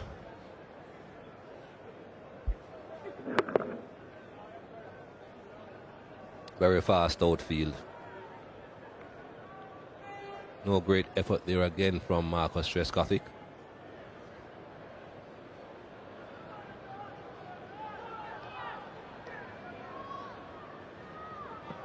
Trescothick not happy with the movement behind Abdur Razzaq at the nursery end. Some people just coming back from their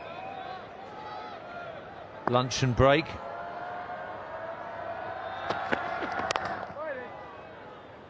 Two overs completed, 5 without loss.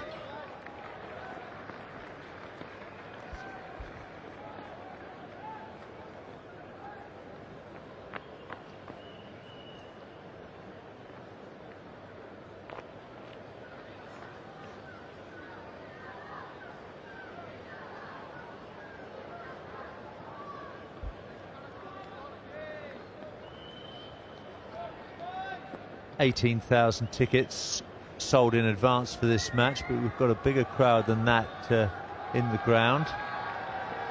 But not a full house today at Lord's.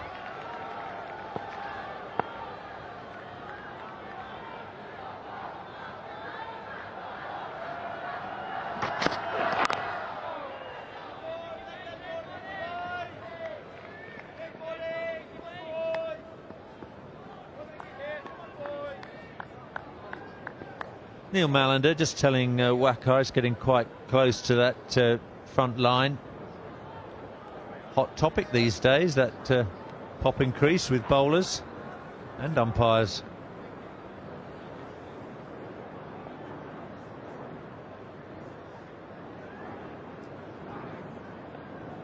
I think England really do have to decide what their best opening partnership is. I feel a bit sorry for Ali Brown, who was told he was going to bat in the middle order when this squad was announced. 2 outings opening the batting and now jettisoned from the team.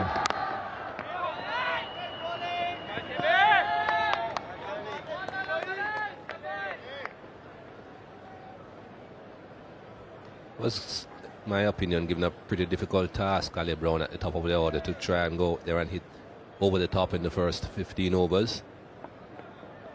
Fine to say that it can be done, but it depends on the nature of the pitch. Pitches so far have been quite bouncy. Bowlers, of course, exploiting that bounce, and if you can't get on the front foot and drive, you're not going to be able to hit over the top that easily.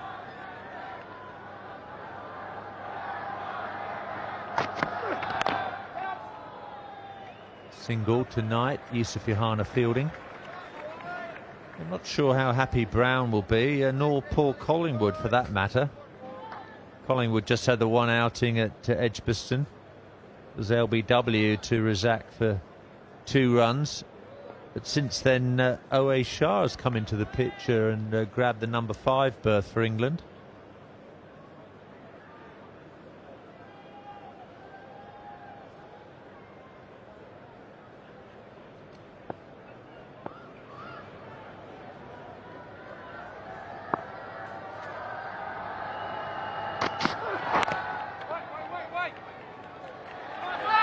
Yunus Khan's been a busy man behind square on the offside.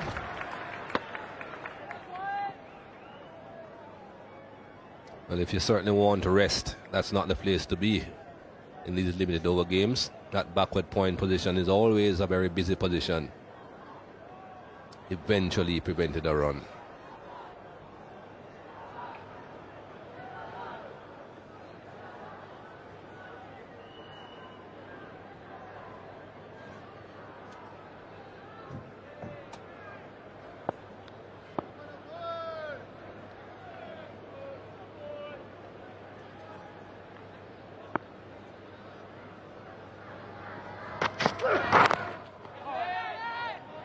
Excellent line from Waqar. Saw later on in the Pakistan innings, Rashid Latif angling the ball consistently down to third man. Waqar maintains that line. Neither Trescothick or Knight will be able to take that liberty.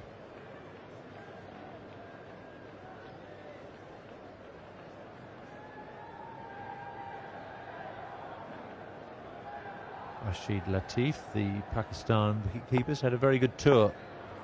Bit of a surprise when he was named in the touring party in front of Moin Khan.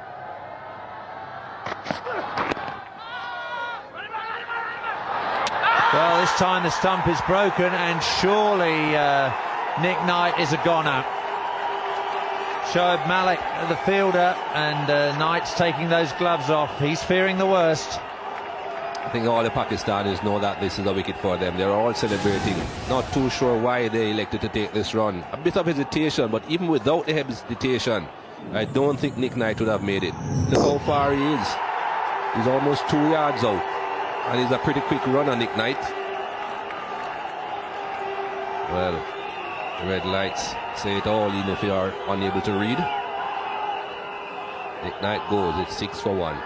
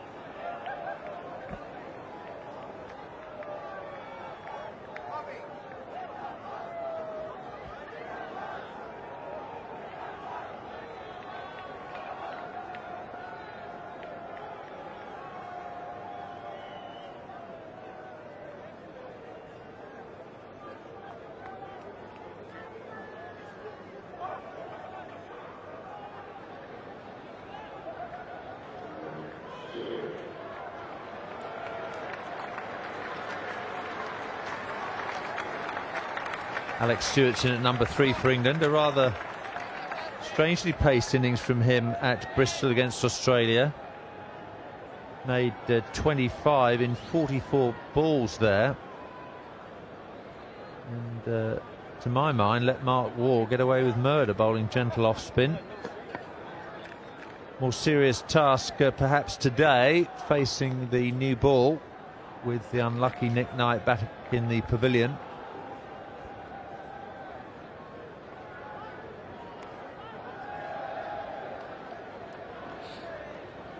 As always, plenty of pressure on the stand-in England captain, keeping wicket, skippering the side and batting in the top 3.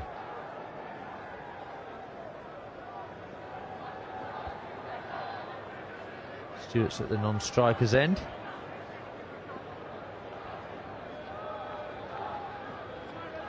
Still problems behind the bowler at the nursery end. Trescothic's ready now.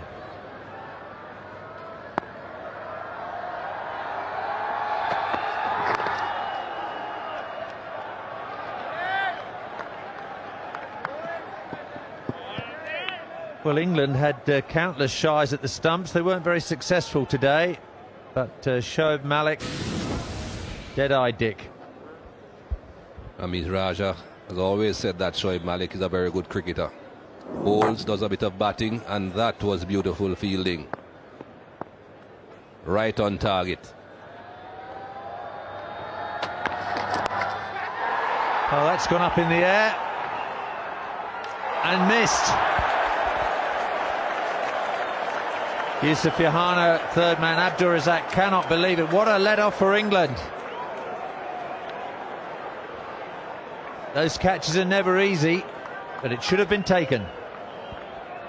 Haven't had a lot of luck in this tournament so far, England, but this certainly is a bit of luck. Yusuf Yohana had his eyes on it throughout, and still it went to ground.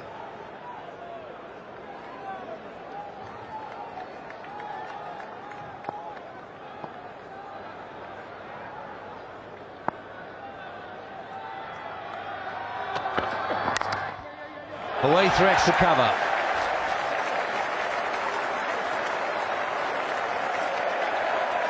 Second boundary for Marcus Trescothick. Double pain for Abdur Razak. First the drop catch, then the boundary through the covers. Instead of getting a wicket, he has 6 runs off his bowling. 2 runs for the dropped catch, and then this. How painful is that?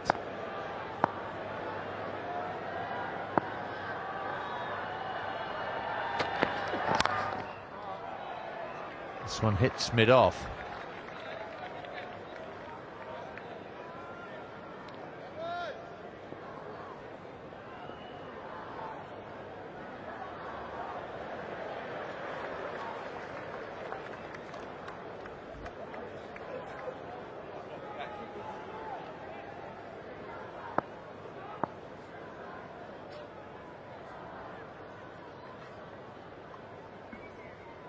Second slips come out to short extra cover.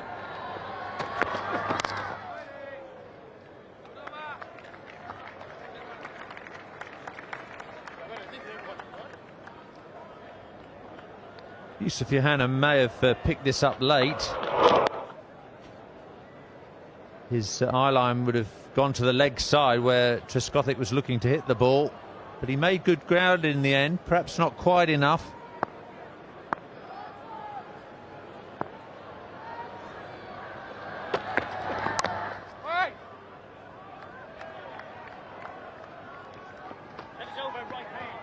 Four overs gone. England 12 for 1.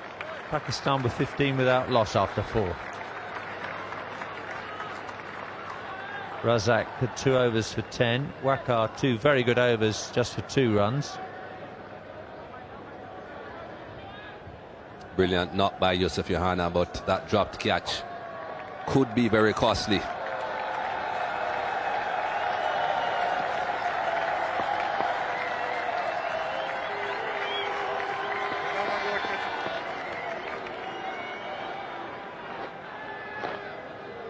Now, at Bristol, Alex Stewart only faced 10 balls of seam out of 44. He usually prefers to face the faster bowlers, certainly first thing. He's up against his old county colleague Waqar Younis here.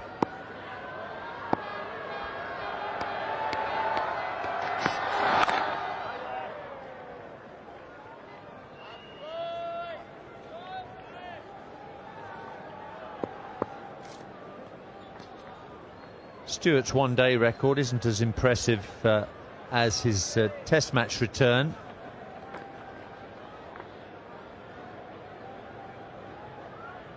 .400s, 23 half-centuries.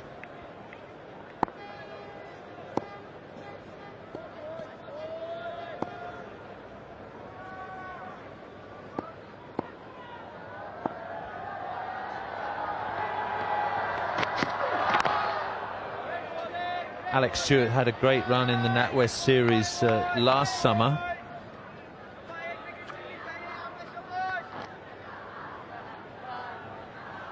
Got off to a slowish start with 3 scores of 12, but then against the West Indies at Chesterley Street, 74 not out, then 200s in a row at Birmingham and Nottingham. And a very fine 97 in the final against Zimbabwe.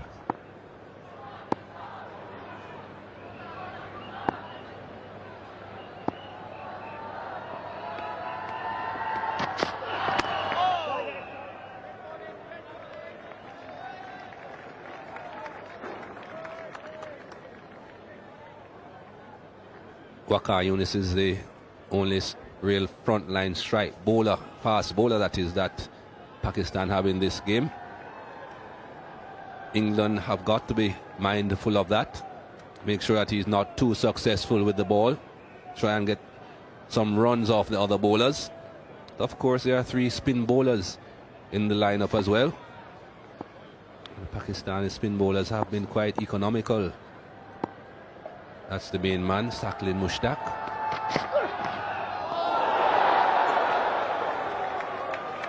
Stewart looking for the booming off drive, just finding fresh air.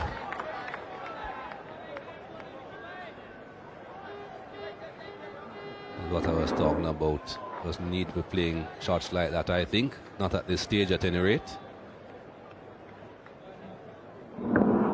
Just a little bit of movement off the seam.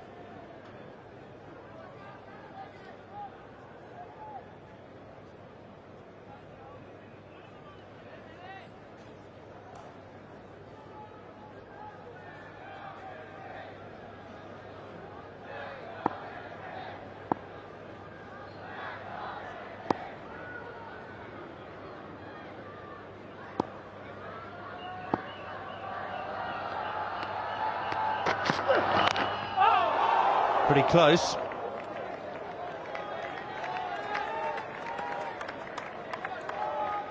Even without Wasim Akram, there are plenty of bowling options for Waqar.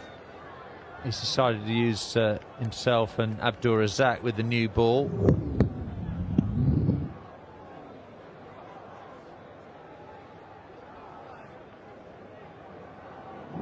He's got 3 spinning options with Shahid Afridi and Shoaib Malik, as well as Saqlain. There's Shahid Afridi.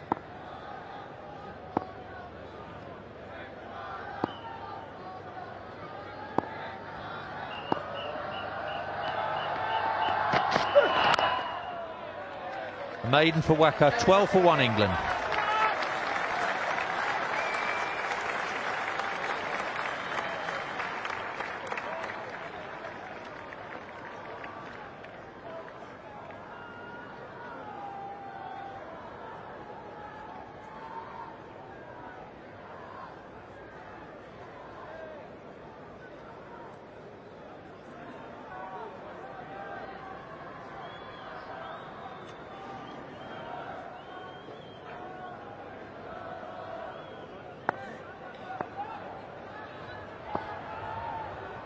The original rate required, 4.86.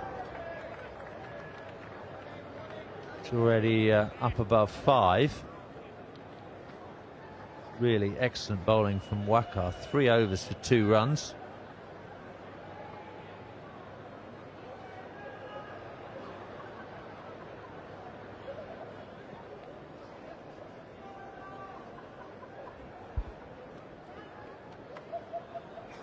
This is infuriating for Razak and Trescothick, and not to say Kenny Palmer as well, the umpire.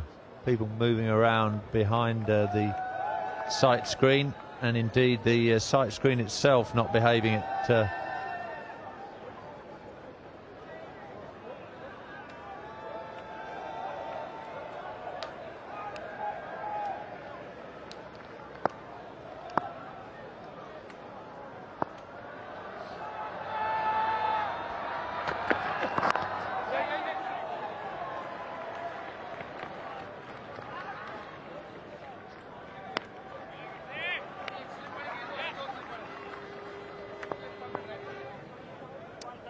Pakistan have made a pretty good start here.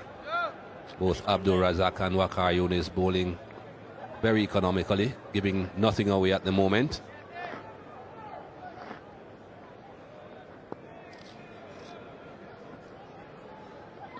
"11 runs coming from Abdul Razak's 2 overs and 2 balls so far. That sounds like a lot. It is a lot, but not totally his fault. The dropped catch and the runs from the dropped catch involved in that.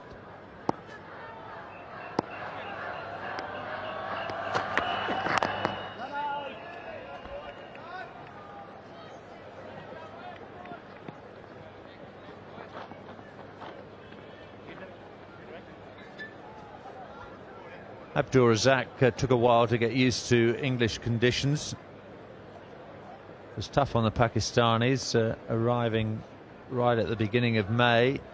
Cold conditions.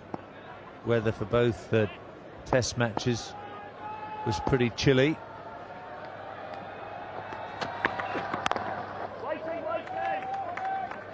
Pitch here at Lord's for the first test was certainly seamer friendly. They were more at home at Old Trafford.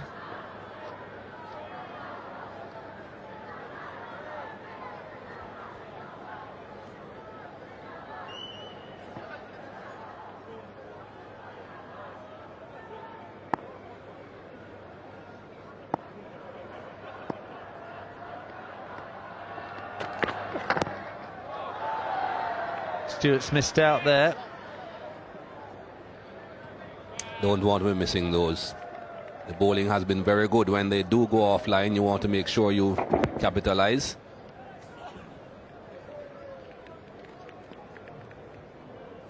That would have been going behind square if it had hit the bat, and that would have been a boundary.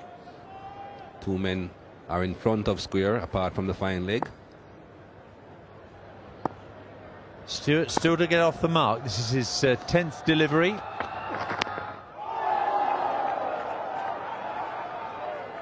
Single off the over. Struggle for England. 13 for 1.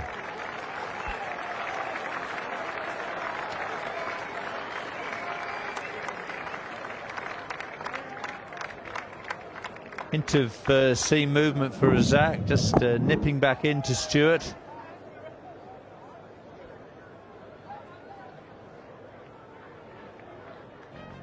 Masses to look forward to for rugby union fans coming up on Saturday. What a day of rugby this is. 10 a.m. in the morning on Sky Sports 2. The Lions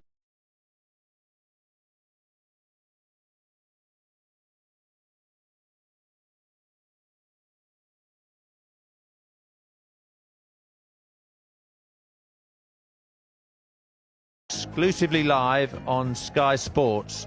It's Sky Sports 1 for USA versus England, Sky Sports 2 for the other 2 matches.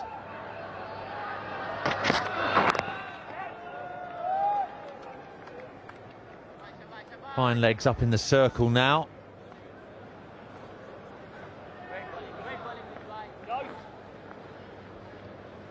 I think Waqar Younis will be a lot happier bowling to the right-handed Alex Stewart. He usually gets the new ball to curve away from the right-handed batsman. A bit later on, when the ball loses its sheen, he'll get the reverse swing. See those big induckers coming in for the toes of the right-handed batsman, but at the moment, 2 slips looking for that outside edge.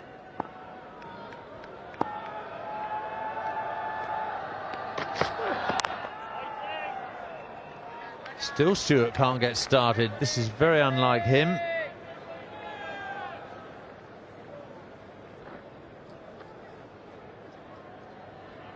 Mum and Dad watching. Nicky Stewart, former coach to the England cricket team. He's had a lot to do with the development of junior England sides as well, under 17 and under 19 level.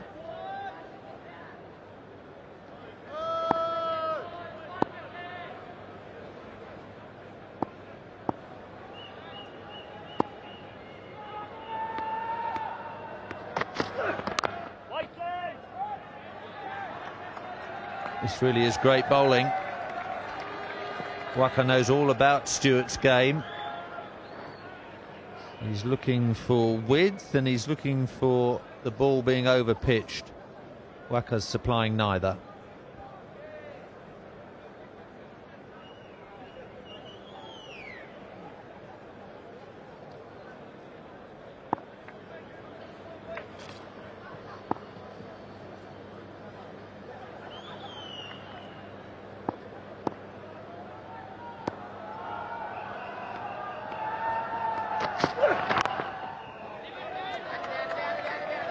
This is really good going here by Waqar Younis. Seems as if the captaincy has really inspired him. Running in, charging in every delivery. Even in the field, something that you're not too accustomed to Waqar Younis doing, running around too much.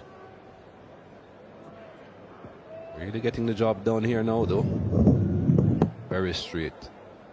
And not full enough to be driven.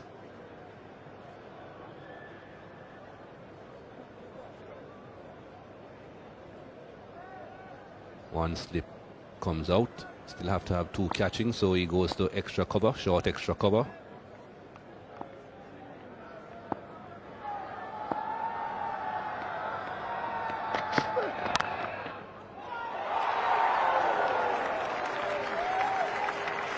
Azhar Mahmood close in at short extra cover. And still Stewart waits for his first run. 14 balls without scoring. No timing in that shot at all. Hit it very hard into the ground. 1 run from this over so far, the first delivery.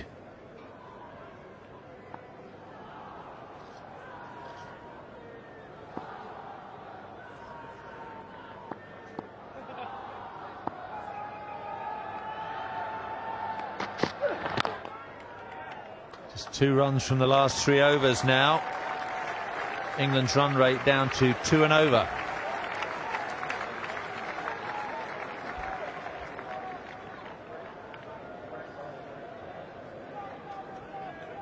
Well, the start looked promising enough, but the runs have completely dried up now. Trescothic's rate of scoring satisfactory, 13 from 20 balls faced, but Stewart yet to get off the mark. England 14 for 1 in the 7th over. Time for Ramiz and David Gower to take over.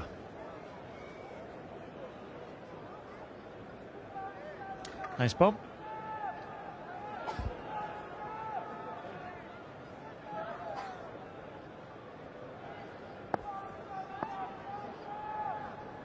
Slow start then. 14 off 7.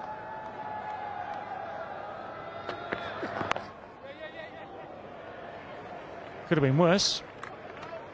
Trescothick is still there. He should have been caught as well at deep third man.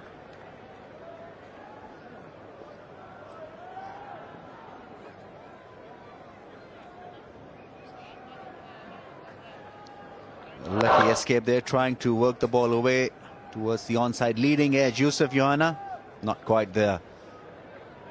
Grasping an easy chance. That could prove to be extremely costly. Trescothick has been in good form.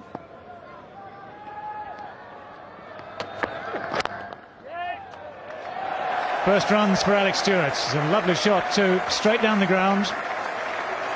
We'll get 4 for that. A boost in confidence. And maybe the shackles will come off. It's taken him 16 deliveries there to get off the mark. Very good shot. Straight back, driving through the line towards the mid-on. Good timing on this occasion. He's been struggling with his timing a little. Make it look very easy. Full face of the bat.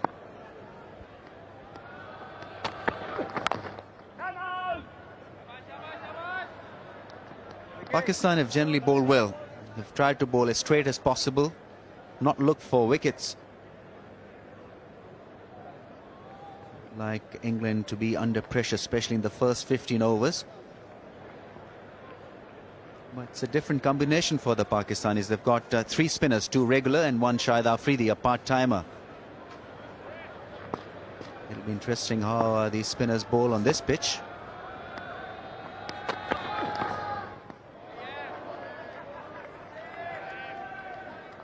Well, it's an interesting comparison today, isn't it, with England all seam in their attack and Pakistan including 2 spinners. Admittedly, Pakistan have injury problems with both Wasim Akram and now, of course, Shoaib Akhtar out of contention. Shoaib, who has even left the tour party, Wasim's still part of it and looking to get back to full fitness. Afridi can bowl as well, of course, those quick leg breaks. Seclain. He's gone. That's the end of Alex Stewart. Yunus Khan just behind square on the offside there, takes a simple catch. Alex Stewart never really got to grips with his timing in this short innings. 1 sweep boundary, but that's it. He's on his way now. Strange kind of a shot from Alex Stewart, playing away from the body to an away swinger. And in the air, straight to Yunus Khan, who made no mistake. Straightforward catch. And disappointment for that there. It's gone for 4 and England will lose their 2nd wicket for 19. Tough 19 deliveries for Alex Stewart.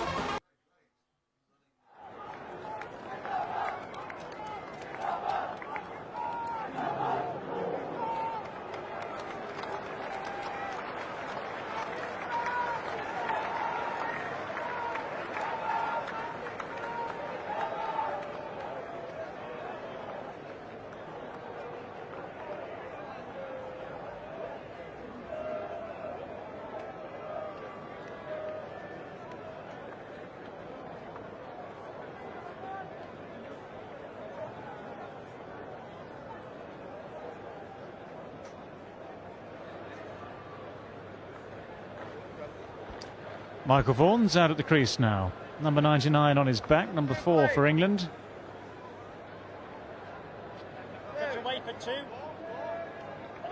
He's just played in 1 of the games in this tournament so far. The first one against Pakistan at Edgbaston. He made 5 there.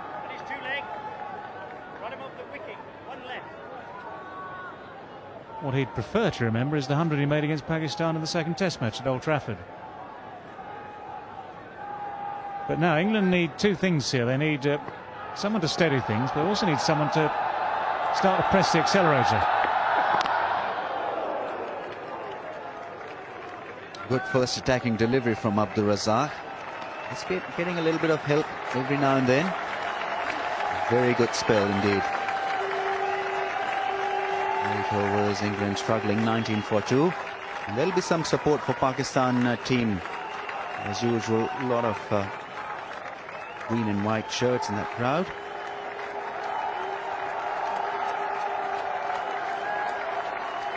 Well, Pakistan doing the right things, as you say, Rami. He's just bowling straight. They've picked up a couple of wickets now. Just keep chipping away. That's what you have to do in the fielding side. This was the 2nd of them. Alex Stewart just followed that ball. It went down the hill a bit. But I'm starting to wonder whether or not the pace of this pitch is entirely consistent, because it hasn't been one of those free-flowing days. At various times, yes, batsmen have got onto the ball and hit some beautiful shots. But it seems to have been a struggle for people to time consistently all the way through an innings. Yusuf Johanna again played beautifully. Yes, not a lot of boundaries been hit so far in this game. That could be because the pace is double.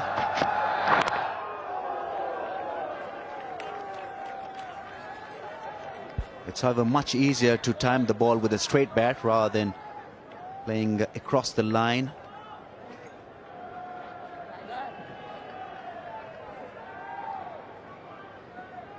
Well, another wicket now, and the pressure, of course, goes on to the new men, the young guns, Shah and Hollyoak.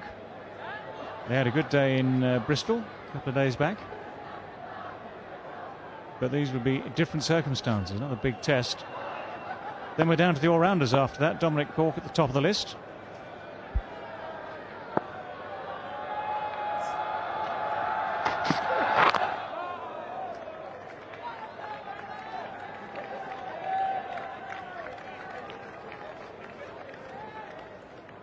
England in a delicate position here. They can't lose a wicket. They can't afford to lose any more wickets. They need a partnership.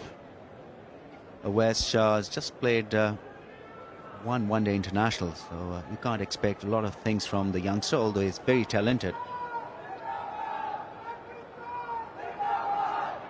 A lot will depend on Marcus Trescothick, however. It's been very good touch.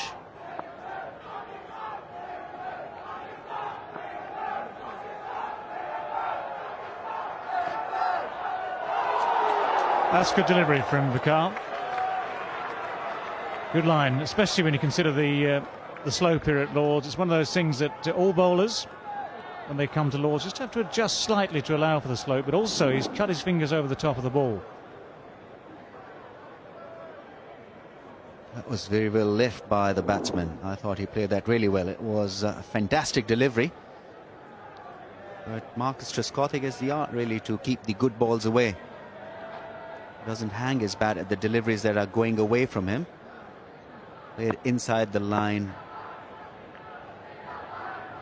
Managed it well in the end.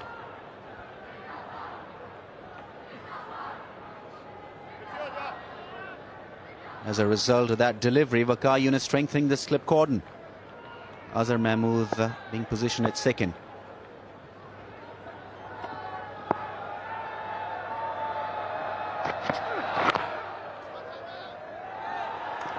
Hurrying through. Michael Vaughan comfortably home.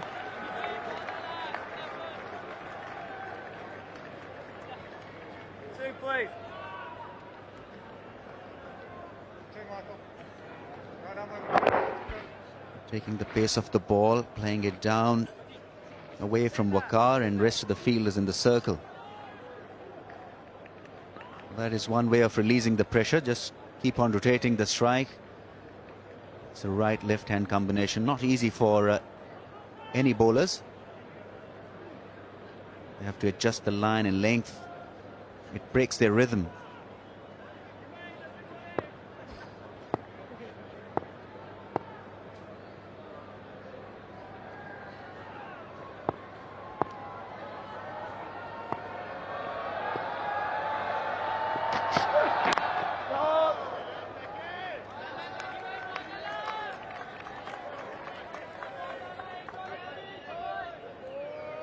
Pakistan looking pretty sharp at this stage.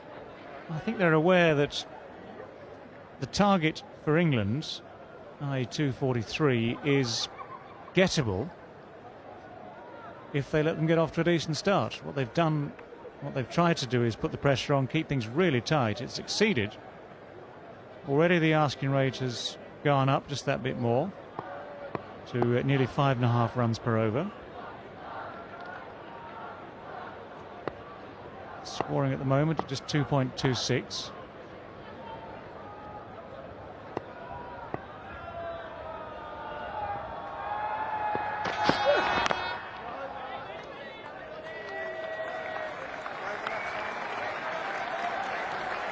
Good opening burst this from Vakar. 5 overs, 1 maiden, none for 4. It's 20 for 2.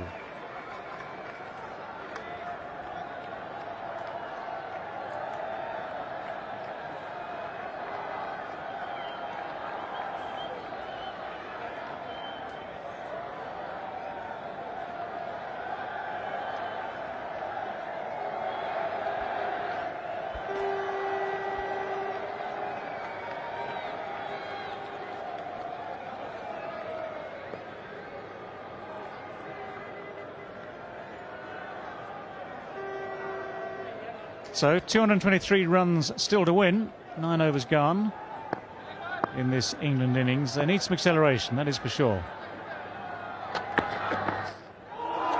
Good bowling. Abdur-Razzaq gets it past the outside edge of Marcus Trescothick. Once again, good line and direction from Abdur-Razzaq. Bowling to his field, predominantly offside field, a slip in place. Looking to shape the ball away from the left-hander. See that shot cover in place, Azhar Mahmood. He was initially in the slip cordon, taken away from that position.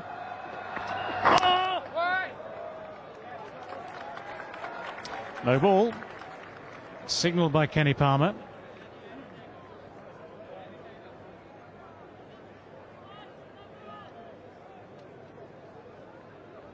This has been one of the recurring topics of recent weeks, and it's mighty close.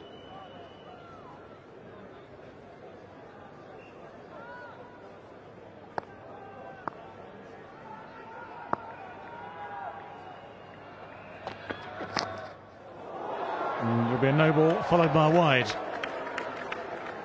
So every bit helps as far as England are concerned. The odd extra comes in very handy. There was an opportunity for the left-hander to score some runs. Chris Evans and the young Mrs. Evans.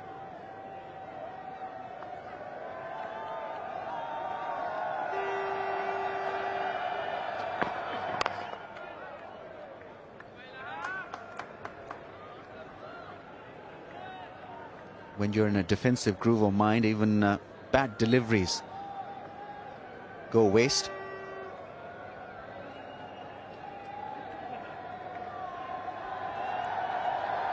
Yep, you've been spotted. By everyone, by the look of it.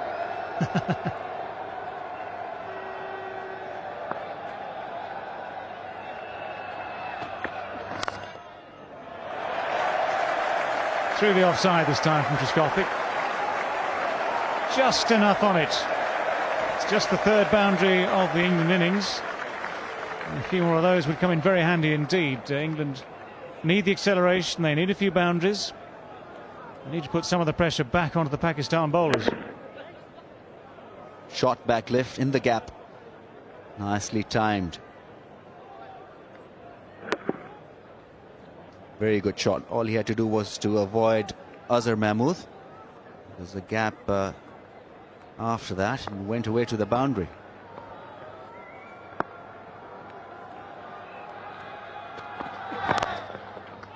Well, it's another good shot. This time it's a very good stop. Azhar Mahmood very sharp at short extra cover.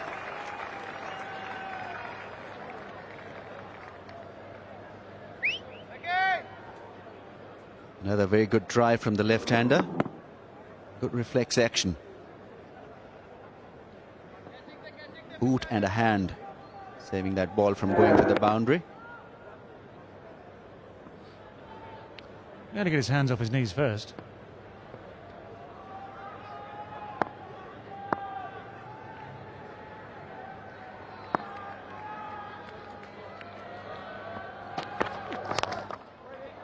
He's hit that well too, but again, cannot find the way through the field. It's the captain this time, Vakar. He's managed to get something behind it.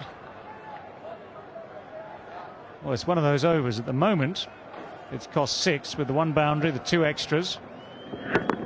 Could so easily have been already on to 14 with those last 2 shots. A yard wide of, or a yard further wide of Vakar, and that would have been a boundary.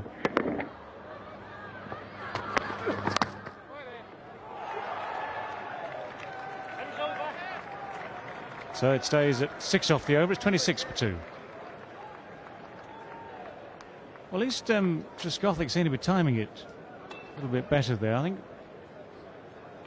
the key seems to be anything slightly wide, you've got a chance. Anything straight and didn't quite come onto the bat. Here's the graph so far of England's innings after 10 overs. The Manhattan. 1 maiden. The 2 wickets falling have put a break on things. Nothing much on offer, only scoring at 2.6. Pakistan were ahead of the game compared to that.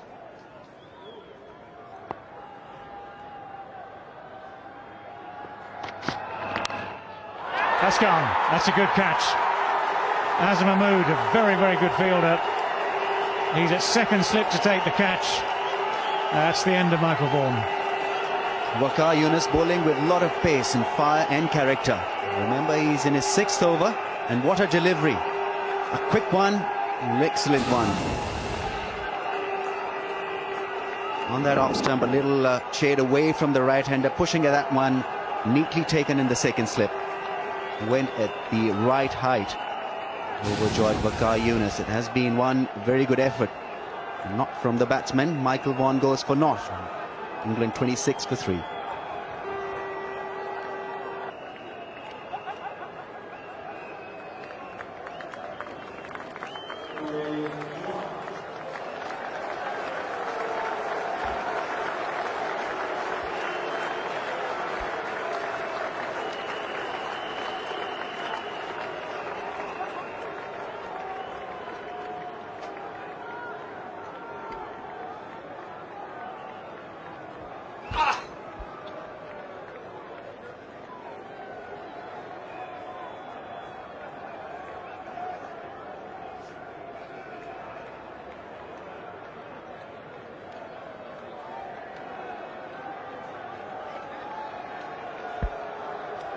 Awais Shah then playing his second one-day international.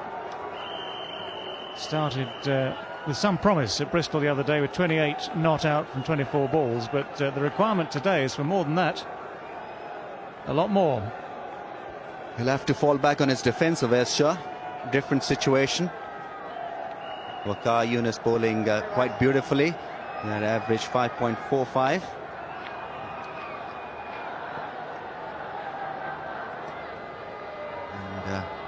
Really, one good innings required. Partnership between these two can also do the trick, but really, somebody really has to play a long innings. Well, Waqar Younis senses a chance here because he's now got 3 slips in for the start of Awais Shah's innings. Steaming in now.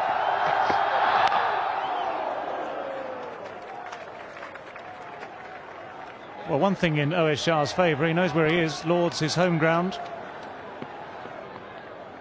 No, or not too many problems adjusting, as it were, to the secrets of Lord's and batting on this slope.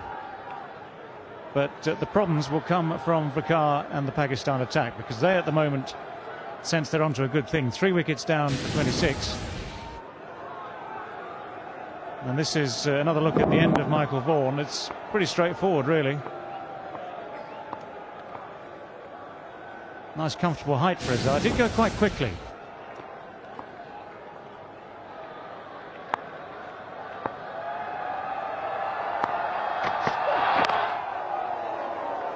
Waqar has been in terrific form, knowing exactly where he wants to deliver, the line and direction, and look at the position of the seam.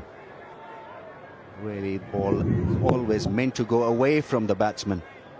In the end, Michael Vaughan was pushed into pushing one just outside the off stump.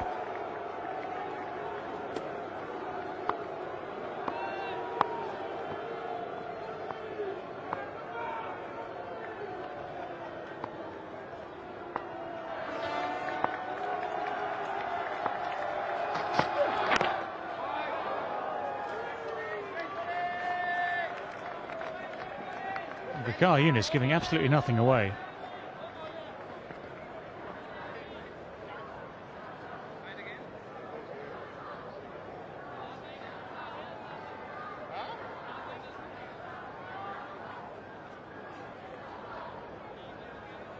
Still looking extremely fresh in his 6th over.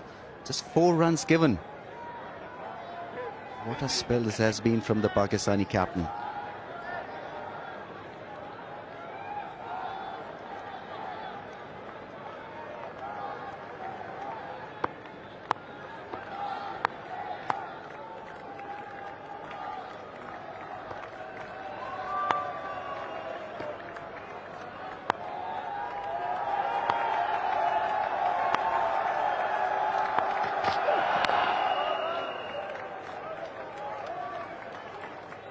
This has been an excellent spell from Vicar. Obviously happy to keep himself going while he's piling the pressure onto England. 1 ball away from completing 6 overs. He's only conceded 4 runs. He's taken that wicket of Michael Vaughan. This is what's known as setting the example. Yes, leading from the front. Really pushing himself hard. He knows that his captain, his team needs him out there, both as a captain and as a strike bowler. Pakistani have backed themselves with 3 spinners. That is the reason why probably he's willing to go on a couple of overs more.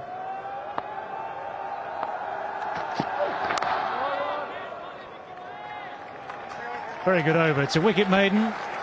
26 for 3.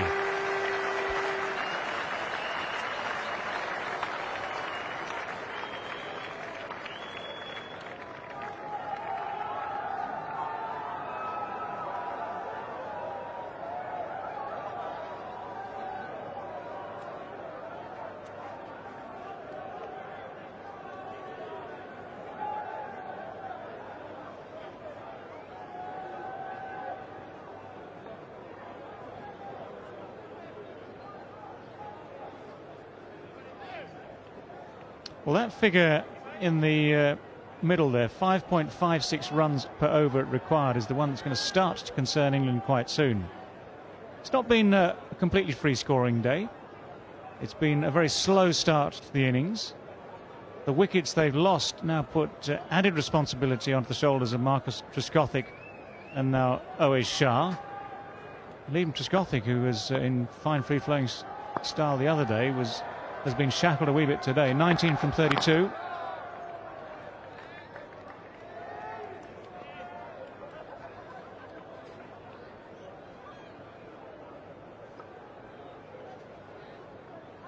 He'll have to produce more of a test innings really at this stage. Not play as a one-day innings. He's got to stay out there, consume the deliveries, see the good balls off, try to take advantage of the loose deliveries.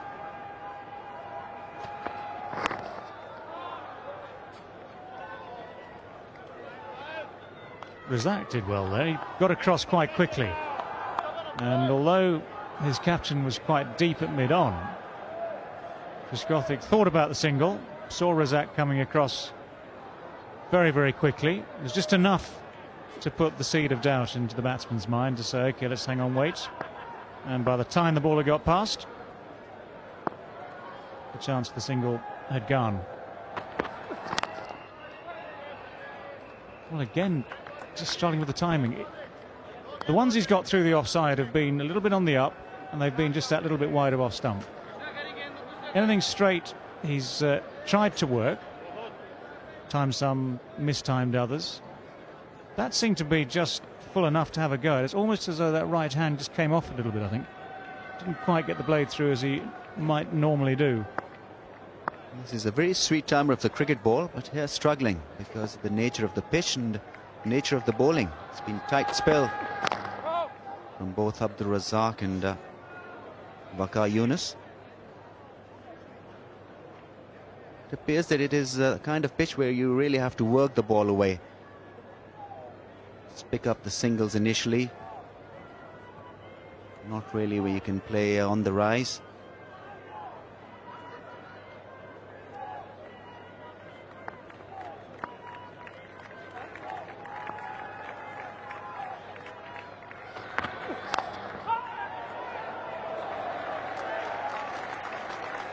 He's trying different things, isn't he, Marcus Trescothick, to try and find the gap.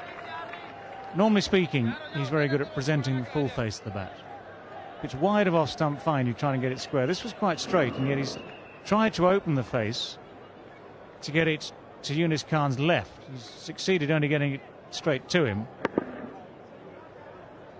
Frustration being shown out there.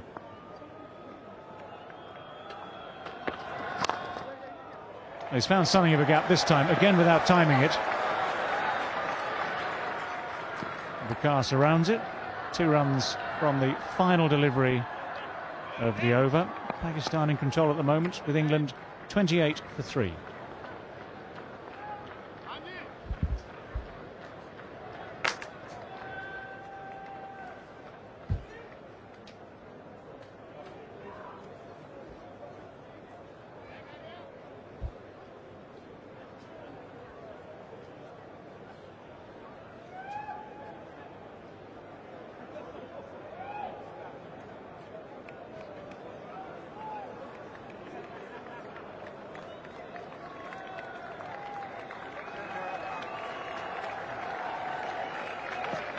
Well, someone's got to start to get on with this soon. Trescothick is doing his best. He's still having opening innings, 21 runs from 38 balls, but Pakistan keeping things under control for now. Time for a change in the commentary box, where it's now Ian Botham with Paul Allott. Thanks, David. Yeah, England in dire straits here. 28 for 3.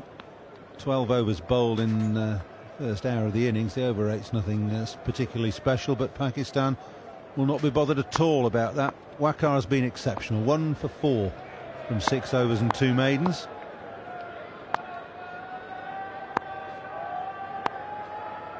He's coming in now for his 7th over.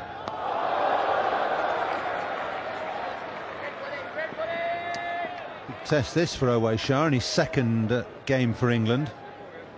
Made his debut against Australia at Bristol on Sunday. Made 28 not out from 24 balls. A very different innings is required of him today.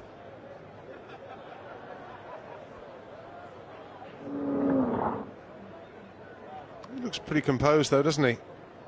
I know this wicket very well, of course that will help.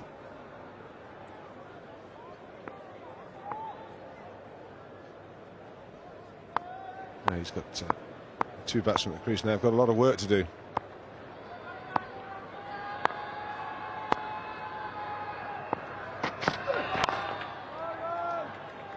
Been a lot of hitting of the field by England, particularly Trescothick played some big shots that have been hammered straight at fielders. And the singles have dried up as well.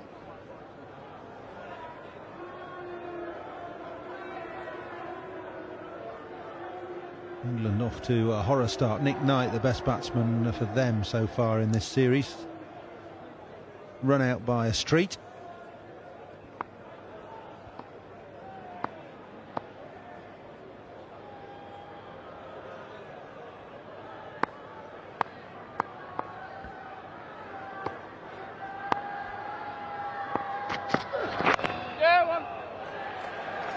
Shah off the mark from his 8th ball.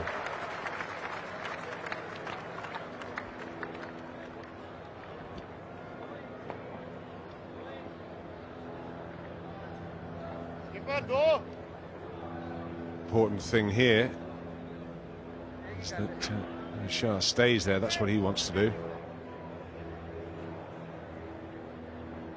Keep some wickets intact. Good test of the young man's temperament.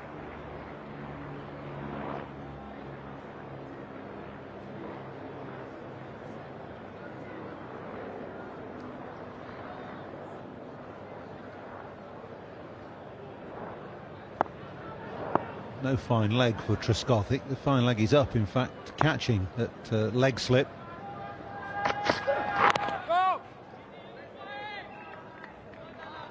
Means that Waqar's line has to be spot on, anything leg side, and Trescothick will look to flick the ball away behind square.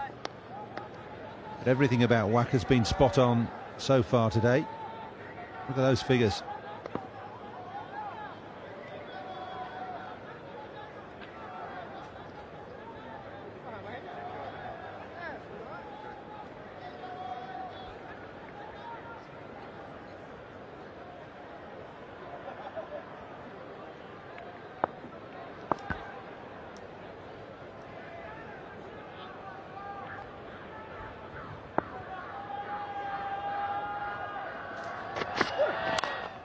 Bit of width there, that's through the covers, that'll run away down the hill for 4. 4th boundary for Trescothick.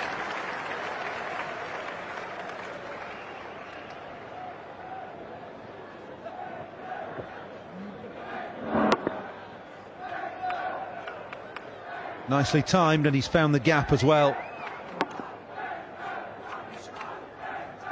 Width from Waqar for probably the first time in his 7 overs.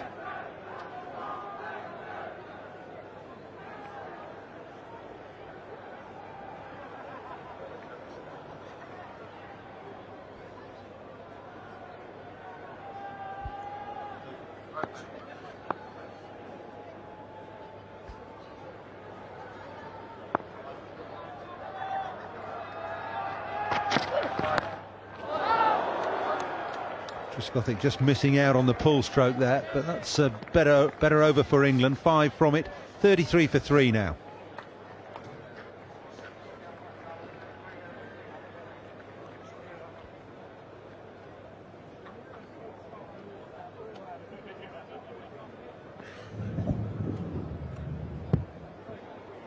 Bouncing quite as much as Marcus Trescothick thought.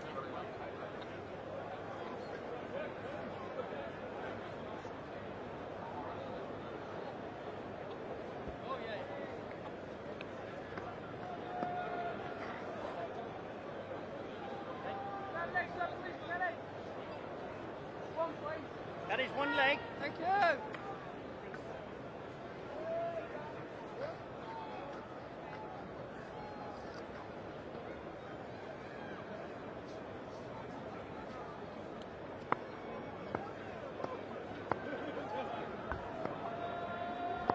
Razak again.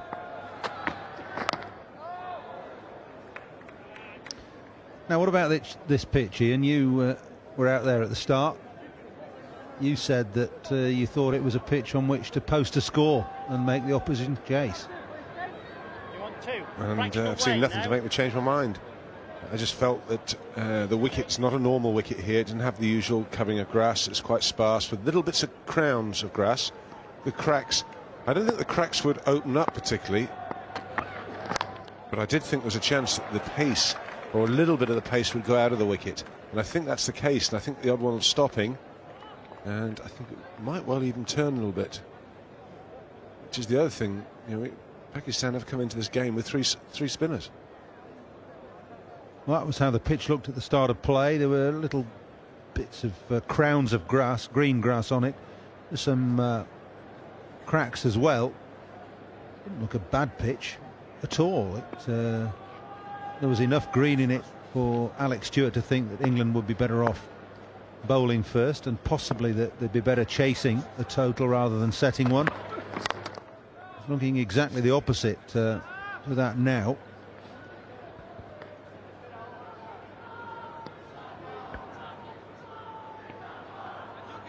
Been a really good new ball spell by these two, though. Razak has chipped in, 1 for 25, 1 for 9 to Waqar, and the run out.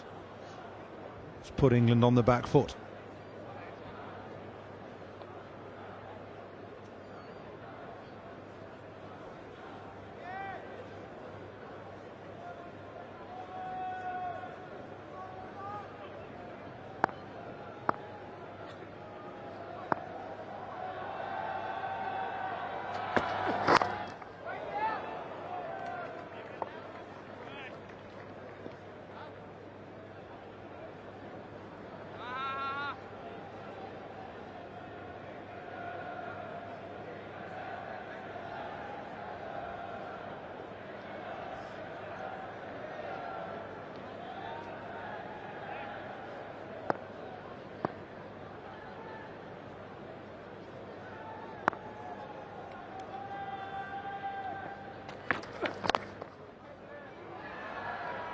Abdur Razak was quoted in the morning's papers saying that he wanted to play county cricket in England. He was just waiting for somebody to talk to him.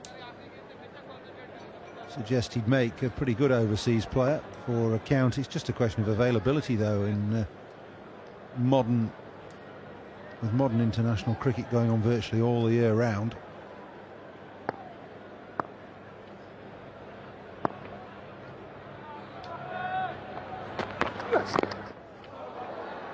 Fine over, just a single from it. It's 34 for 3.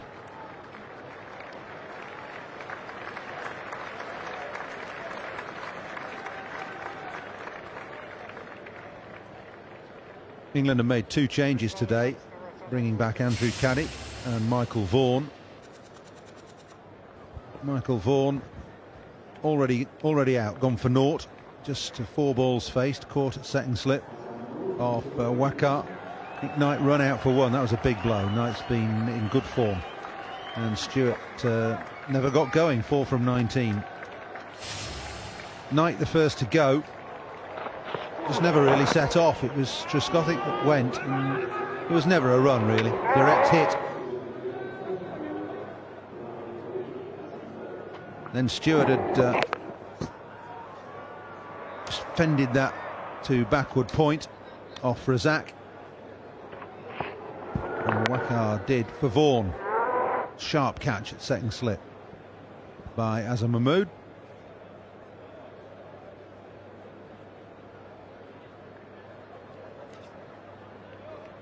Change of bowler from the pavilion end. Azam Mahmood replacing his captain.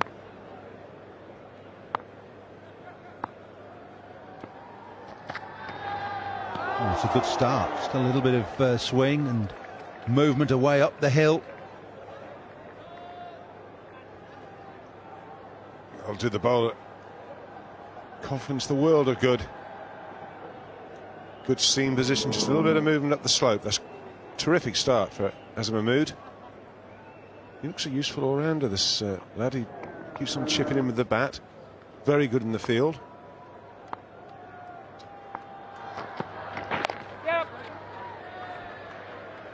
And knows what he's doing with the ball.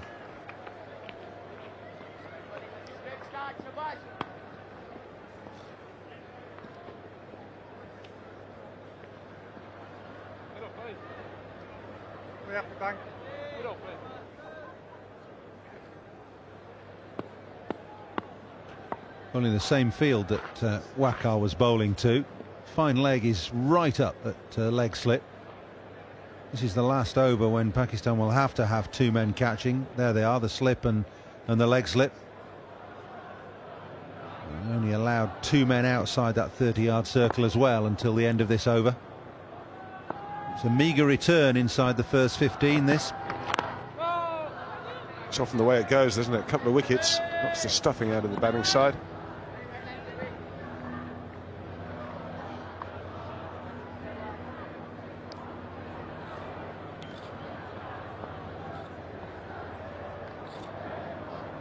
Croft sitting there with Coach Duncan Fletcher. I thought he should have played today, Croft.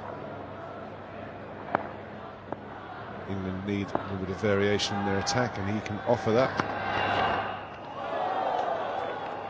So this time, Azam Mahmood getting this one to go down the slope.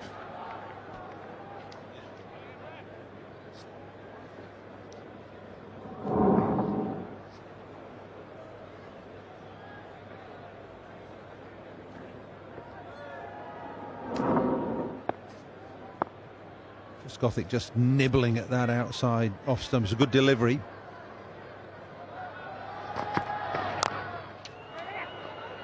That's a good round from O'Shea. He's made it easily.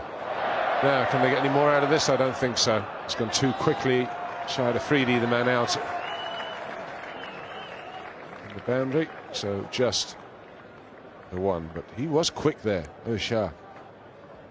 Yeah, it was a stolen single. Well in.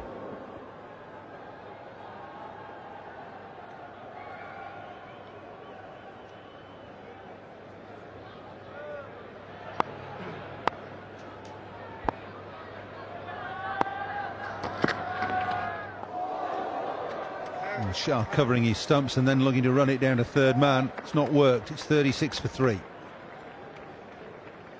So that's the 15 overs up. England going at 2.4 and over. It's the lowest first 15 over score of the series so far by some margin, by 20 in fact.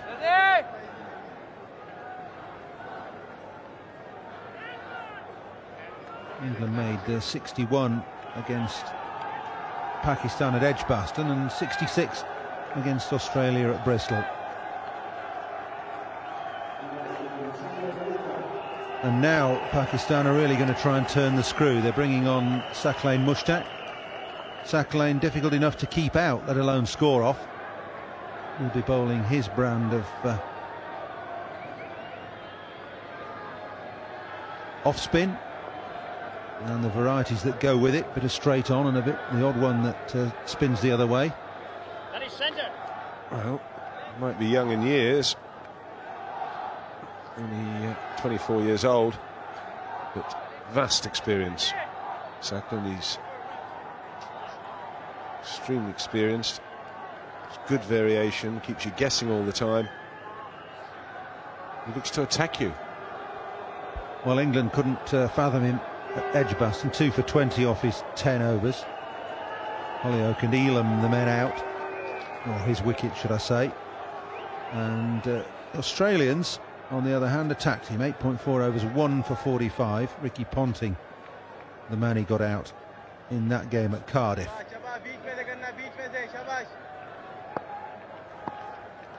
Bowling with a slip to Marcus Trescothick.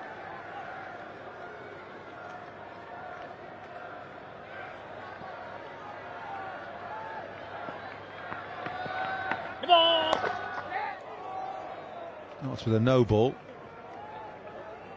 Well, tell me why Trescothick didn't hit that through the offside. Because it was premeditated. He was already looking for the sweep before the ball was bowled. Watch. There you go. And it's a high full toss around the off stump, and it's a free hit. You could club that any way you wanted down the ground. Just swing from the hip.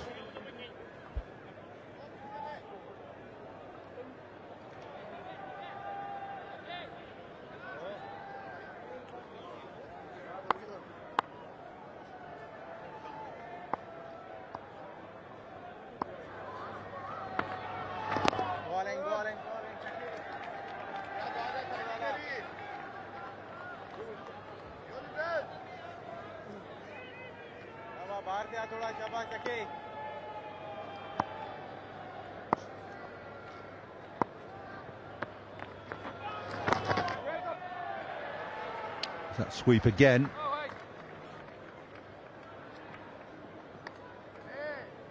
Again, it's premeditated, and again, it just brings a single for O.A. Shah.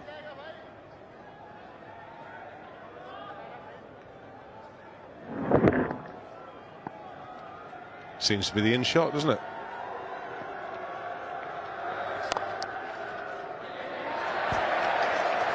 It's better it's through extra cover. This time, that's where the first ball of the over should have gone. Trescothick makes amends here.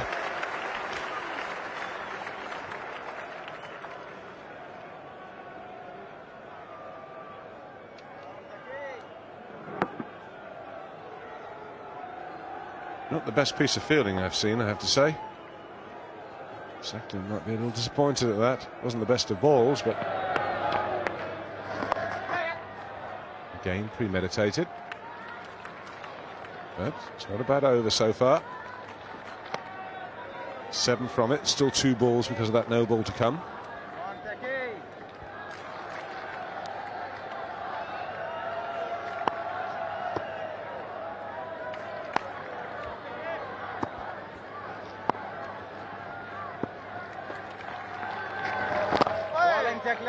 It was a tempter from Sacklin, just giving it plenty of air. And the ball actually went straight on, didn't turn at all.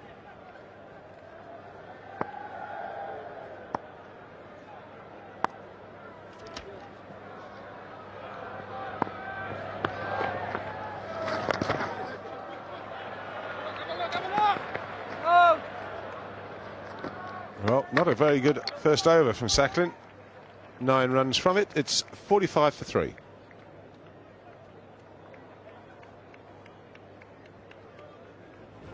I'll just watch this ball and I'll come back to you. Been a while, Slash, but you have a situation where Tiger Woods is going into major tournament, best golfers from all around the world, and he's even money.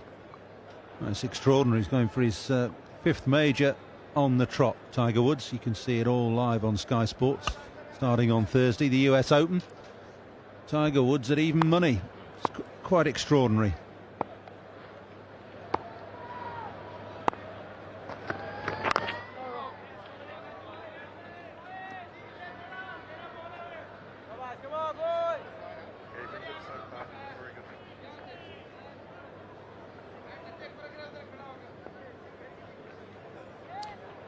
O.A. Shah's made a slow start, 5 from 19.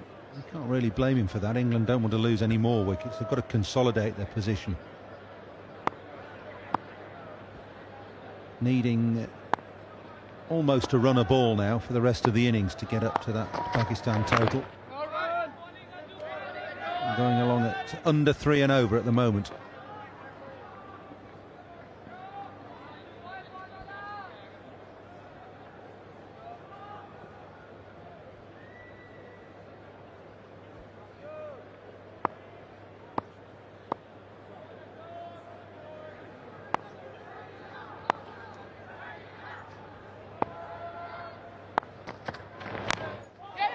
Inside edge, pass leg stump. Not sure I like this obsession with trying to run every ball down to third man. You know, there are other shots in the book and a lot easier to play. And I'm just a little worried that he's going to get himself out doing this. He's had quite a few goes at this. Look, it's just a little run down there he's looking for. This time it's an inside edge past the stumps. He's played and missed it a couple. Not convinced about that shot.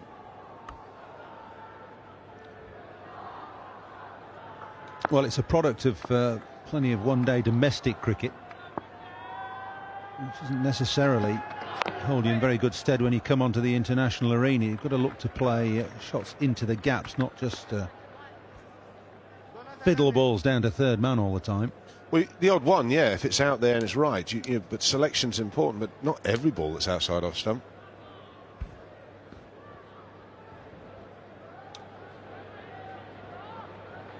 And just look where the gaps are. There's drops it square or towards gully, there's a run.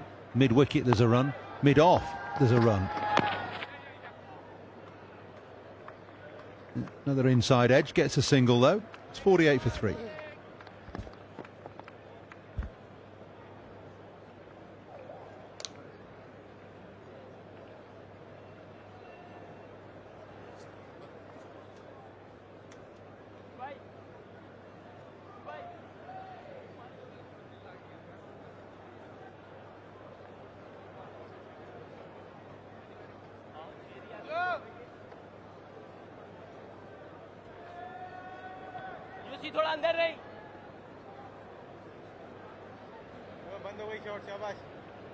Pretty good afternoon weather-wise here in London. Lord's looks a picture. England need to pick up their game. There are 195 needed to win at getting on for 6 and over. And Sacklane's bowling. Bowling, Saki, bowling, shabash, shabash.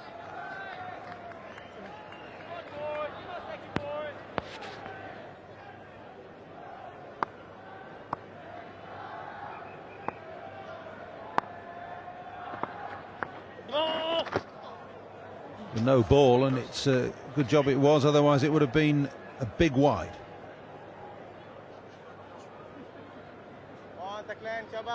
Kenny Palmer's been pretty sharp on those wides today.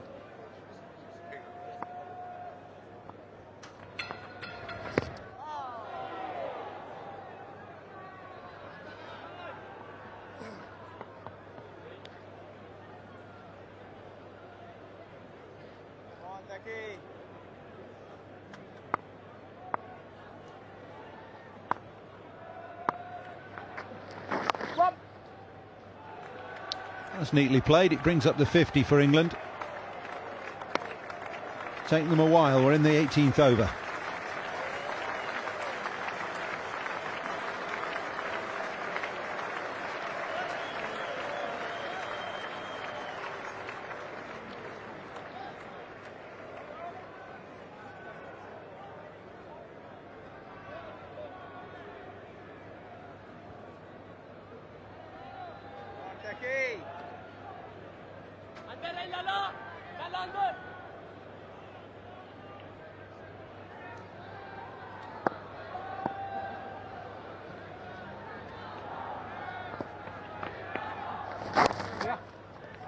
Two men out on the leg side boundary, one at mid wicket and one at backward square. There's only one down there. Have a look at the table for this NatWest series. England in a poor position, to say the least. Yeah, not too healthy, is it? There are, I think, 6 games each. Does it work out at? So it wouldn't be. I mean, wouldn't be a great situation. But they could still salvage something, but they'd have to play exceptionally well from here on in. Well, they're giving themselves no margin for error if they lose this. England, they definitely have to win the next 3. And 2 of those are against Australia. That's the enormity of the task.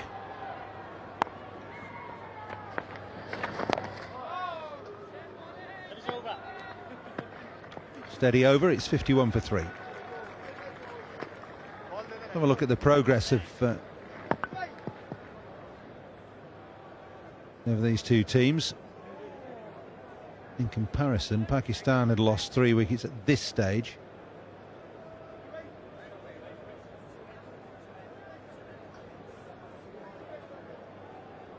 And England, well, we've just never been up with Pakistan at any stage. And that gap, even though it doesn't look particularly wide on there, it's a 19-run gap in comparison at this stage. Pakistan 70 for 3, England 51 for 3.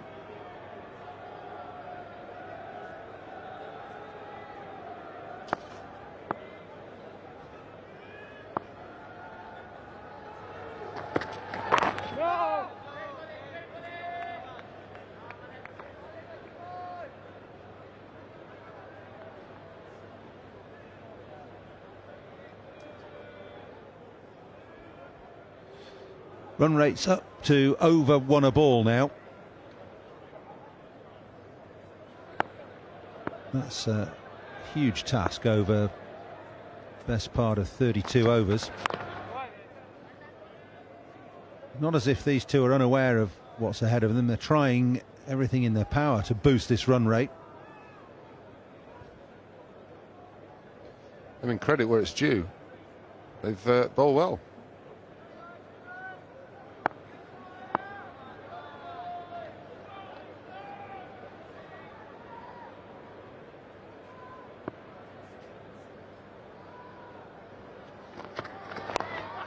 Front edge, luckily over extra cover. And Trescothick will pick up a streaky 2 runs. And very much accepted at this stage as well from the England camp's point of view.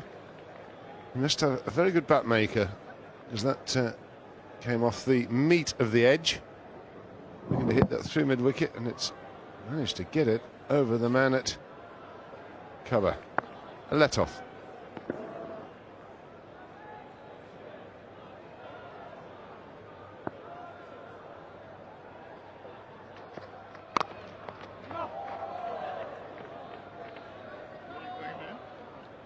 Good early call there from Shah. Straight away, no.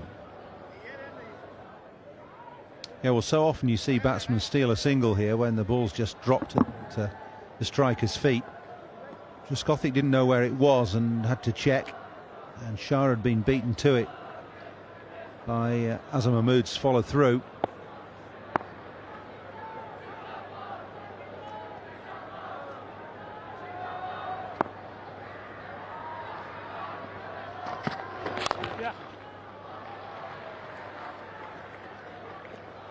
Good positive push for a single.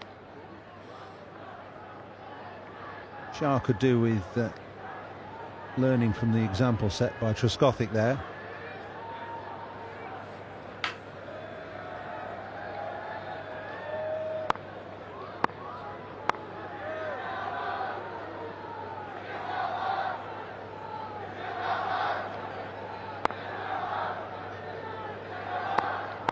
England not really picking up this scoring rate at all.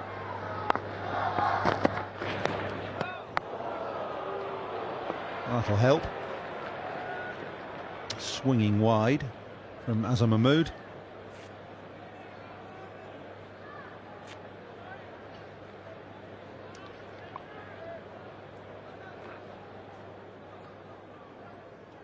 There's not much for the home crowd to be cheering about at the moment.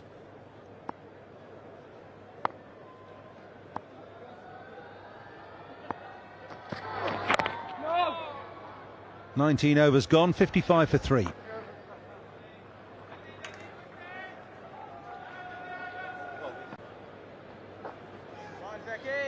...188 runs to win. That's the small matter for England to consider.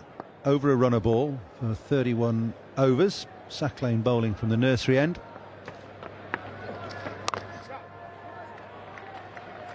A long single out to deep cover, and Jeff Thompson and Bob Willis are with you now. Thank you, Paul. Well, this is tough and turgid going for England. Say they're rebuilding a side for the next World Cup campaign. They've got a long way to go.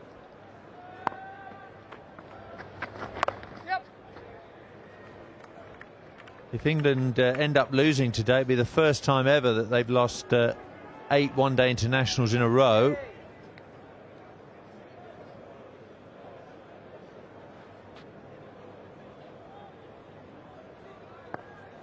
Yes, they're certainly making hard work of this one, Bob. The hole seems to be getting deeper and deeper. They just can't get the run rate up.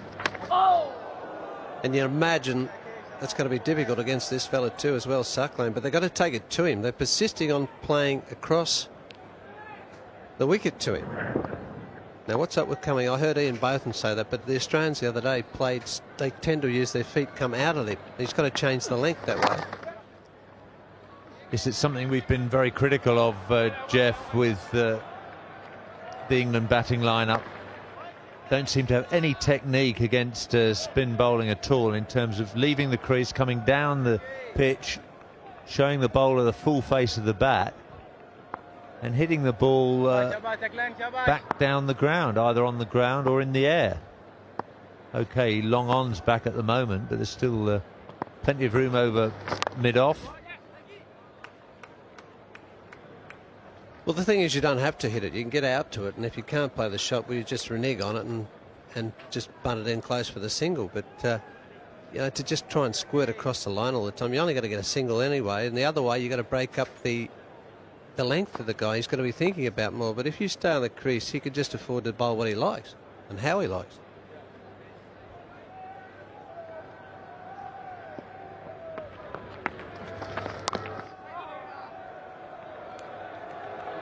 Four singles only off the over. 59 for 3 off 20. 30 overs to go. England need well over a run a ball now. This is the comparison of England's innings against Pakistan. Pakistan's run rate 4.84. They haven't managed to score 10 runs off any over yet. One sack lane over went for 9. It's the best England have managed so far. Early wickets will always set aside back in one-day cricket. Teskothick's not prepared to take too many risks. He's already had one let off. He's trying to chaperone Shah through this innings. Well, it's a 17-run split too at the moment. 3 wickets the same, but at the 20-over mark, there's just 17 runs in it. Well, that might help you a little bit by the look of that. Waqar limping off. That doesn't look good for him.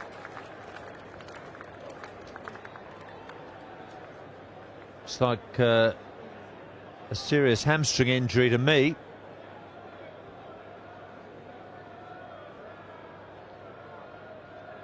Faisal Iqbal's the substitute for Pakistan. Here's Azam Mahmood again to O.A. Shah.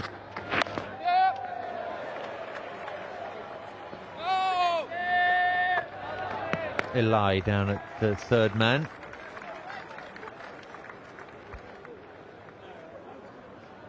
Well, I mean, that's bad news for Pakistan. By the look of that, for Waqar limping off there. But it could be just what England need, provided they could make a fist of it here in the middle overs. Now that doesn't look good. He's not bending that leg too much, which makes me think the way he just went up there, it's the hammy.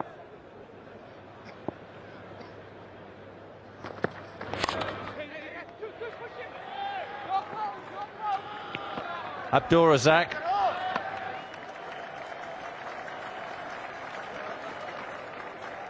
Well, he's pumped up a little bit this game, isn't he? Bowled well in his opening spell. Didn't have much joy again with the bat. And just wringing his shoulder after that quick return there.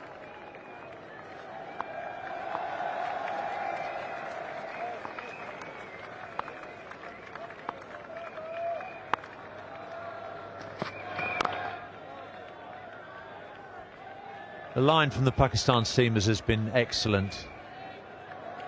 There was some wide stuff from the England backup bowlers, Cork, Elam and Hollyoak.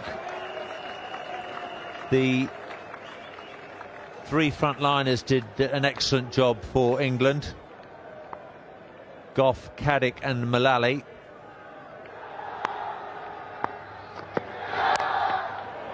That's away. This time England have got a much needed boundary. Not the most elegant shot, but it's gone for 4. That's all that matters. Well, it wasn't pretty, but the field was there to do it, wasn't he? He just knew that if he got a bit of bat on it, which is all he did, he didn't get a lot on it, that onside was way open. Man, just flicks it there. Cramped him for a bit of room, just got it forward of mid-wicket and away down the hill. That's what he needs to make up a few shots here. England need a few of these to get them back on track.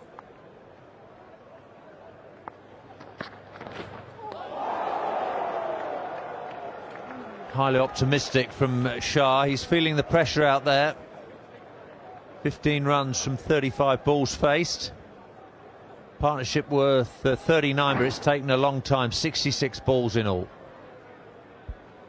Well, that one did come back a long way down the hill. Still misses by a considerable margin, but big gap there between bat and pad. And straight through that and just past the off stump.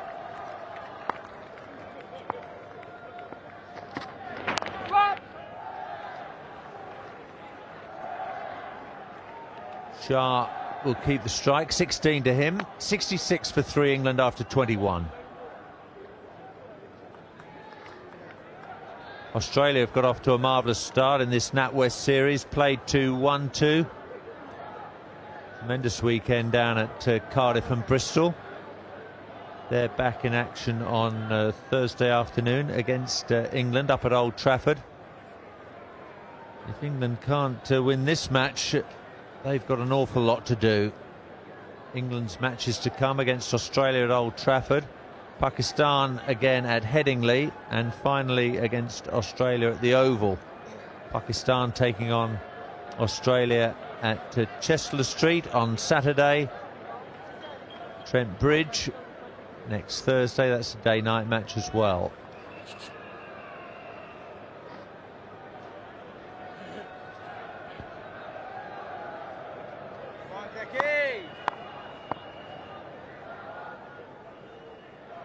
Sacklane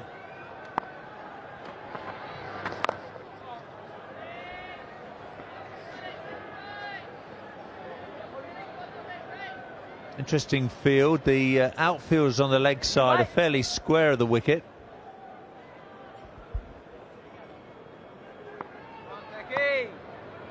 Inzamam's in charge with the whacker off the field. Inz is at mid-off. Sounds as though we've got another captain involved, Rashid Latif,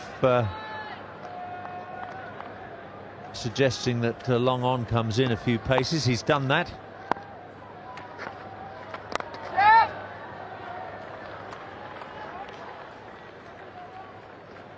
Well, there hasn't been too many hit down to long on, has there, for a starter? I don't know. I just think they've got to put a little bit more pressure on England there. Could afford to bring him up, especially against the man bowling at the moment, Sacklane.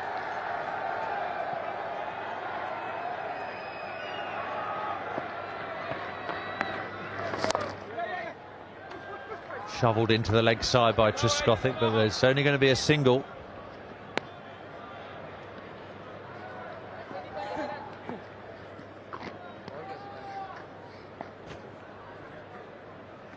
Come on.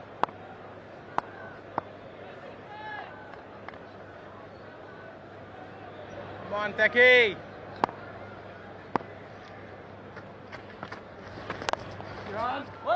That's nicely placed, but Razak's across quickly. They can't risk the second. Good call by Trescothick.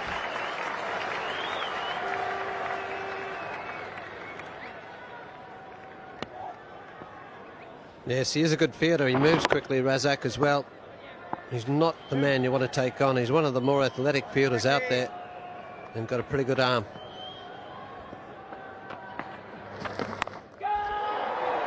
In the air, but bouncing short of the man behind point.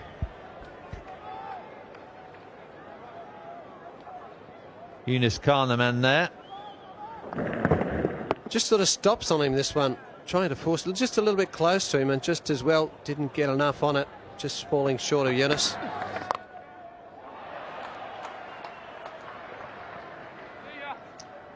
Four singles again. 70 for 3 England.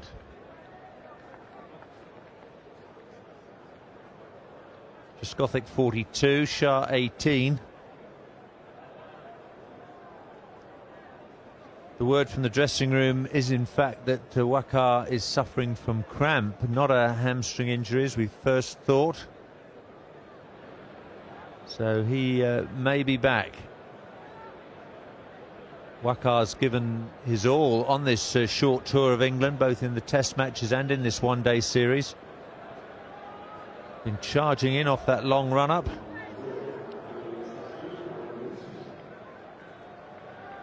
Well, that he has been doing, that's for sure. He's done really, really well and really enjoyed skippering the side. Done a superb job for Pakistan. But England at the moment, this run rate required going up, and the one at the moment that they are acquiring is going down, which is quite obvious, but they're really struggling to find those boundaries or just get the bat on the ball.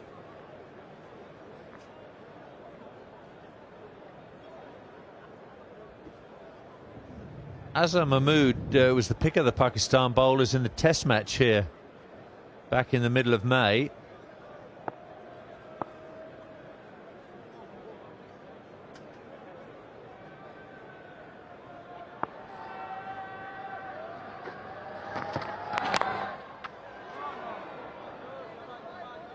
Well, he's a bit chirpy too, he looks to me, Bob, when you have the close-up camera on him.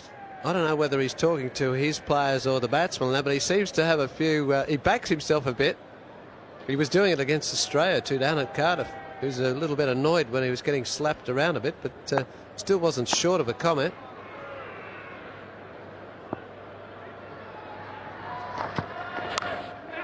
Well, Trescothick's gone after that. It's flown away to third man. Razak's down there. Again, it's just a single. Pakistan have lifted their game in the field.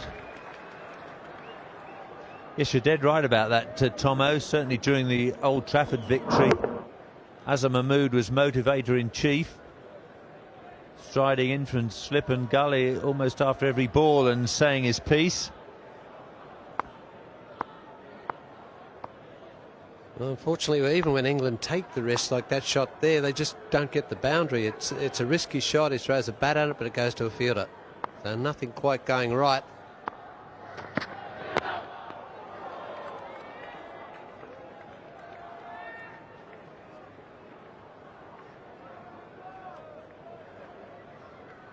Pretty hard to smash this sort of delivery. Full.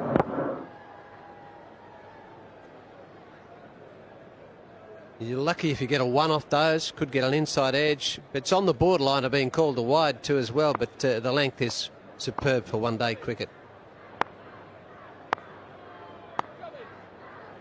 Inzamam, the acting captain, still employed at slip. Eli again at third man. Thick edges is all England can manage.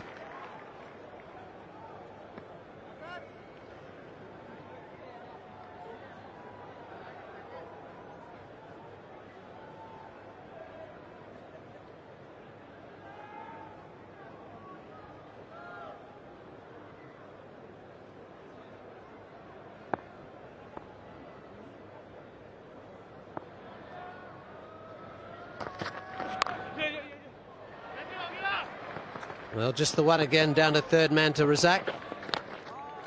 3 singles off that over. 3 for 73.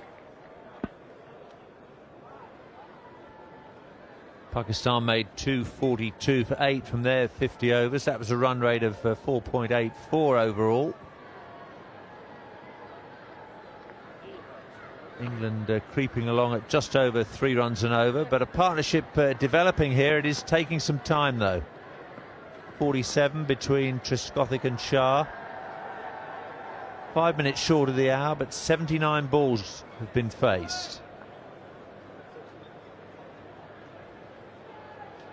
It's going to be Saqlain again from the nursery end. Azam Mahmood's going well at the pavilion end, but perhaps Inzamam might consider spin from both ends for a while at these two players.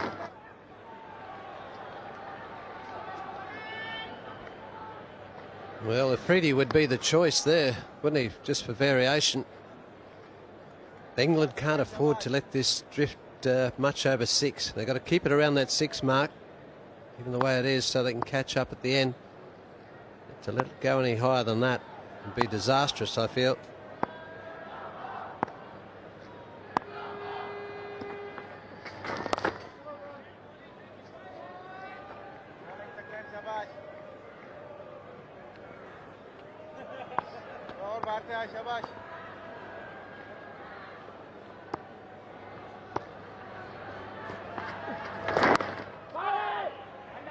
Fine delivery from Saqlain.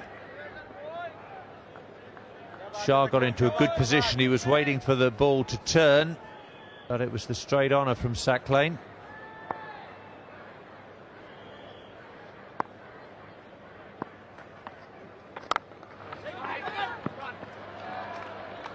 Saqlain can't get across to that. Elahi tidies up at long on.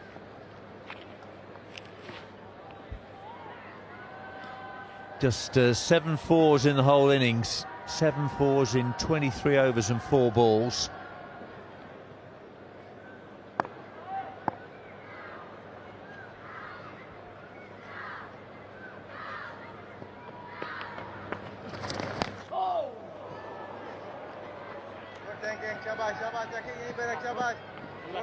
Well, just in comparison to Bob, there wasn't that many in Pakistan. 12 fours, 1 6 in their innings too as well. Boundaries were hard to come by. It's just one of those games.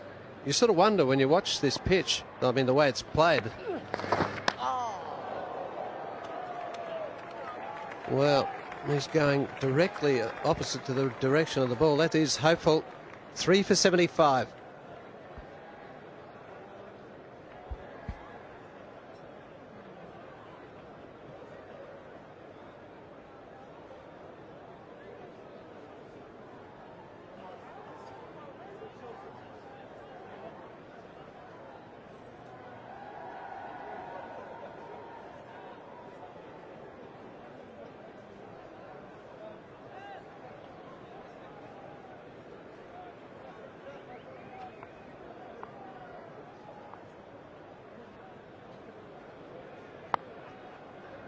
England with a mountain to climb here. Here's Azam Mahmood. OA Shah's on 20. Do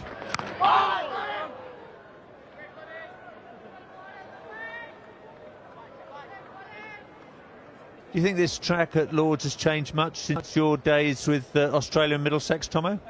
Well, I think this one's a little different, Bob. It seems to be a bit, well, slowish today, I'd say. It seems to be holding up a touch. It's probably got, obviously, less grass than normal tracks. But just lacks a touch of pace. I think that's probably why the boundaries haven't come. I guess we got a bit spoilt at the weekend, didn't we, at Cardiff and Bristol. The ball was flying to the boundary at regular intervals. I think both pitches were a great credit to the groundsman down in the West Country. Pitch at Edgbaston was good too, although England struggled to make hay on it.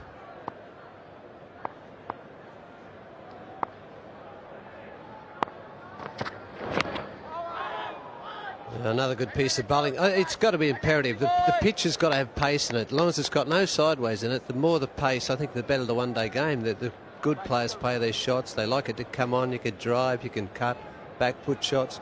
But if it's hard and if it keeps low, hard to score and slow pace, it makes it very difficult for everyone. Makes it a lot easier for the bowlers to contain you and very hard to hit the ball around, which is what people want to see. Well, we saw the world's 2 fastest bowlers on view at Cardiff, and they disappeared to all parts.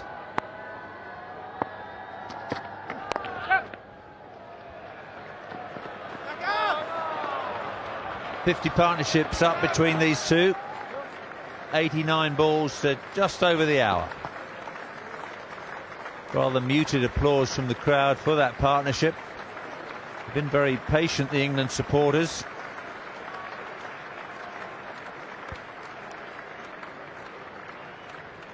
Well, Duncan Fletcher's worked miracles with England's Test match team. He's got a lot more work to do with the one-day outfit if they're going to be serious contenders for that next World Cup in South Africa in early 2003.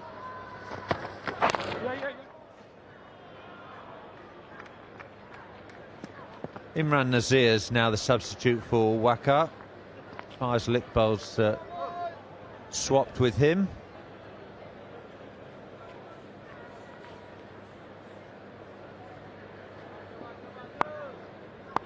Quite outstanding fielder, Imran Nazir. A very exciting opening bat.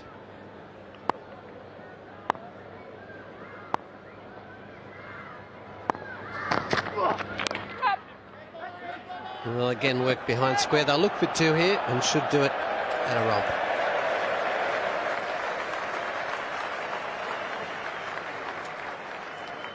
Halfway stage for England, they've made just 79 for 3. Well, at the halfway mark, Pakistan were 100 for 3. So in their last 25 overs, they made 142 for the loss of 5 further wickets. England need a lot more than that. They need another 164. Yes, disappointing, I suppose, for the crowd that's in. A very, well, anti-crowd. A lot of England supporters out there, as you could tell by the way they've gone quiet. They've come here to see their team do well, but unfortunately they've been set back on their heels the early stages and just finding it very hard to recover at the moment. Plenty of Pakistan supporters as well. England deciding to go in with a comparatively short batting order, with Shah playing just his second game at number 5 and Ben Hollioake at 6.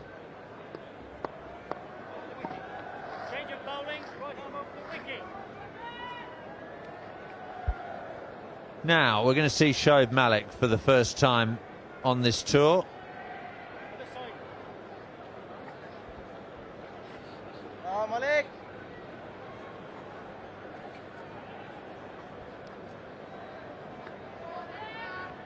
Come on, Shoaib. Tall man, just under 6 foot.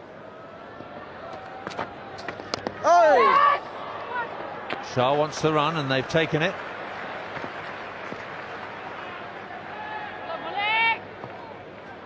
Shoaib Malik's played most of his one-day cricket in Sharjah. Come on, Malik.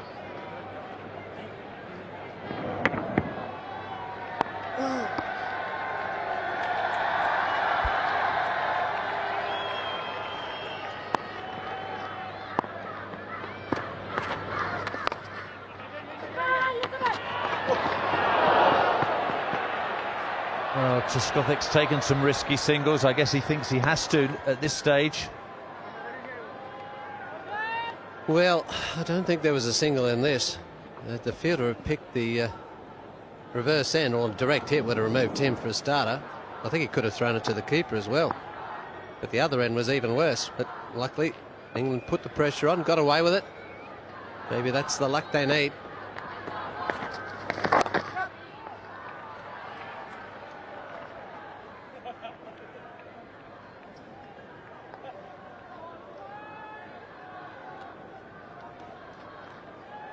Come on, Malik.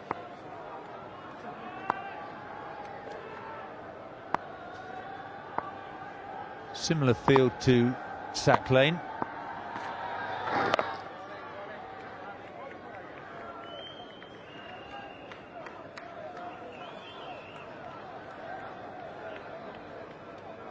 Come on, Maliki. It's a bit of an ask, isn't it, Bob? Just getting back to what you said with Shah in here at the moment. At 3 down in a match you need to win. One-day cricket is won around batting, as far as I'm concerned.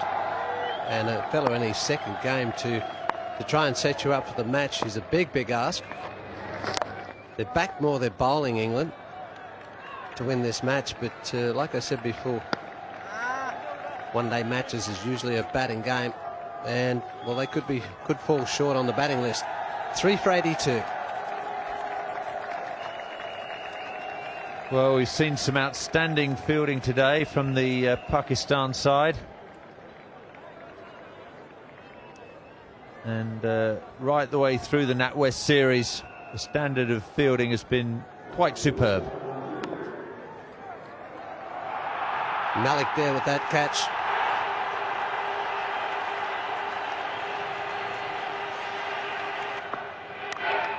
That's Syed Anwar taking that catch to dismiss Michael Vaughan at Edgbaston.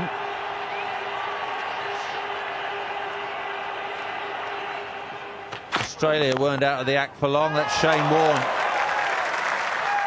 down at Bristol.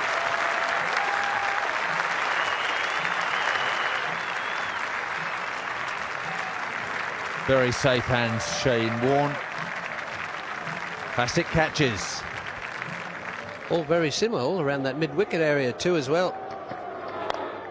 No doubt there's plenty more to come. That one won't be one. It's in between both fielders there, just over short point and short of the third man.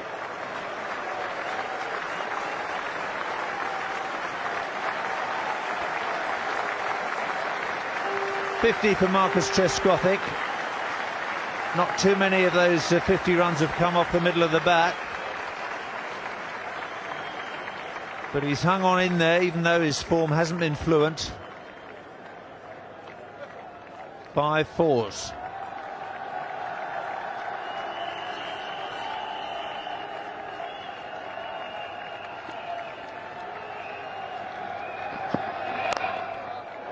It's a better looking shot. Down the track and flat batted over mid-off.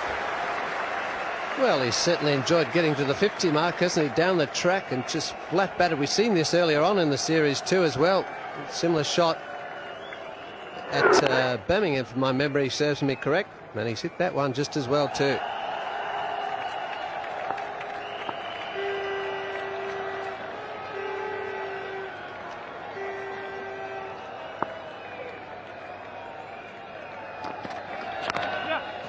That boundary's forced mid-off back to long off.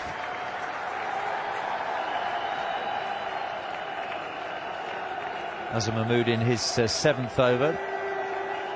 No wicket for 30.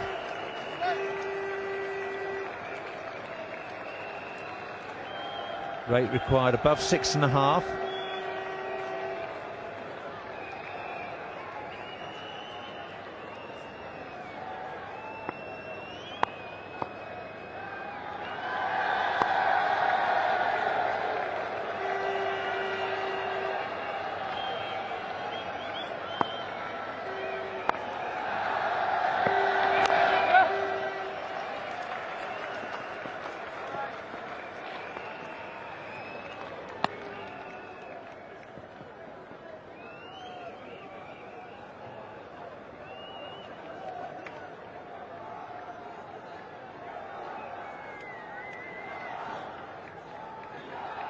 Well, the England 100 just creeping up. It's taken a while.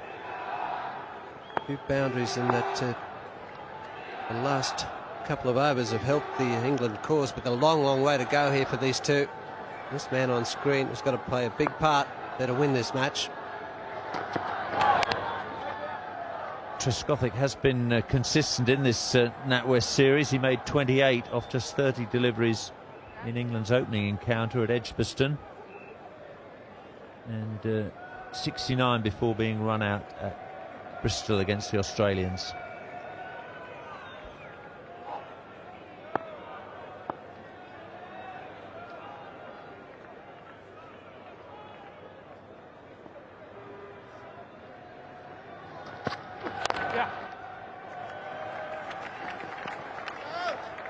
They'll settle for one. Trescothick will have the strike. 27 overs completed. England 91 for 3. 6 fours in Marcus Trescothick's 50.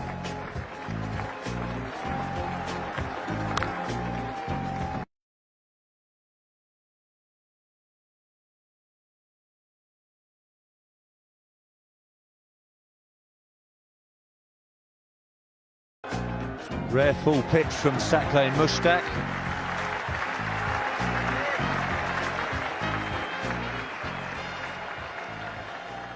Trescothick has taken to international cricket like a duck to water.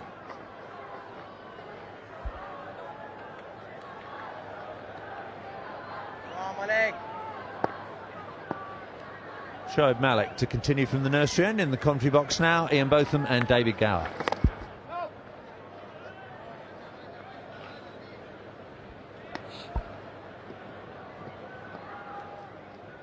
Thanks, Bob. Bowling Shubi.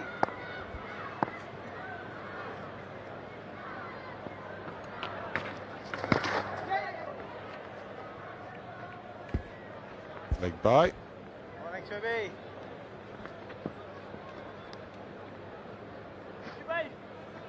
Coming over the wicket. Come on, Shuib, shabash.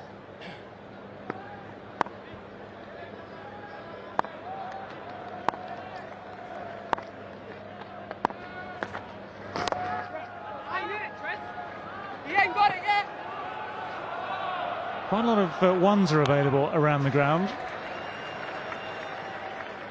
Pakistan have fielded mostly very sharply. This is the odd catch going down. Come on, Shubi.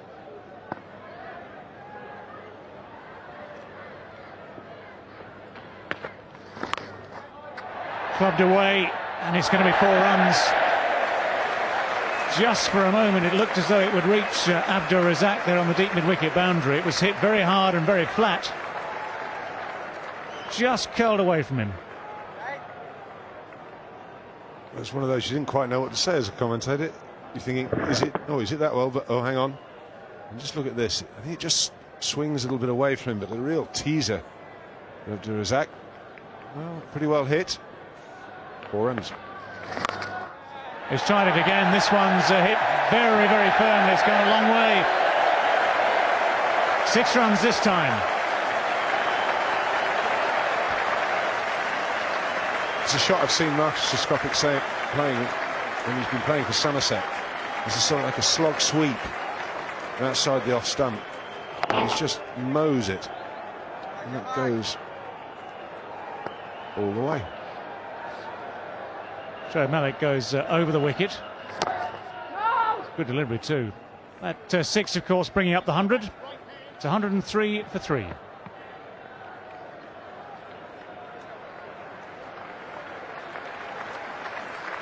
Well, good over for England, and my word, they needed it too. 12 runs coming from it.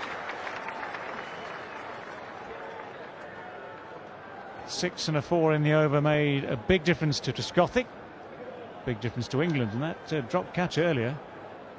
Yusuf Yohana dropping Trescothick. That will be preying on his mind now. So it's 140 runs now left to win. The asking rate still well over 6s. Another 22 overs remaining. I have to say, though, I think they've done well to keep the run rate required at just over 6, because when you lose 3 wickets as quickly as they did, and you find yourselves very much in the mire, they've done well, I think. You know, they've steadied the ship, and if these two can keep going now for another hour, then England will be in with a big chance in this game. But it needs this partnership to go on. Come on, Shady. Well, bowling for the first time today now, Shahid Afridi. Quick leg breaks just about to come from the pavilion end. Well, they might look for 2 here. And Shahid, I think, just slipped on the turn there, which just put him off. I think otherwise he'd have been on for it. Well, it's certainly worth looking. And England have to pick up everything that's available. It's that simple. Go, go, go. Go, lene udhar. Instructions being shouted left, right and centre here as the left-hander takes over again from the right-hander. Men scurrying left, right and centre as well.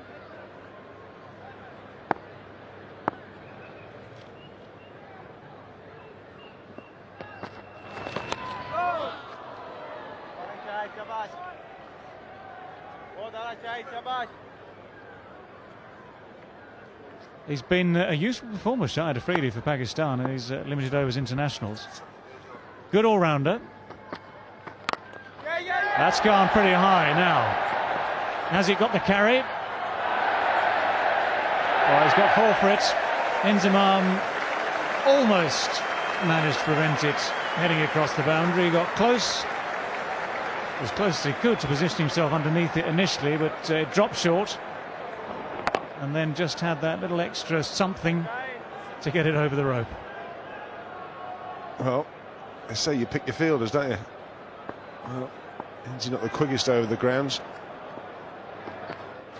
Not sure there was too much you could do about that, though. Well, that's premeditated and well played. Well, this is good stuff from Marcus Trescothick. He's done all the reconnaissance. He's hung in there. He's kept things ticking for England. And now he's got his foot firmly on the accelerator against these spinners. And again, repeats the dose, but he'll only get 1 for it this time.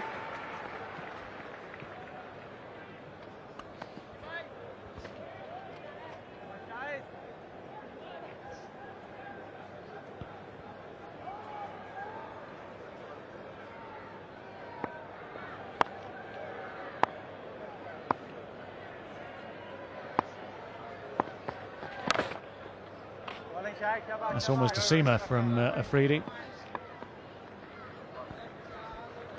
8 from the over, the first from Afridi. It's 111 for 3.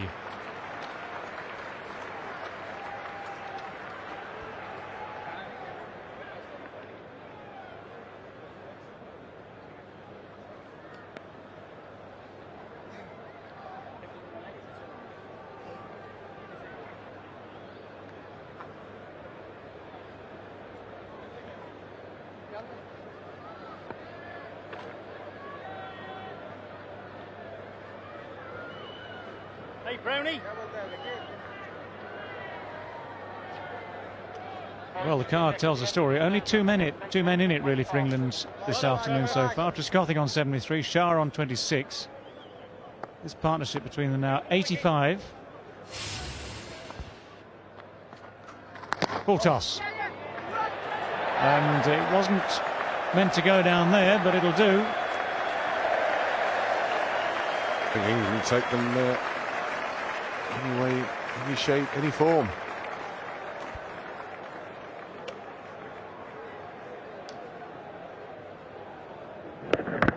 Doesn't matter. Trescothick would have liked to have placed it away, but just a tiny inside edge was enough.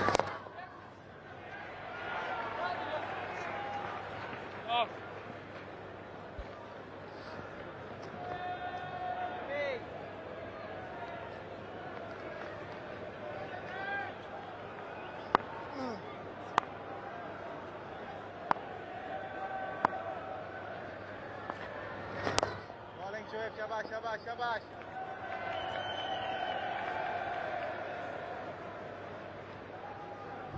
He's the man that's going to have to stay there.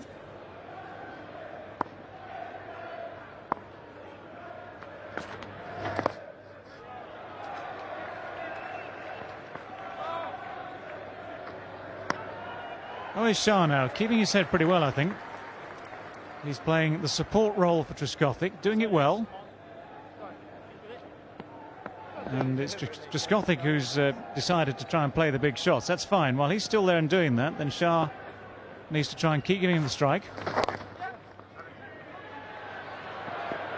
And those shots of Trescothick's have spread the field far and wide. It's good running.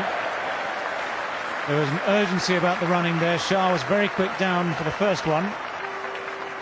And in a great position to turn quickly back for the second.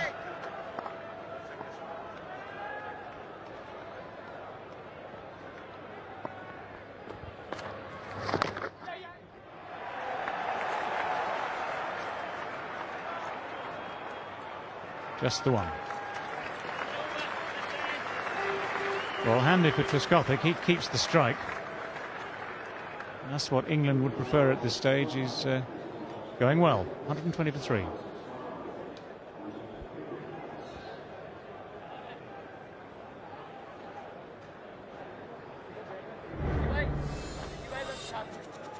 This is where the runs have come for Trescothick. Pretty even split. just predominantly on the leg side, 51% offside, 49.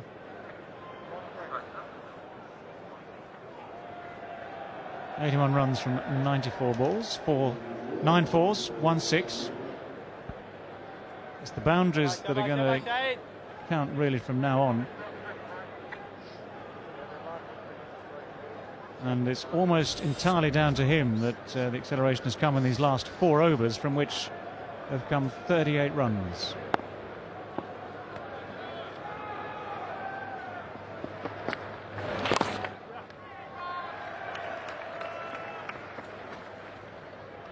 Bowling Shady.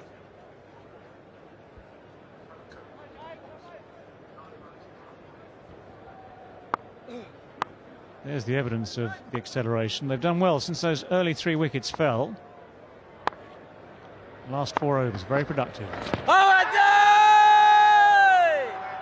Still there. Well, it's got to be outside the line for a start.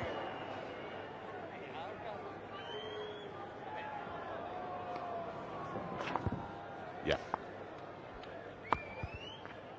Oh!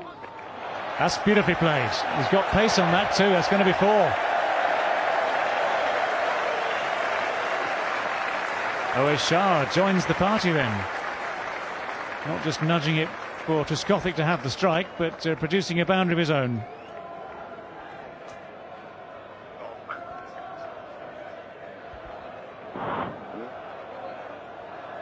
Did well to get it so fine.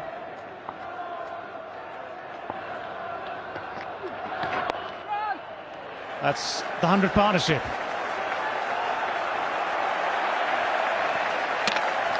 Well, the balance just starting to change here in this game. England have done well to spread the field. Now there are gaps. Now they're picking up 2s as well as boundaries. Exactly, and as you said just now, how are these two? And England will be very much in the driving seat. What I'm impressed with is Owen Shah has come in, as did Marcus Trescothick when he came in a year or so ago. Just doesn't seem phased. Seems very happy in the big arena.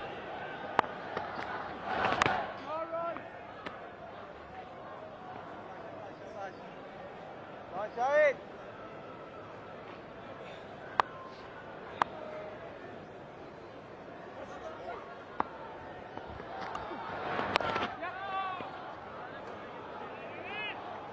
.127 for 3. Shabash, Shahid, come on.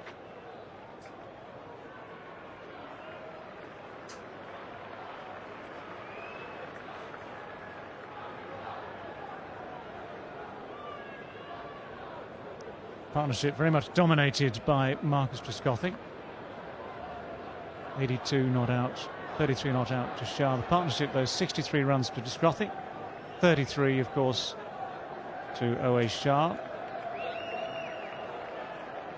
The truth of all partnerships, it's not what the individuals do themselves, it's what the partnership adds, and it's going well. 101 now from 127 deliveries, and the acceleration is what counts.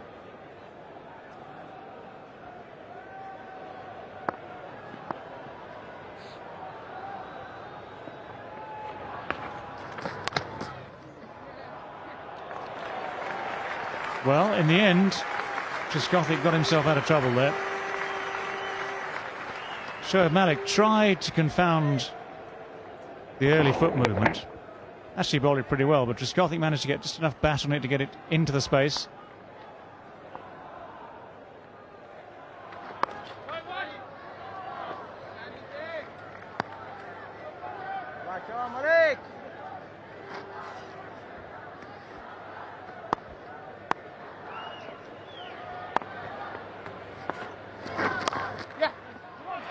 Well, that's well placed as well. Abdur Razak had to chase that quite some distance. Throw is wide, but they were always comfortably home for 3 anyway. I'll tell you what impressed me there, though, as much as anything. Ball before, he was frustrated because he hit it to the field. At this time, he waits and he deliberately opens the face of Shah. And we were talking about him looking to play too much, perhaps the third man off the seamers. There's nothing wrong at all with that shot.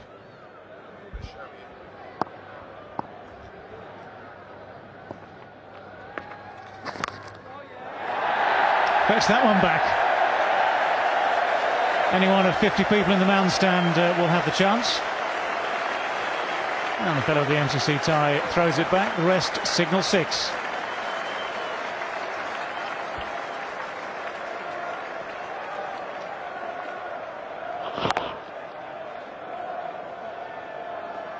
Well, it's that shot again, isn't it, that Ian Botham was referring to. This one's gone yet further. And it's Shoaib Malik's figures that are suffering now. He's going at 9 and over.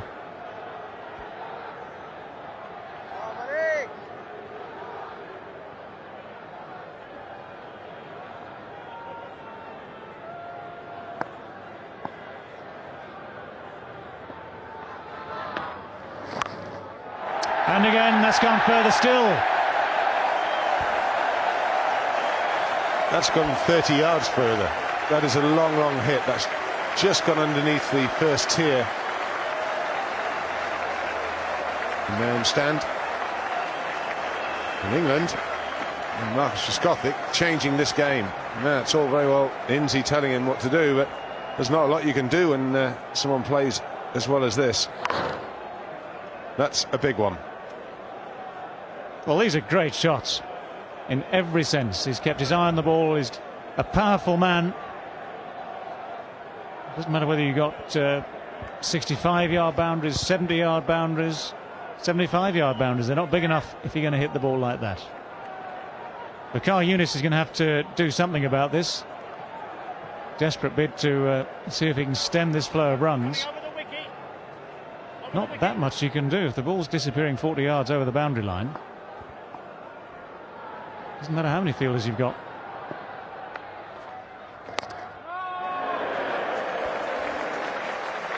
Change of angle as Shoaib Malik goes over the wicket. 61 have come from the last 6 overs. It's now 143 for 3.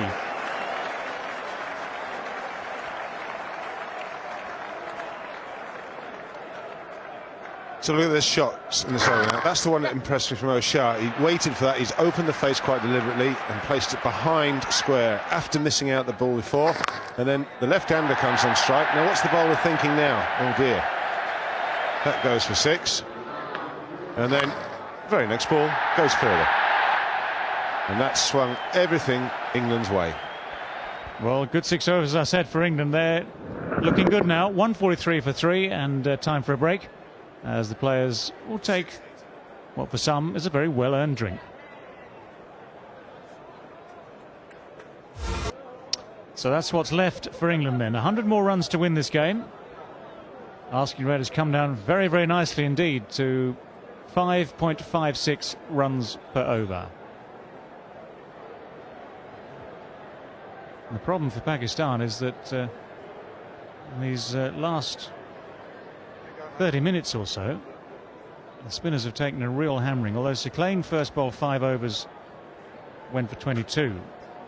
Shoaib Malik and Shahid Afridi have been going to all parts of the field. That's the way it looks anyway, mainly over deep mid-wicket, to be honest. Shoaib Malik has now bowled 4 overs at a cost of 39. Shahid Afridi, 2 overs have cost him 14. We can demonstrate the acceleration there. Look at that. A slow start. 3 wickets going down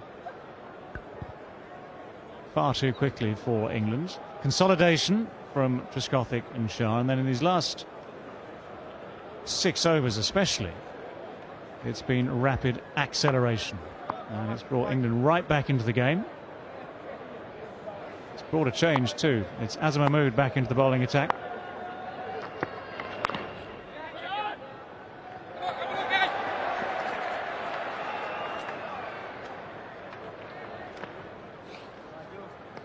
Well, England went into this game with an all-seam attack. They left out Robert Croft. Pakistan, for various reasons, including injuries to 1 or 2 major men like Wasim Akram and the withdrawal from the squad of Shoaib Akhtar, they went with the spin attack, bringing in Shoaib Malik.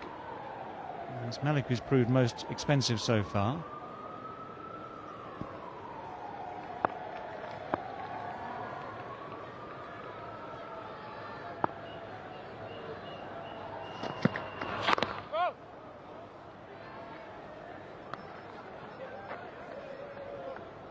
भाई को थोड़ा सा बाहर करिएगा.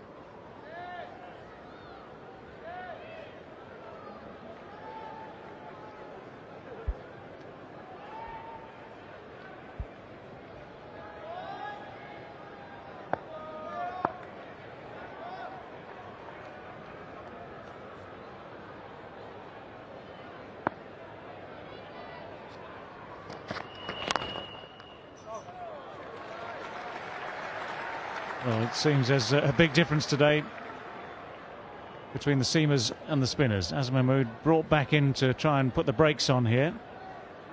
So far so good after 3 balls of this over.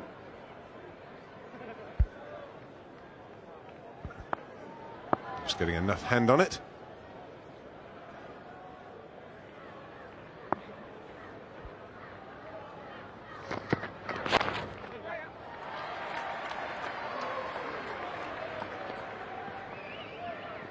Well, Pakistan won't mind conceding singles at this stage.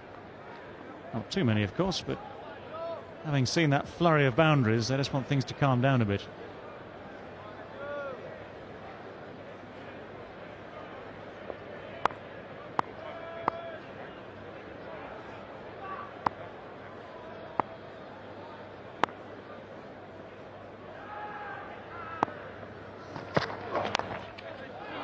Oh, Shah trying to find space, manufactures that one. He'll pick up 2.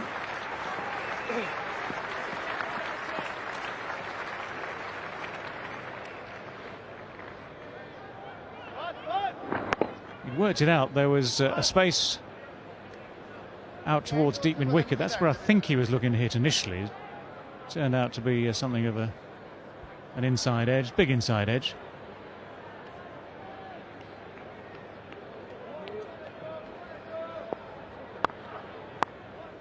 Now they've got the momentum going. England don't want to let up. And having got the measure of the spinners, now it's time to get the measure of the seamers as well.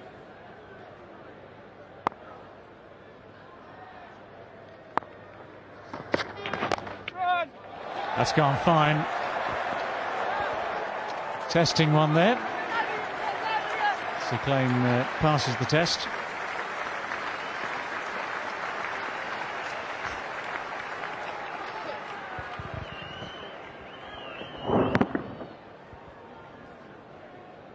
.149 for 3.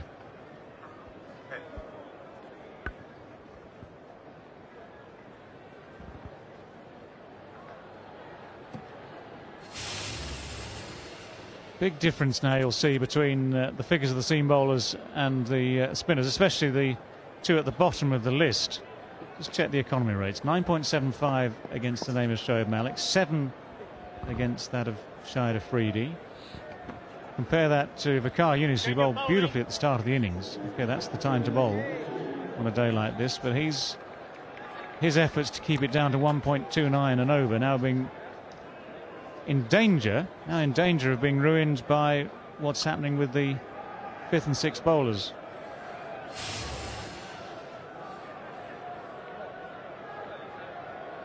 Well, he's taken out the lesser of the spinners. Placed his faith once again in Siclain Mushtaq. And he's centre, coming around the wicket.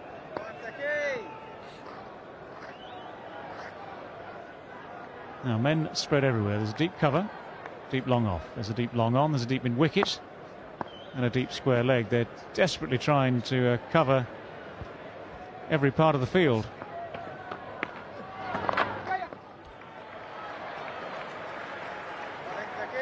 Single brings up 150 for England.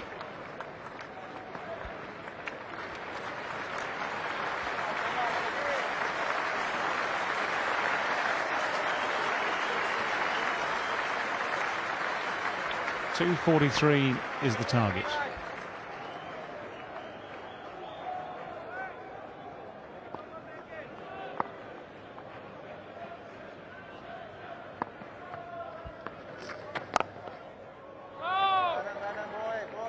Nice use of the feet. Actually got just a fraction too close to it, I think. Come on, Siclain, shabash.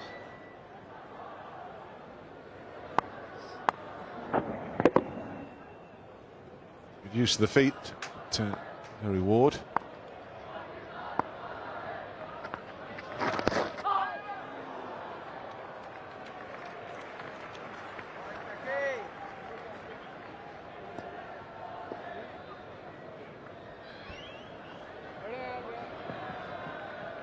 Come on, Taki!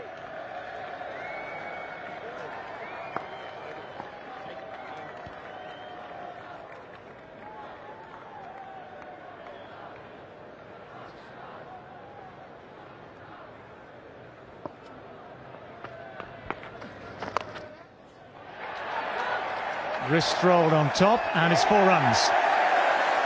That's 100 for Marcus Trescothick, his first of this series. Come at a very handy time, and the acceleration has been vital to England's chances. It's 101 from 104 balls. He's almost up to a runner ball. It's his first ever one-day international 100. Warmly enjoyed by all his colleagues there on the England balcony.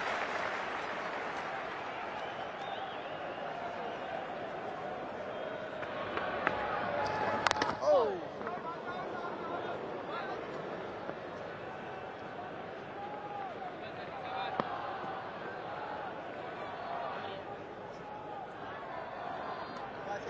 101 not out, 105 balls faced now, 10 fours, 3 sixes.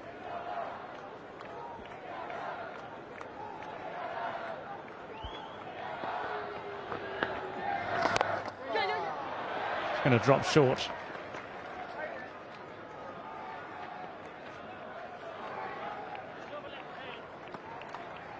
So 34 overs gone, 156 for 3. Trescothick now on to 102.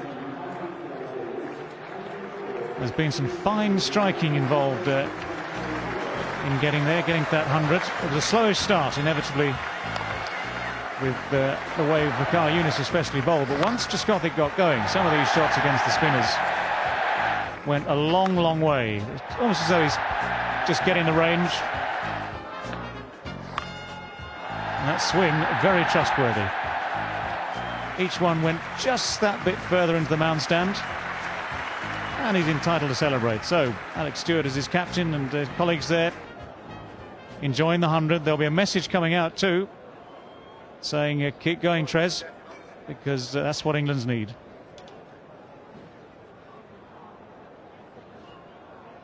So Pakistan under pressure now. England have tilted the balance.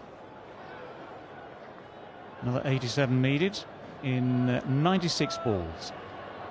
To talk you through now the next passage of play, it's Ramiz Raja with Paul Allott. Thanks, David.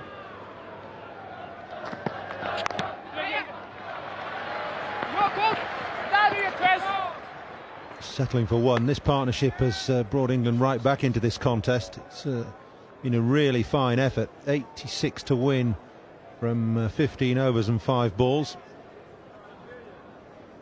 157 for 3, and it looked no more than 40 minutes or so ago that England were out, down and out in this match.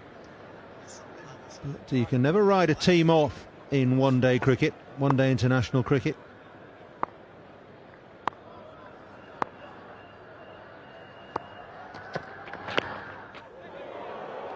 Easy single off the miscued pull. Trescothick has hammered a wonderful 100. Remember, he was let off early in the innings when he was just on 5 by Yusuf Yohana. Straightforward catch where the fielder had the time to adjust, get underneath the ball, didn't. That has proved to be extremely costly. Failing to hold to that one. Straightforward chance, floored.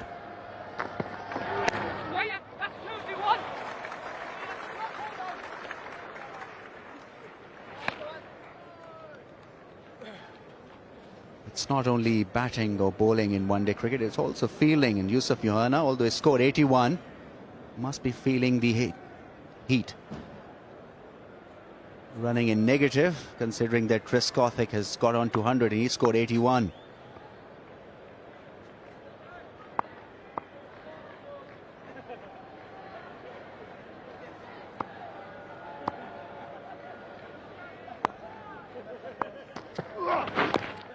Slower ball from Azam Mahmood. It's just tickled down the leg side, and Shah will come back for 2. It's good running. It's been an impressive performance so far by Owais Shah. He's had to take his time, and he's had to consolidate England's innings. But he's gone up to 44 now from 73 balls, and England are ahead in terms of comparison. It's looking likely to win this one. Wonderful partnership.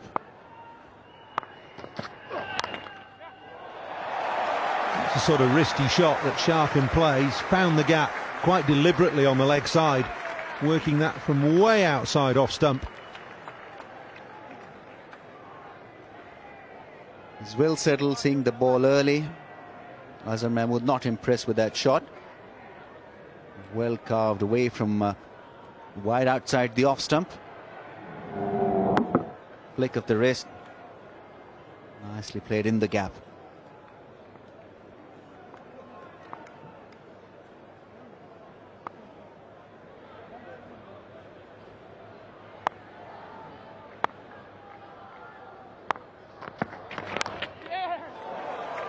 Flirted away down to third man. Settle for 1. Runs off every ball in that over. 8 of them. It's 164 for 3. Bit of chat between Latif and Shah, and Azam Mahmood and Shah. Don't think that'll unsettle him. In fact, I'm sure it won't. Let's have a look at the progress of England now. And Pakistan, look, now they've crossed over. The blue line has crossed over the red line, and England have got their noses in front at this stage. Yes, 4 overs from Shoaib Malik really being the factor. I think Waqar Younis bowled probably an over more when England were really firing. Shoaib Malik was asked to come back for his 4th over after being put away in style by Trescothick over mid-wicket for a huge 6. Sack Lane back in action from the nursery end.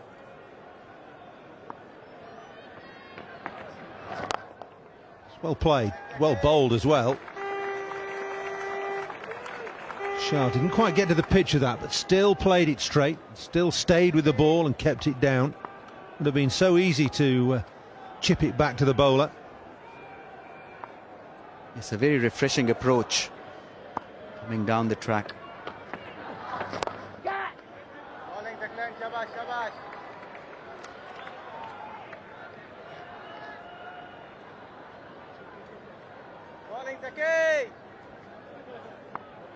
I think England just starting to rattle Pakistan a little bit.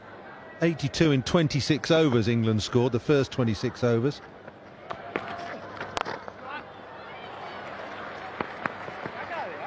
They've now scored another 82 in the last 9 overs, and I said they were getting rattled. An easy little overthrow. That sloppy stuff from Pakistan. That is poor cricket. Shoaib Malik has been under pressure right throughout this bowling innings. Wayward throw, not being backed by Shahid Afridi, and Saqlain Mushtaq also missing the throw.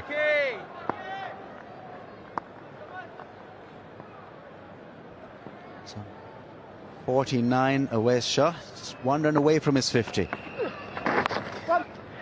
There it is, maiden 50 in one-day international cricket for Owais Shah in just his 2nd match. He's yet to be dismissed in one-day international cricket. Been a great start to his England career. Extremely good innings, an important one, both for his career and for England.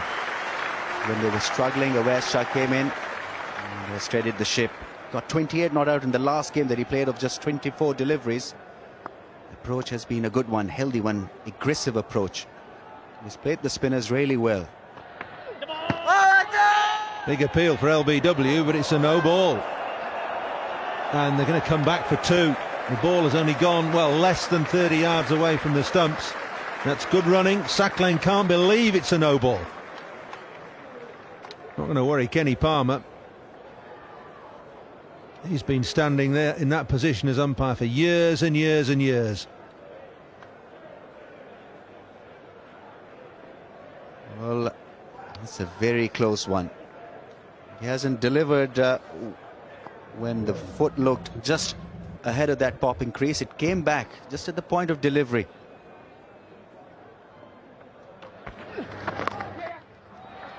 Paddled away again, just settle for one here. Yes, Saqlain pivots on that front foot and lands with it almost parallel to the popping crease, and his heel swivels back over the line. So can be tricky for umpires, because it'll look as though he's over the line initially, and then at the point of delivery his heel is probably behind the line. Close calls.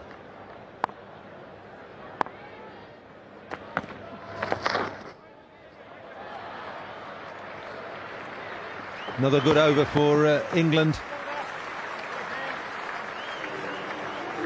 8 off the over, 171 for 3.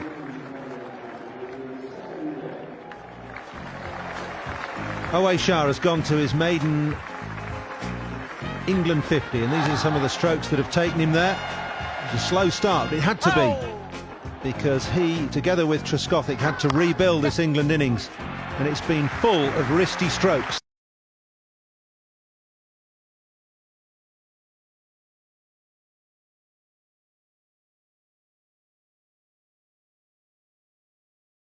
The tournament so far.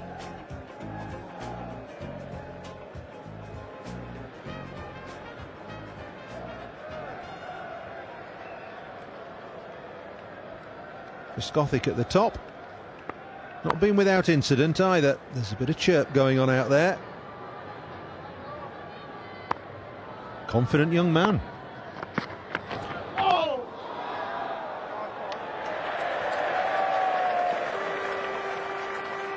Anything on that leg stump, umpires have been very strict. Azhar Mahmood having a word with the ump. There's a pitched on that middle stump, middle and leg stump, and then moved away.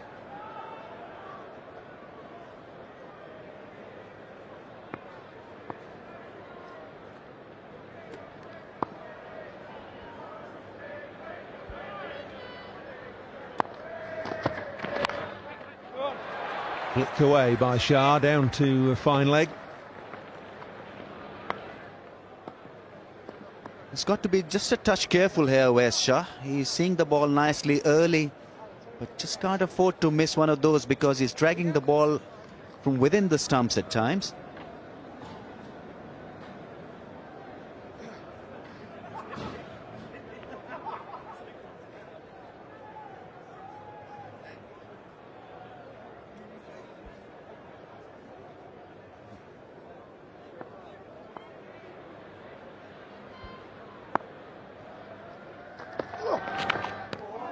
Good ball. Just a hint of movement past the outside edge. There's plenty of chat going on out there, Ramiz, between Owais Shah and well, all the Pakistan bowlers really. I think Owais Shah and rest of the Pakistanis seem to speak the same language. Very free to have a word. Obviously, there'll be some words exchanged which probably could not be aired back home in Pakistan. There's no chance Neil Mallender will understand them anyway. He looked a bit perplexed there, didn't he? This is a young man wanting to do well, and here they're all the professionals who played plenty of one-day cricket, trying to unnerve him. But he stood firm. The young man hasn't lost his focus.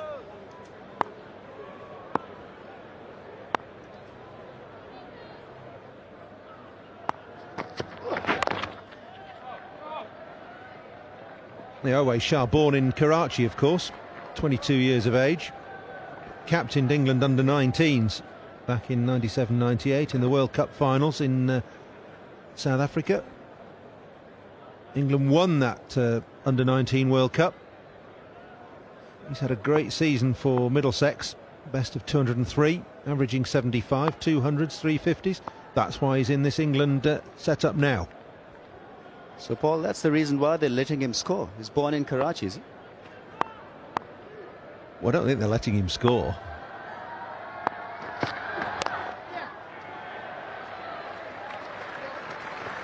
.150 partnerships up between these two youngsters. It's easy to forget that Trescothick has only been in this England side for a year. Shah's only been there for 2 games. It's impressive show put up by these two young players. What has been impressive is the way they've paced their innings, paced their partnership. Just at the right moment, Trescothick let himself loose. Well helped by Awais Shah.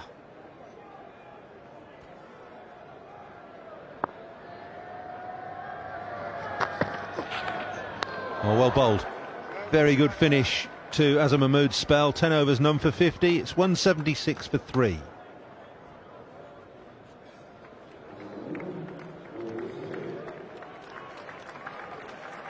Okay.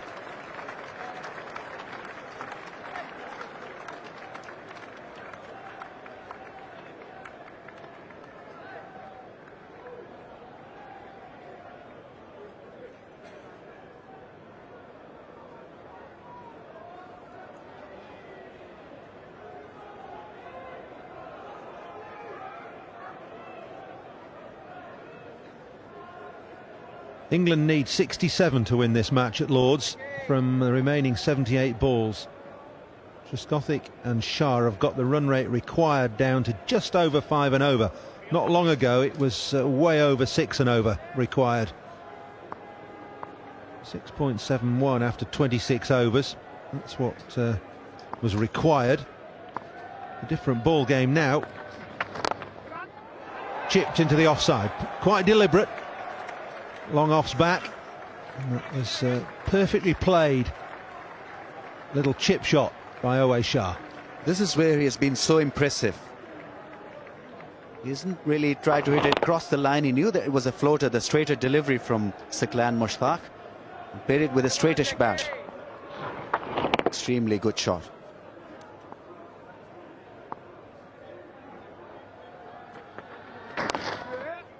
Quicker ball. Siqlain mixing up deliveries. Pakistan looking just a little indisciplined in the field. That often happens to them when they're under pressure. Again, there's a bit of chat between bowler and batsman. Kenny Palmer, the man in the middle, with his Somerset burr. I don't think he'll understand too much of the Karachi twang.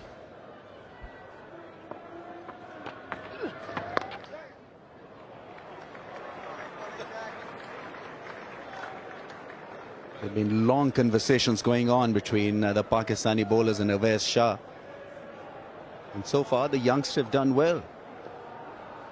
He's remained unflustered. I'm sure there won't be kind words being exchanged out there.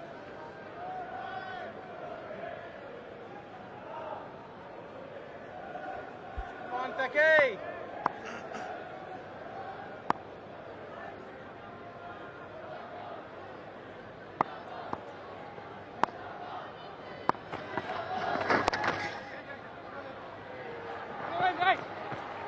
Game keeping everyone firmly on the edge of their seats here. England need just over 5 and over to win. They're chasing Pakistan total of 242 for 8. That's their reply. 181 for 3. Dominated by this Trescothick and Shah partnership. 107 to Trescothick, his first one-day international 100, and 57 to Shah, his first one-day international 50. That's beautifully played by Trescothick. They could come back for 3 here. It's really good running from Shah. Urged on by the crowd and his England teammates. Excellent one-day shot.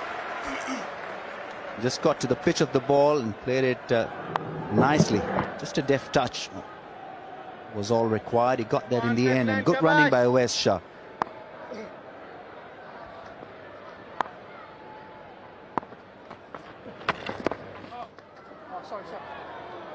It's 184 for 3. 38 overs gone now. Have a look at this partnership between Trescothick and Sharp. Trescothick with the lion's share of the runs. 91 runs of the 158 partnership. Sharp 57. Trescothick 110 overall, and Shah obviously 57. 158 the partnership, 184 for 3 the score.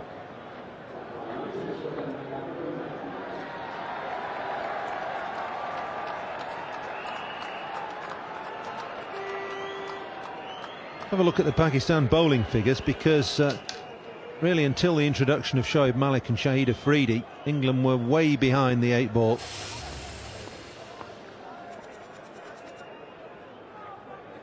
And those figures there from Malik and Afridi, they've gone for 53 off 6 overs. Waqar Younis exemplary up the top there, 7 overs, 2 maidens, 1 for 9. Azam Mahmood has finished his overs. And Saqlain's starting to go for a few as well now. We've got a change of bowling. The captain is back on. He's got 3 overs left up his sleeve, and he needs to do something special. That's right, and it's got a slip in place, so Waqar Younis hoping that he'll pick up another one of them. Intentions for Pakistan should be absolutely crystal clear. They need a wicket or 2 at this stage. Otherwise, England will run home very easily.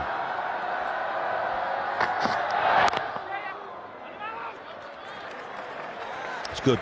It's a trademark Trescothick shot, that. Just dropping at his feet in that gully area. And with somebody as lively as Shah at the other end, it's an easy single. Trescothick has been a tremendous innings. He's played for himself. Now is the time to play for England. Just pick up the singles, stay till the end. Make sure England do not lose wickets. Play safe cricket, because England now do not require a large run rate. Very much in their capacity, ability to achieve the target now. 7 wickets in hand.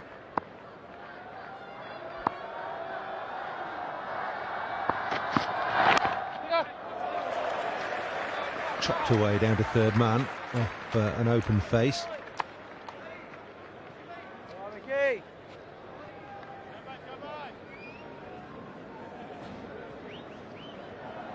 Ben Hollyoaks next in, then Dominic Cork, then Mark Elam. So the 3 all-rounders, the next 3 for England. And then the 3 bowlers. Caddick, Gough and Mullally.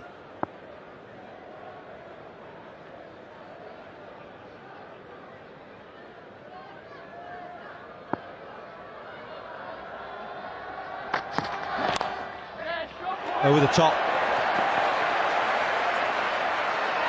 Running away down the hill, but it won't go for 4. Yusuf Yohana running round. Trescothick scrambling back for 3.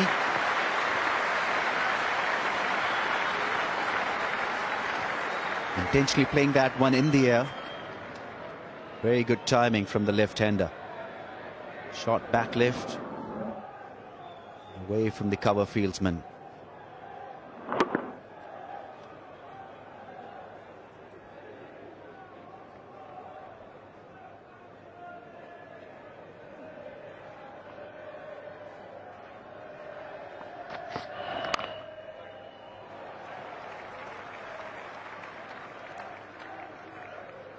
Nobody backing up. Oh, just got away with that. Rashid Latif fumbling. The throw was from Salim Ilahi down at 3rd man. Not a time to be lazy in the field, this. Yes, Rashid Latif urging him either to throw it on the bounce or in his hands. That came at an awkward height for the keeper.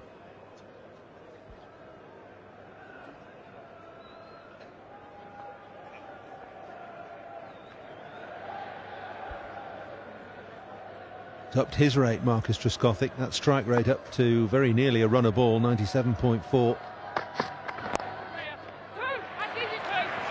Going to come back for 2. You heard the shout of 2 there. And it's a Baxter strolled to. Every run receiving thunderous applause from this England, or from the England supporters in this crowd.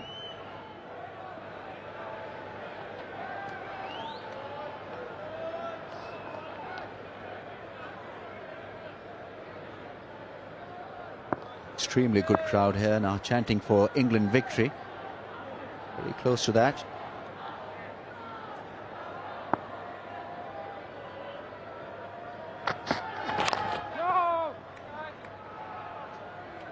First dot ball of the over. It's 192 for 3.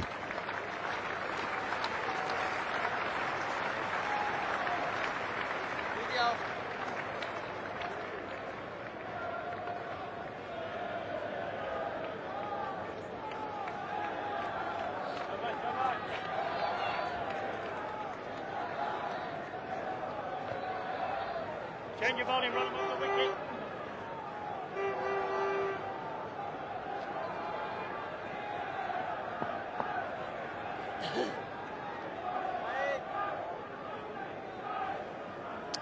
It was looking pretty good for England. 192 for 3. Look at the comparison. Pakistan were 172 for 4 at this stage. 51 to win from 66 balls at under 5 and over now, with 7 wickets still in hand. Change of bowling. Shahid Afridi coming on from the nursery end. He's bowled 2 overs for 14. It's chopped away. Oh, and short of Johanna at backward point. But not that short of him. Yes, not attacking the ball. Yusuf Yohanna, in fact, going backwards. At this stage, really, he should be diving forward, trying to pick a chance.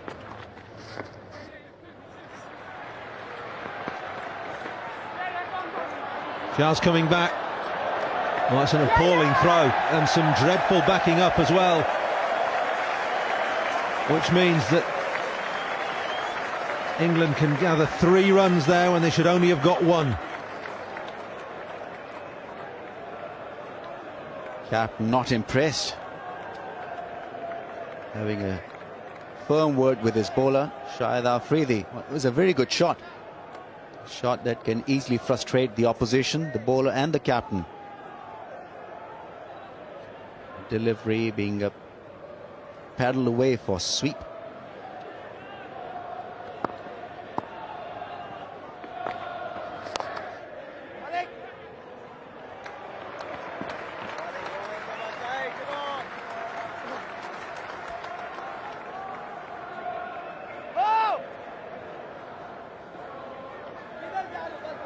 He's got to have more fielders now in the circle. He's got to cut out the singles or the twos. Put some pressure on the English batsmen.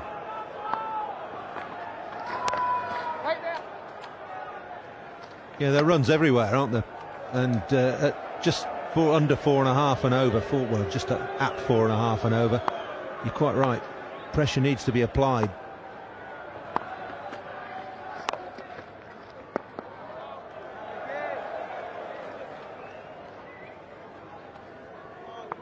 It's a much better direction from Shahid Afridi. He's got to keep that ball on that off stump. Good bowling by Afridi. He's only gone for 4 off that over. That won't worry England unduly. It's 196 for 3. So 10 overs left.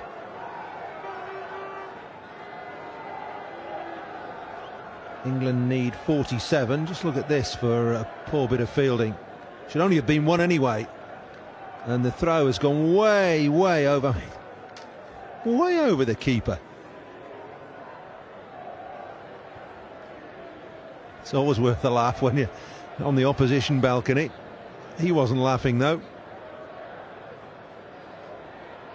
Having a word with Shahid Afridi, probably asking him to bowl on that off stump or just a little wide outside that off stump. No need to bowl wicket to wicket because the balls have been easily swept away.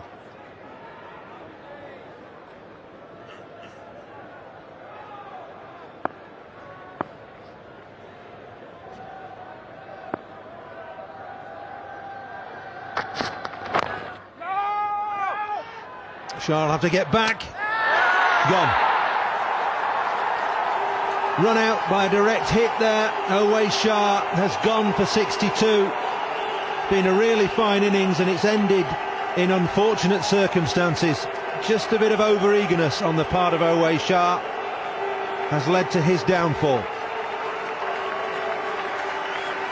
An extremely good innings.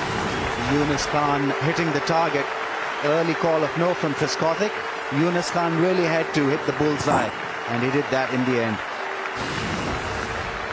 But what an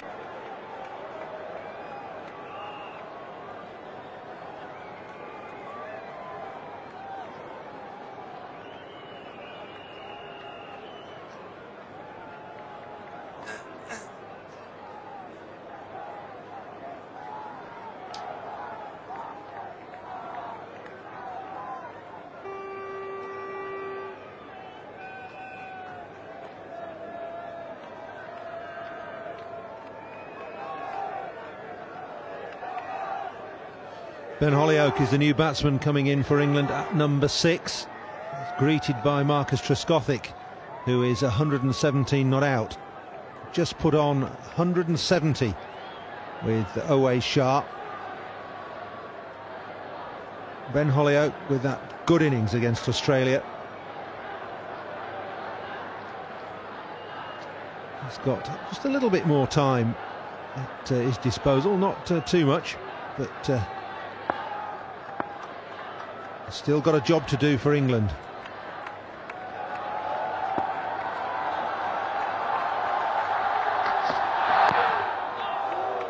Holyoake made 37 off 26 balls against Australia at the end of England's innings at Bristol.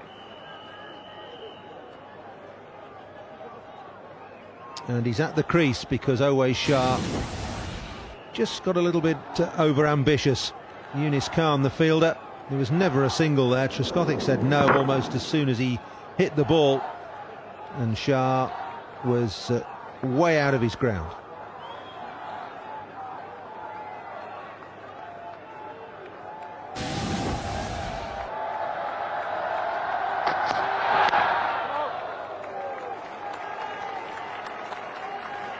Has been one good bowling performance from Waqar Younis. Not only was he impressive in his first spell, but his second spell, he's been on target. And Trescothick, been very careful. He doesn't want to lose his wicket to Pakistan's best bowler. He's got to see him off and attack from the other end.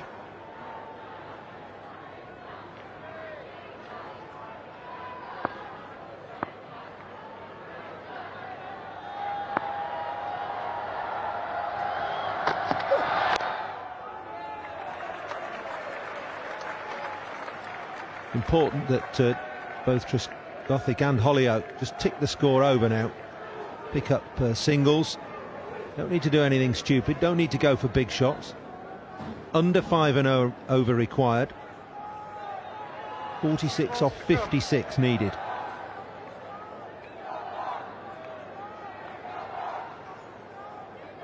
There's no need for heroics. Just play everything on merit and try to work the ball in the gaps. Pick up the singles and twos. Still ahead at this level, 46 or 56. Equation in their favour. Really pressure on Pakistan to deliver, not on England. They're well set, 6 wickets in hand.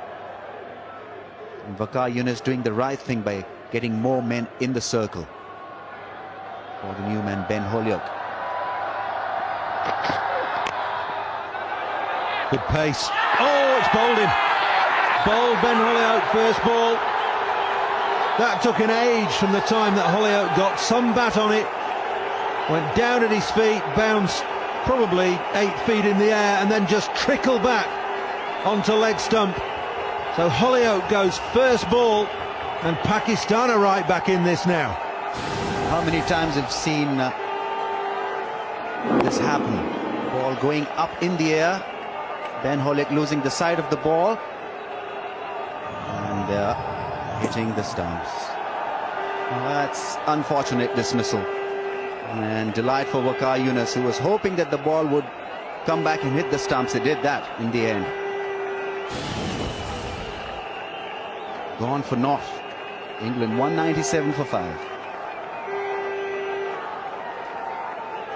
Well, that's a lonely walk back to the pavilion for Ben Holyoake. Out first ball. Again in extraordinary and unfortunate circumstances. The ball must have bounced at least 10 feet in the air, maybe even more after Holyoake had struck it. Bounced down behind him and then just clipped the leg bail.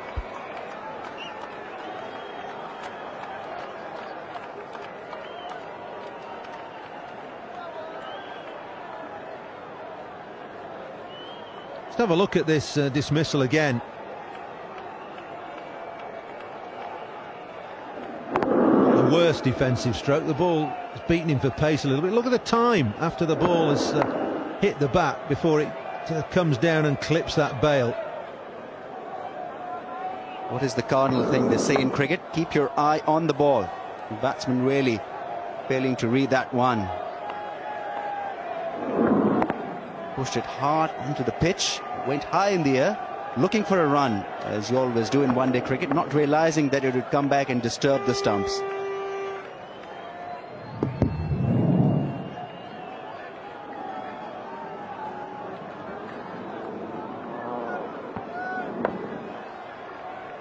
There we go, Ben Holyoake.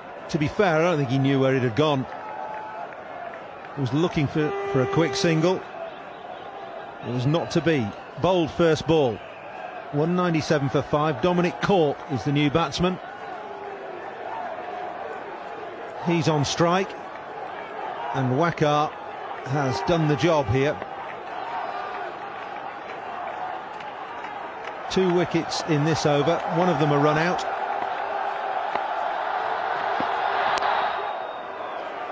Cork's away first ball. Eventful over. It's 198 for 5.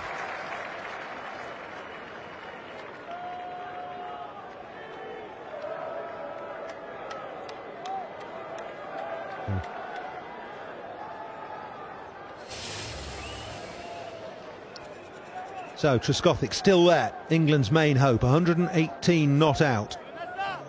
2 wickets in that last over though. Owais Shah run out for 62. Holyoake went first ball for naught.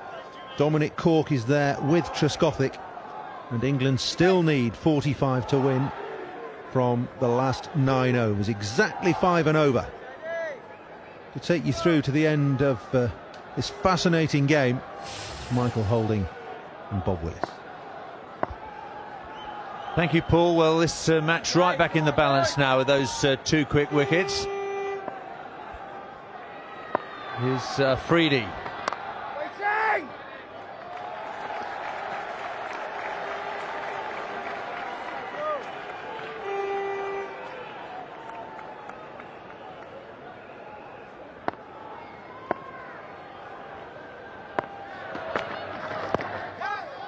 First, Pakistan looked in total control as England limped along. In the first 26 overs of the innings, they only managed 82 runs. Then Trescothick and Shah changed all that. They took 82 off the next 9 overs, but England got plenty to do now.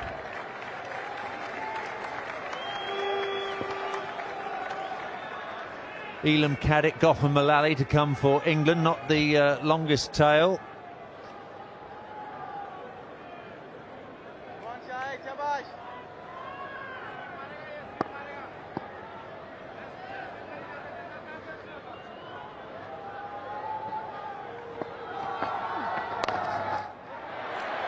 Just be 1 out to Razak.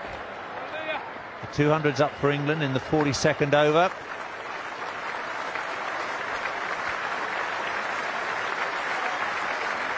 Those 2 wickets in the previous over pretty much has just evened up things. I think once Marcus Trescothick is at the crease, England should consider themselves to be slightly on top.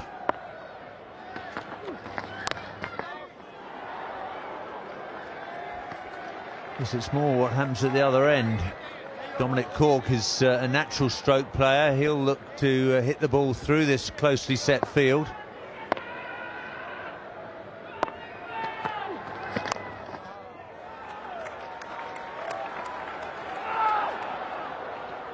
Settle for 1, 3 from the over, 201 for 5.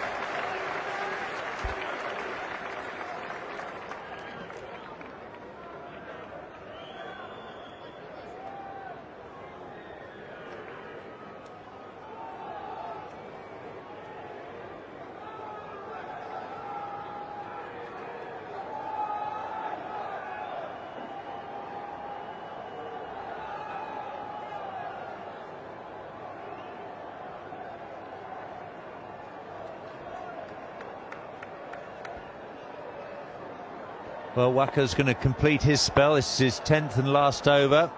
He's bowling from the pavilion end.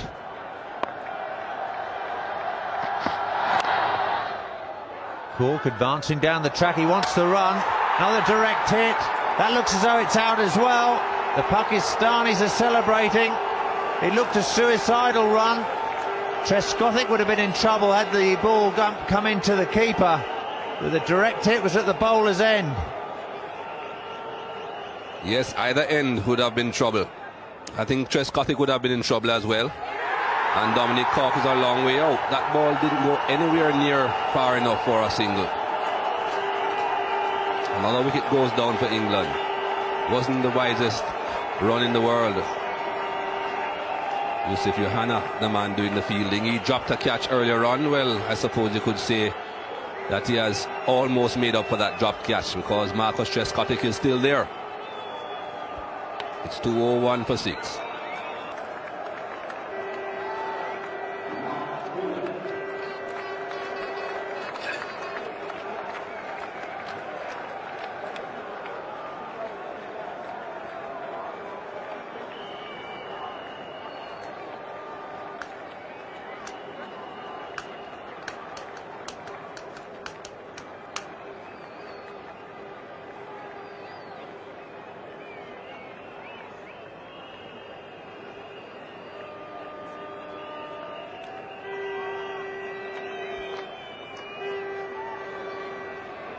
Well, once again, England wickets are clattering. This time it's at Lord's. We saw it twice in the Test match at Old Trafford.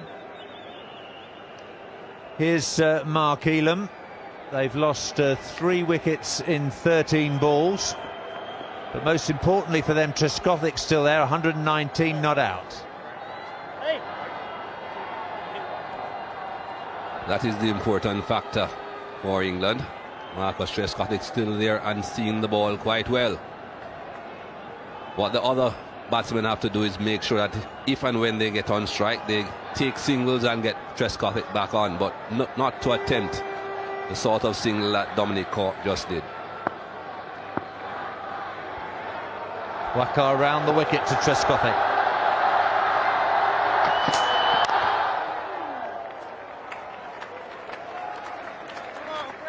Pakistan team will settle for that. Bowl at the new batsman. It's Mark Elam, who hasn't got a great record in one-day international cricket with the bat. He's had his moments for Kent with the willow. Blasted the ball round the St Lawrence ground at Canterbury. Now, what was Dominic Cork thinking of there? He hesitated a long time. He waited for the ball to go past Waqar Younis, but it went straight to Yusuf Yohana. Crazy, crazy run.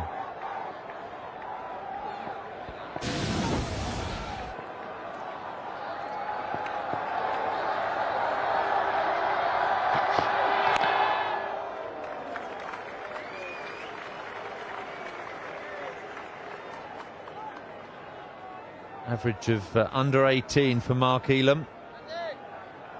Best of 45. He's never reached 50 in one-day international cricket.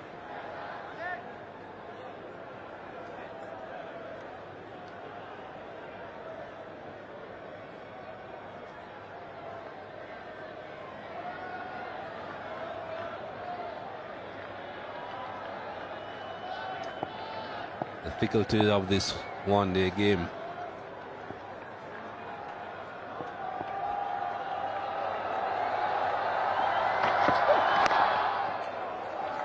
Mark Elam determined to have a look and gauge the pace of this pitch.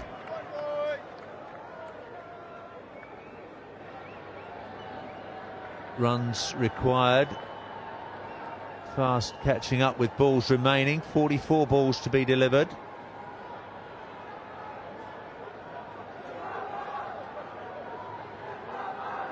Another thing that England will be looking at as well is the fact that this is Waqar Younis's last over. Just 2 more deliveries, and he certainly has bowled well. They don't want him to take another wicket.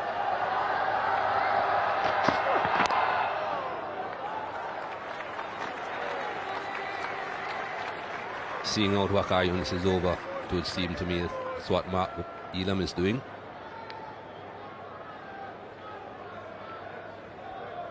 It's going to be just about a runner ball after this delivery.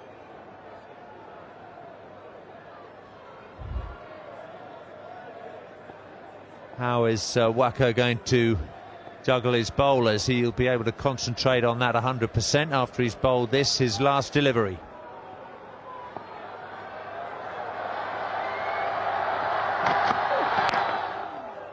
Quite outstanding display of pace bowling in the context of one-day cricket. Waqar Younis, 10 overs, 2 maidens, 2 for 20.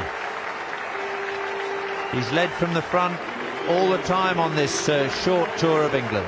202 for 6.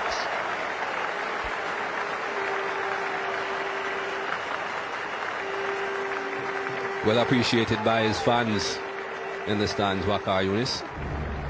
Certainly has bowled beautifully. 1 over win for 8 runs. His 8th. Apart from that, not lot. Two wickets to Waqar Younis. This was the first. Michael Vaughan caught in the slip cordon, and then Ben Holyoke. What a dismissal.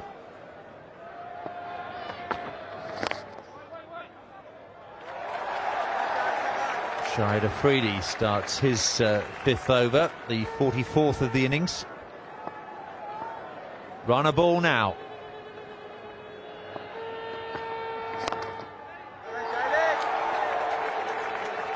Looking to bowl as full as he can.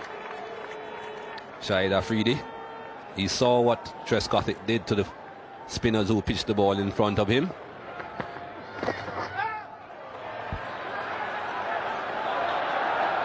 He's going to risk the second. He was always going to the danger end. He knew what he was doing, Trescothick.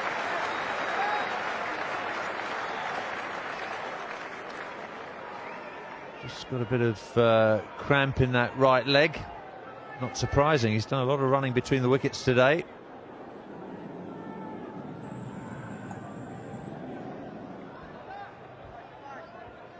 Took the arm on Trescothick. Fortunately, the throw wasn't all that good.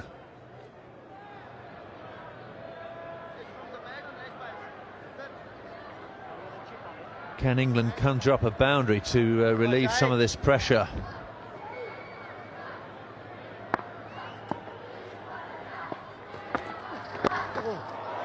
Well, Trescothick's missed out there. Determined to play that sweep shot to virtually every ball, and he could have hit that full toss into the tavern stand.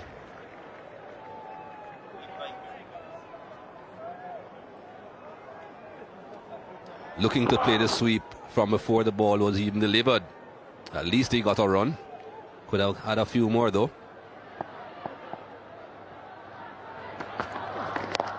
Bowling, Shahid.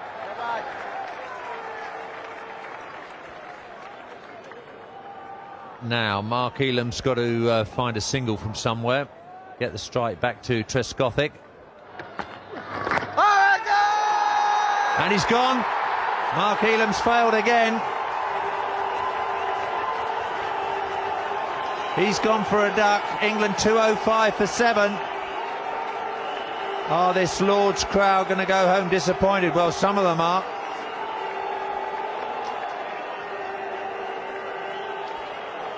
That is Shahid Afridi. You never play him as a leg spinner. the ball always drifts back in, just like it does when Anil Kumble is bowling. Ball seemed to be drifting in a bit though. Not too sure that would have hit leg stump. He's right back in his crease though. That was the thing that was against Mark Elam. Another wicket goes down. Mark Elam faced 6 deliveries, put nothing on the scoreboard.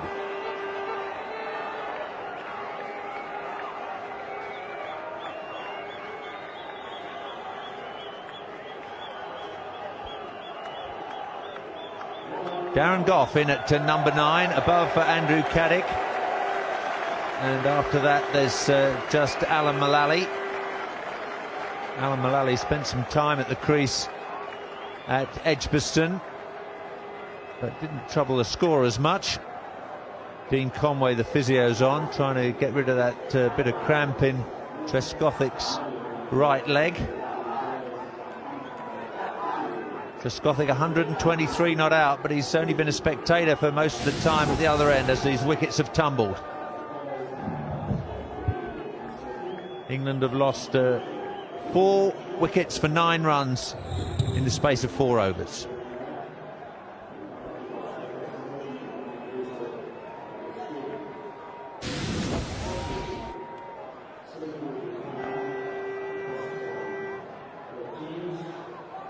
Has been a long day for Marcus Trescothick.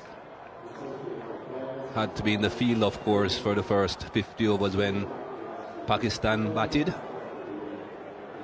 Now he's been out there for an additional 44 overs.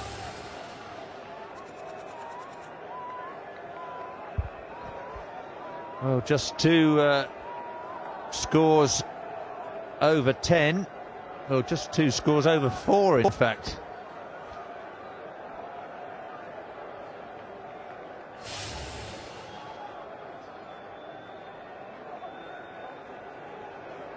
Owe Shah,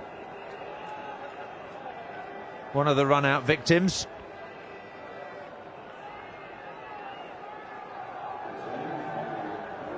Now, what's Sawaka going to do with the last 6 overs here?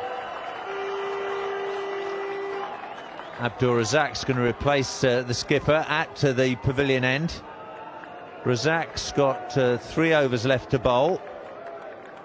So, if desired, he can finish off at the pavilion end. Afridi's doing a great job at the moment at the nursery end.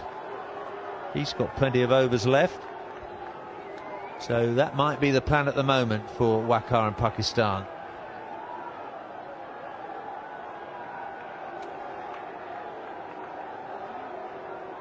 Afridi against the lower order is a very dangerous man, so more than likely you'll see him continuing from the nursery end. Waqar Younis keeping fine leg up, as we know that is always a pretty dangerous tactic. But Abdur Razak will have to make sure that he stays off stump and outside the off stump. 6.33 runs per over required. Trescothick eyeing up the leg side boundary.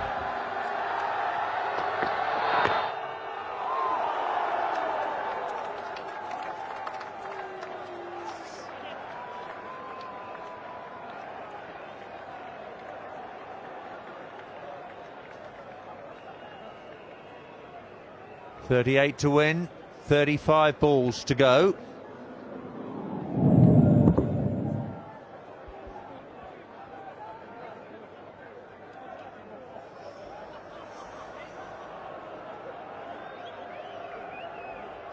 Yeah, the ones without the gloves certainly don't belong to Marcus Trescothick.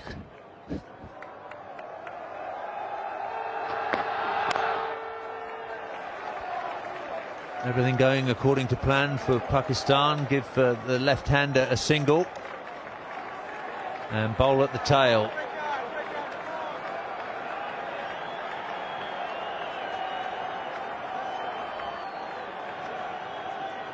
Just the 1 innings so far. Didn't get a bat against Australia.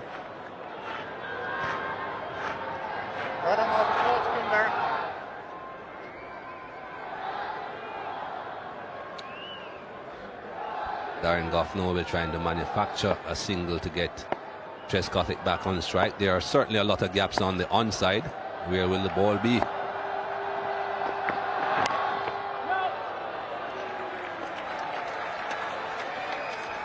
It's an extraordinary leg side field, isn't it, Mikey? There's nobody in there saving a single at all.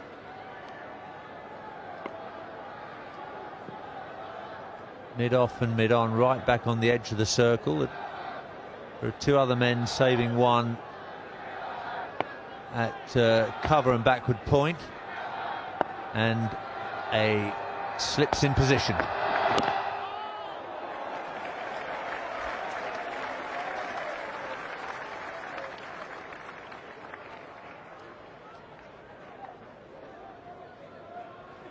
Two runs from 4 deliveries.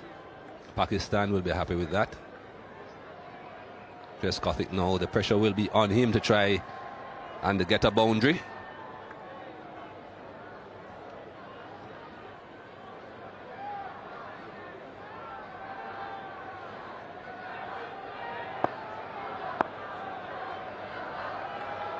Run rate shot up to nearly 7 and over.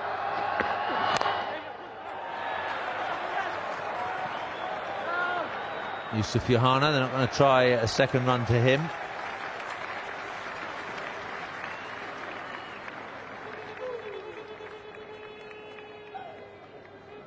Just one ball to go in the 45th over. More suggestions for WACA, this time from Azam Mahmood.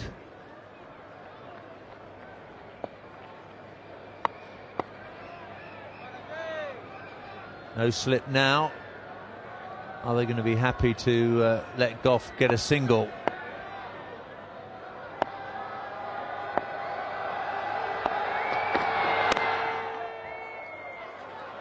That's the single. 45 gone, 209 for 7.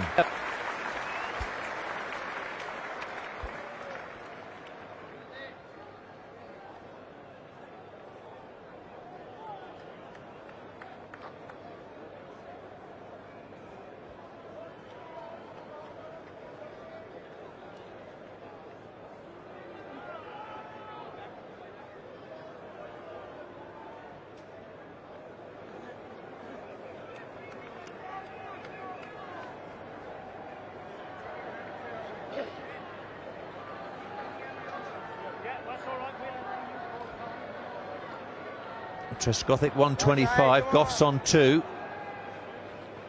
and Goff's on strike. It will be Afridi again from the nursery end. Run him over the wicket. 30 balls only at England's disposal. Come on, Shahid, come on. 243 the target. Bowling, Shahid. Shahid Afridi will continue on that off-stump line, just starting outside off-stump and drifting into the right-hander. He has 3 men between point and short third man.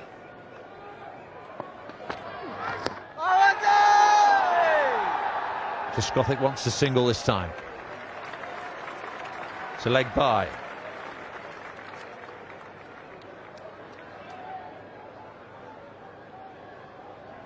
Well, the England balcony looked pretty relaxed 20 minutes ago or so. Tense faces now.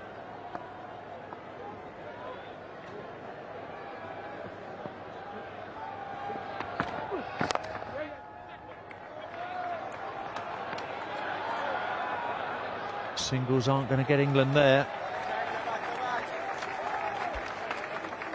Pakistan will be quite happy if every time Marcus Trescothick gets on strike, he takes a single. They have been bowling the occasional dot ball to the other batsman, and then he gets a single as well.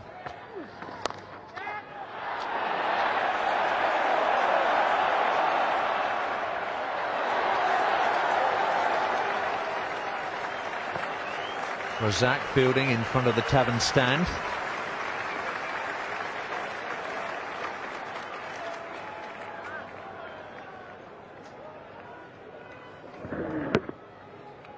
Lofted shot, but all 3 men are behind the square on the offside.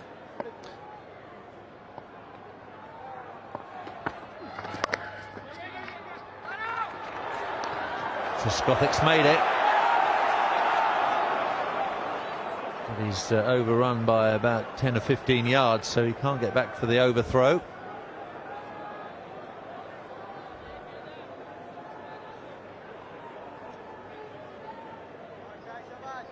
Five balls, 5 runs. A boundary will help England.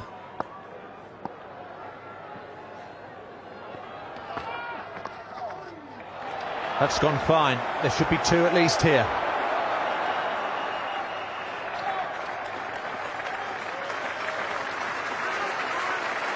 Better over for England, 7 coming from it, 2-1-6 for 7.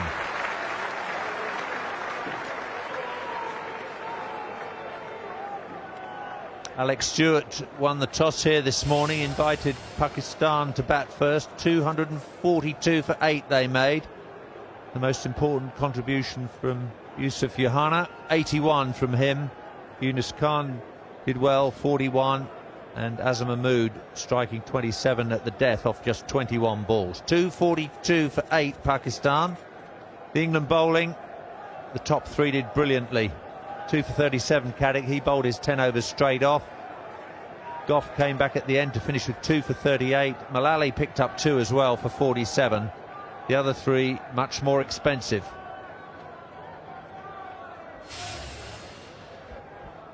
Four overs to go. 27 to win. Here's Razak into Darren Goff.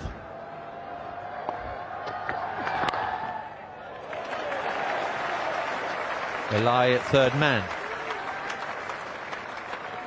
Interestingly enough, in the previous over, there was no slip for Darren Goff. They decided to have a man at mid-wicket to try and prevent the single. This time there was a slip. They have decided now it's very important to keep on taking wickets. It always is. Just 3 wickets in hand, England. Pakistan have to try and take wickets, especially when Marcus Trescothick is not on strike. That single has now put him back on strike. That's exactly what England want. Every time the other batsman, that's with Trescothick, gets on strike, he gets a single. That's what they need. A long leg up into the circle. Mid off and mid on deep.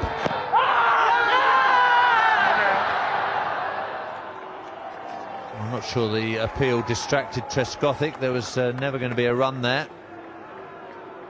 Very important dot ball for Pakistan. Pitched outside the line. Pretty difficult for the right-handed fast bowler to get the left-hander LBW at this stage of the game. The ball is not really going to be swinging a lot, so it's pretty difficult for it to pitch in line and straighten. That pitched outside the line of leg stump and would have continued straight on through outside off stump.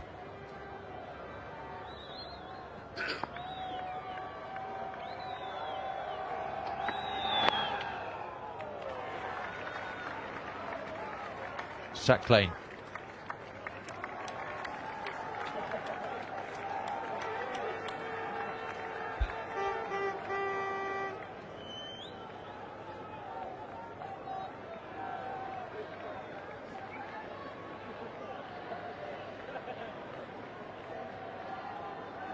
Well, Saqlain Mushtaq's got 2 overs left in the bank, but Afridi's doing such a good job that Waqar might leave the bowling in his capable hands.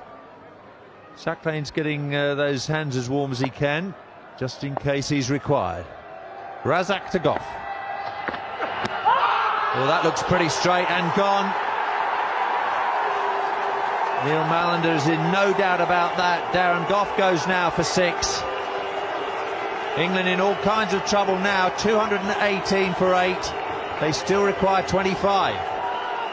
Yes, the Pakistanis were very confident about that. They didn't even bother to look at where the ball had gone. It had ricocheted off Darren Goff's pad, but that was straight. That certainly was going nowhere else but onto the stumps. Got the result that they were looking for. Abdul Razak bowling full and straight. You miss, I hit, either the pad or the stump. The pad was in front of the stump. That's what they need. 218 for 8. Well, just Andrew Caddick and Alan Mullally to come for England. Caddick owes England some runs. His batting form has been woeful in recent months. He strides out now to join Marcus Trescothick. Trescothick, 129 not out.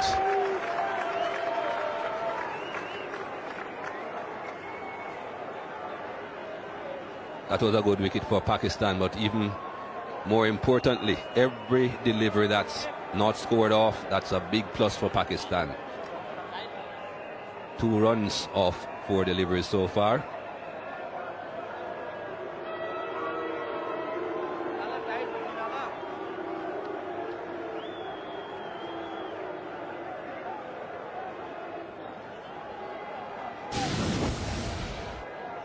This was Darren Gough's dismissal again.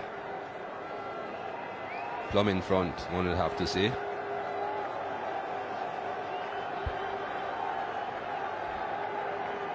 Pakistan in no hurry to set the field. They're going to make Caddick wait and sweat. They got the better of him in the Test match at Old Trafford.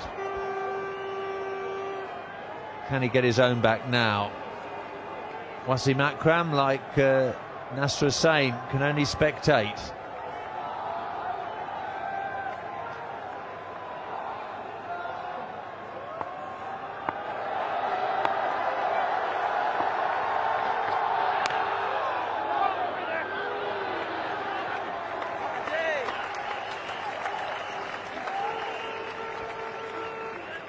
County colleagues at Somerset, Andrew Caddick and Marcus Trescothick, they will have batted together before, but not in a situation quite like this. They're batting for England, they need to conjure up 25 runs from somewhere. 19 balls only to go. Last delivery in this over. I don't think Pakistan would mind a single too much.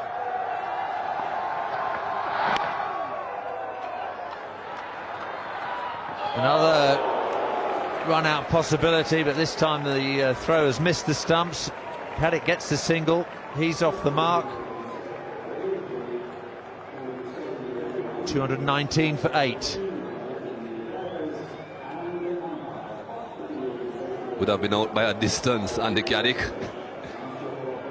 Every run is important, yes, but that has now put him back on strike. Not too sure if he's better off being on strike or having Marcus Trescothick on strike. Well, Oais Shah and Marcus Trescothick put on 170 runs together. The next best partnership, 13. Unbelievable.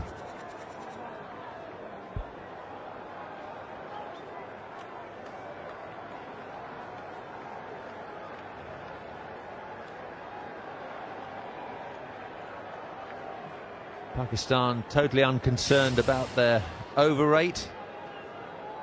Match was due to finish at 6:30. We're going to be much nearer 7 o'clock than 6:30 if it goes the distance.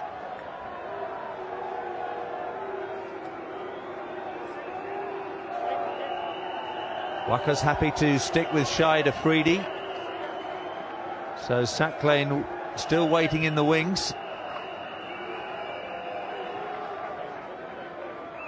4 men all on the offside, saving the single inside the circle.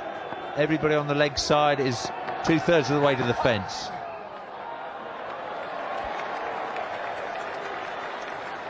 Lots of room on the onside to get a single. Not too sure why Andy Caddick would want to be sweeping that vigorously at that previous delivery. It was just a matter of going back and turning it onto the onside. Let Marcus Trescothick get on with the job. Straight down the ground. There's Saqlain.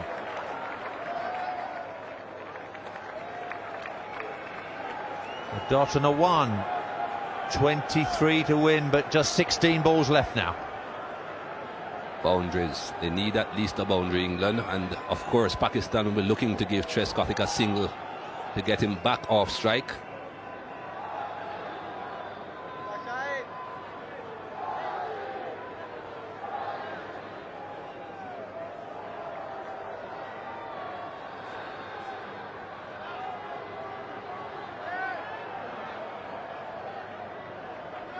Well, Trescothick just has to look for the big hit now. He'll be favouring the onside. Full toss, but he can only get it away for one.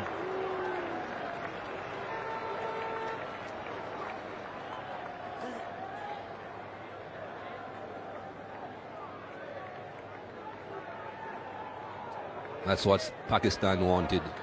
Trescothick, a single, get him back off strike, Come on. and try and keep Caddick quiet. Goes for the sweep again. It's fallen safely. He'll scamper back for two. Encouragement from this big crowd for England.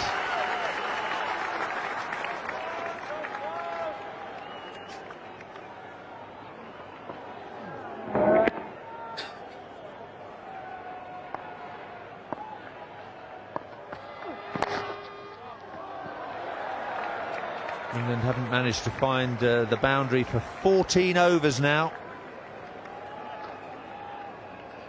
Extraordinary cricket match. Shah and Trescothick bounding along. Got the run rate back from 7 and over to 5, but then it all fell apart.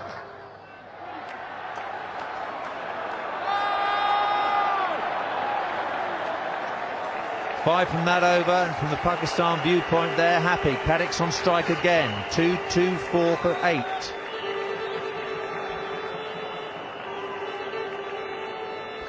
This is getting more and more difficult with Marcus Trescothick not getting as much strike as England would like. Last 24 deliveries, Marcus Trescothick has only faced 8. That is not what England want. 19 runs off 12 deliveries. That's almost 10 runs per over. In just 2 overs, it's not impossible. Over a long period of time, probably not.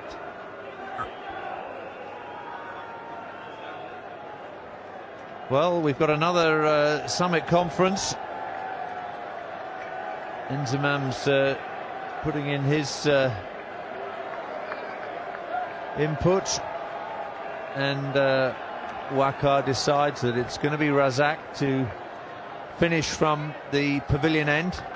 19 required, just 12 balls to go.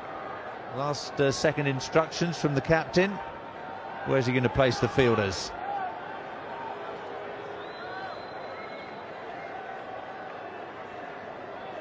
There's no slip now.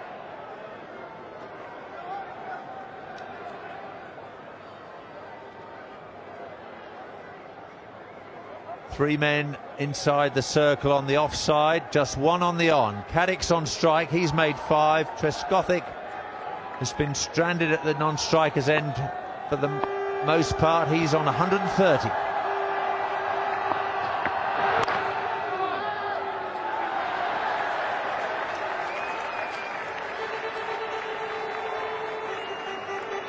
Every dot ball is another nail in England's coffin, and the Caddick has to do something to either get a boundary or to get off strike immediately.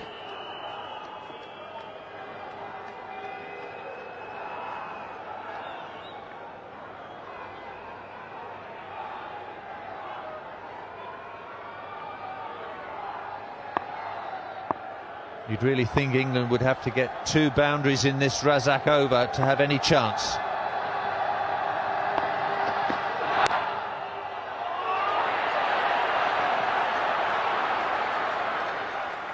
Back for 2. This is great work by the Pakistanis. They're keeping Trescothick away from the bowling. Caddick's already faced 9 deliveries.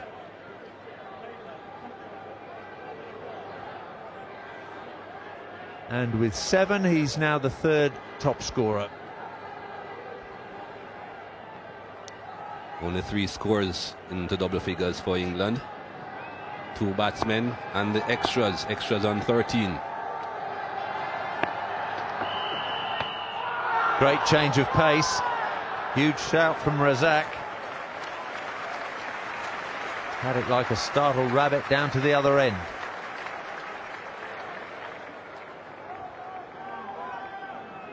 I think perhaps Caddick got his leg outside the line of our stump for this. just outside the line of off stump. That's why he was not given LBW, because of course he's offering a stroke.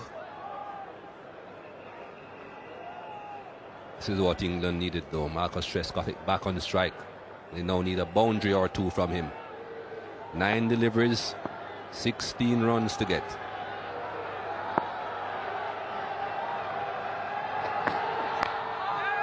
It's away, fine for 4.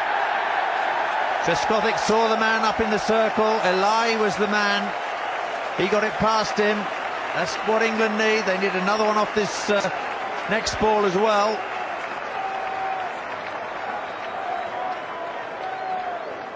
Eight balls, 12 runs. That's a good boundary for England. Played it deliberately. As he played the shot, he knew it was a boundary. Started to celebrate immediately. Pakistan have 4 fielders inside the circle. A few of them are walking in sharply. Not too sure why they would be wanting to do that though. Still long leg in that circle. Trescothick's going to take the run that's available.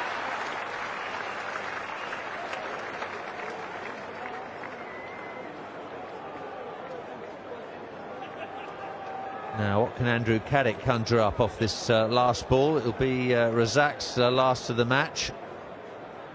2 for 39 so far, Abdur Razak.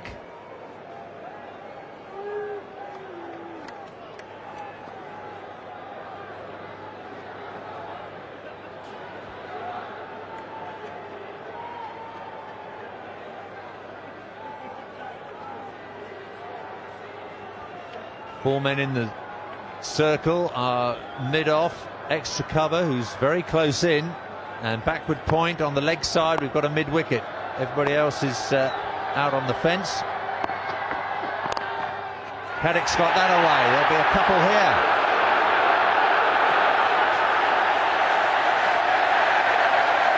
That's very well run. Very good over. 10 runs coming from it. Razak, 10 overs, no maidens, 2 for 41. The drama continues. 9 to win off the last over, and Trescothick's going to be facing the bowling. They needed 19 off 2 overs, and they got 10 off the first one. They need less now off this last over, so England were thinking that they certainly is definitely on.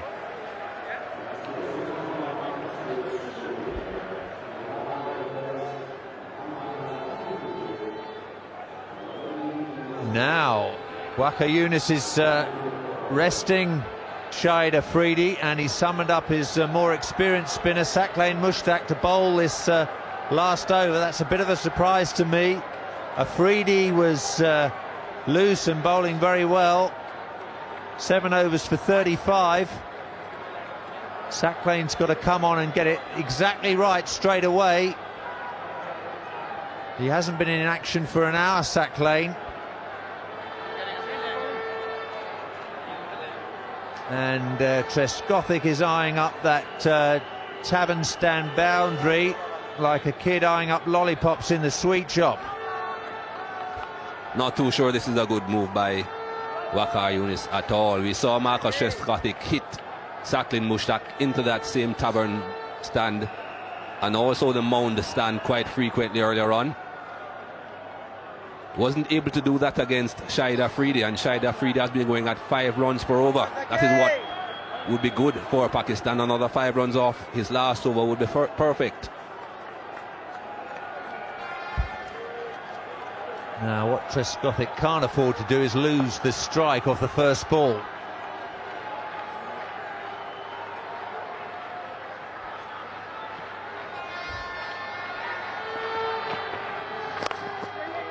It's away through extra cover. They'll be back for 2. Inzamam doing the fielding. 7 off 5.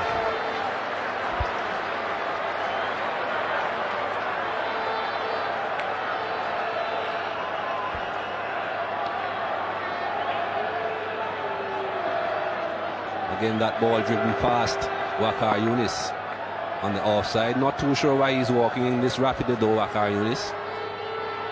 All the men inside the circle should be on the edge. Surely wide outside off stump.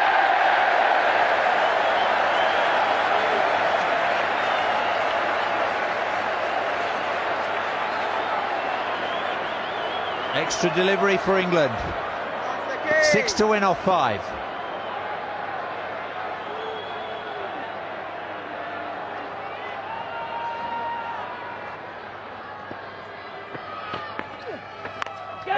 Picked up in the air. And a collision. Where's the ball? He's got it. Shahid Afridi may have been taken out of the bowling attack, but he's taken a remarkable catch there. Trescothick goes for a magnificent 137. He's collided in the field. There was a nasty collision. Shoaib Malik is the injured party, but the Pakistan supporters in the crowd are celebrating as England lose their 9th wicket and possibly the match, with the departure of Marcus Trescothick for a magnificent 137. Certainly a brilliant knock from Marcus Trescothick. I'm sure he would love to have stayed there until the very end, because if he did, England would be assured of victory. It's not over yet, still a possibility, but definitely a brilliant knock by Trescothick. 4 balls to go.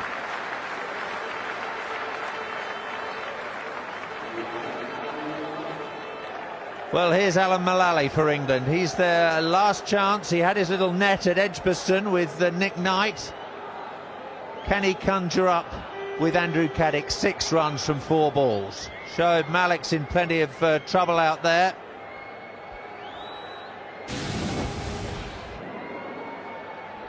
Afridi in at full pelt. Shoaib Malik, here's his call, tries to get out of the way. He hits the ground very hard indeed, may easily have dislocated his shoulder there. Afridi does quite brilliantly to hang on to the ball. Did well, kept his eyes on it, grabbed it and kept it when he fell, Shahid Afridi.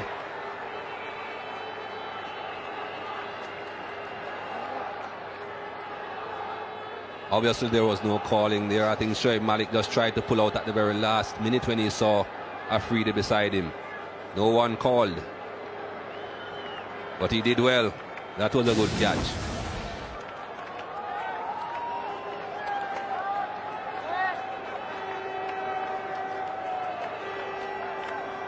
So Shoaib Malik is going to have to leave the field.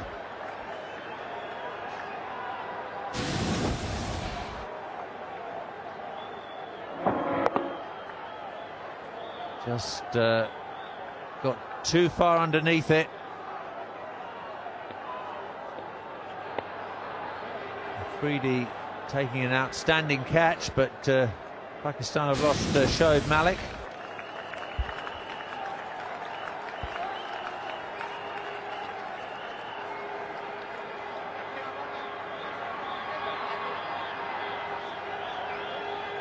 The batsman crossed, so Andrew Caddick at least has got the strike for England. He's 9 not out.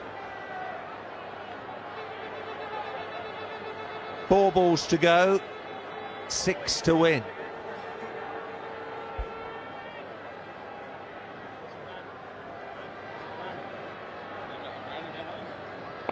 Once again, Waqar painstakingly sets this field.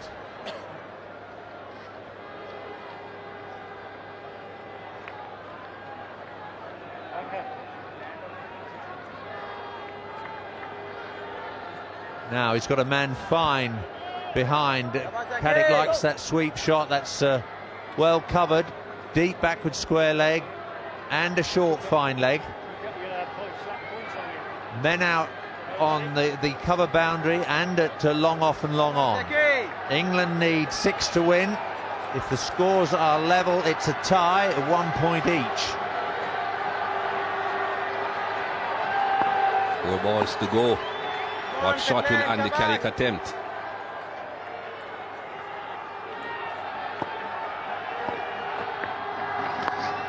There's the sweep.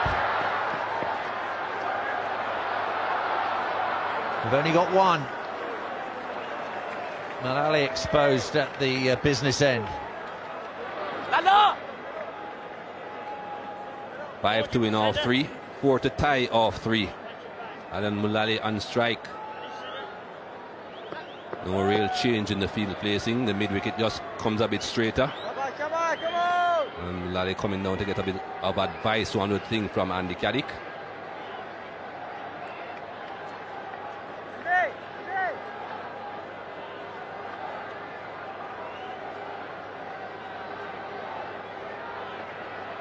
The coaching advice is over.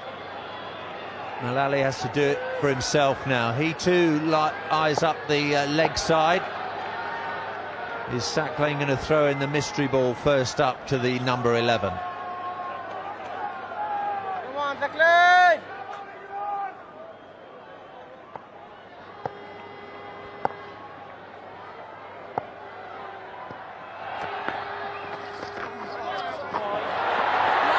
Well, the Pakistanis are saying it hit the batsman's glove, but a wide has been signalled by the umpire.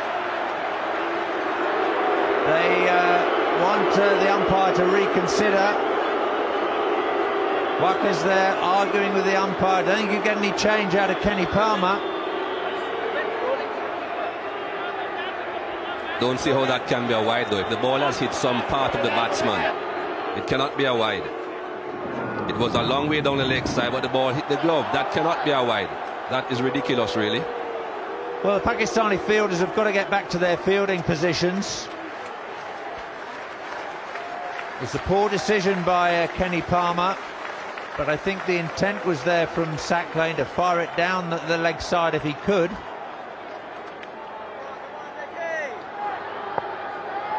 Could have had someone caught off a wide. Never heard of that before in cricket. So there are still 3 balls to go, and England now only need 4.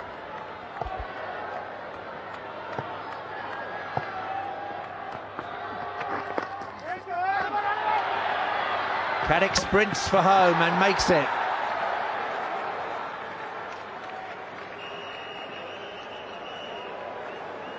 Now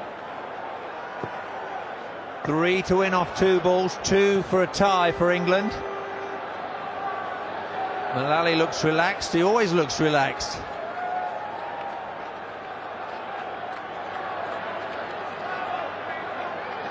I think Mullally will be very happy that he's off strike.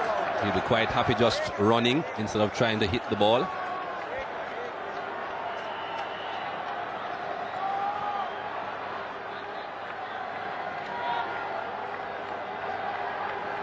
Will it be the sweep again?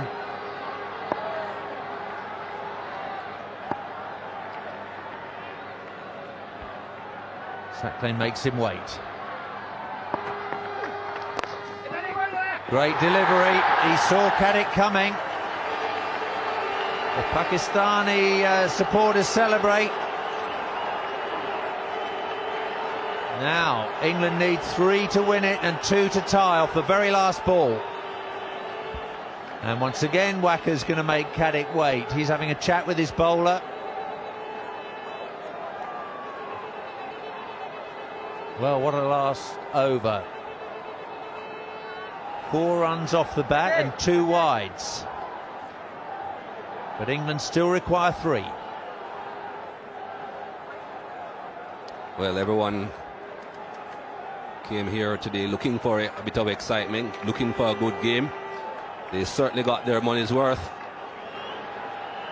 This has been nail-biting down to the very end.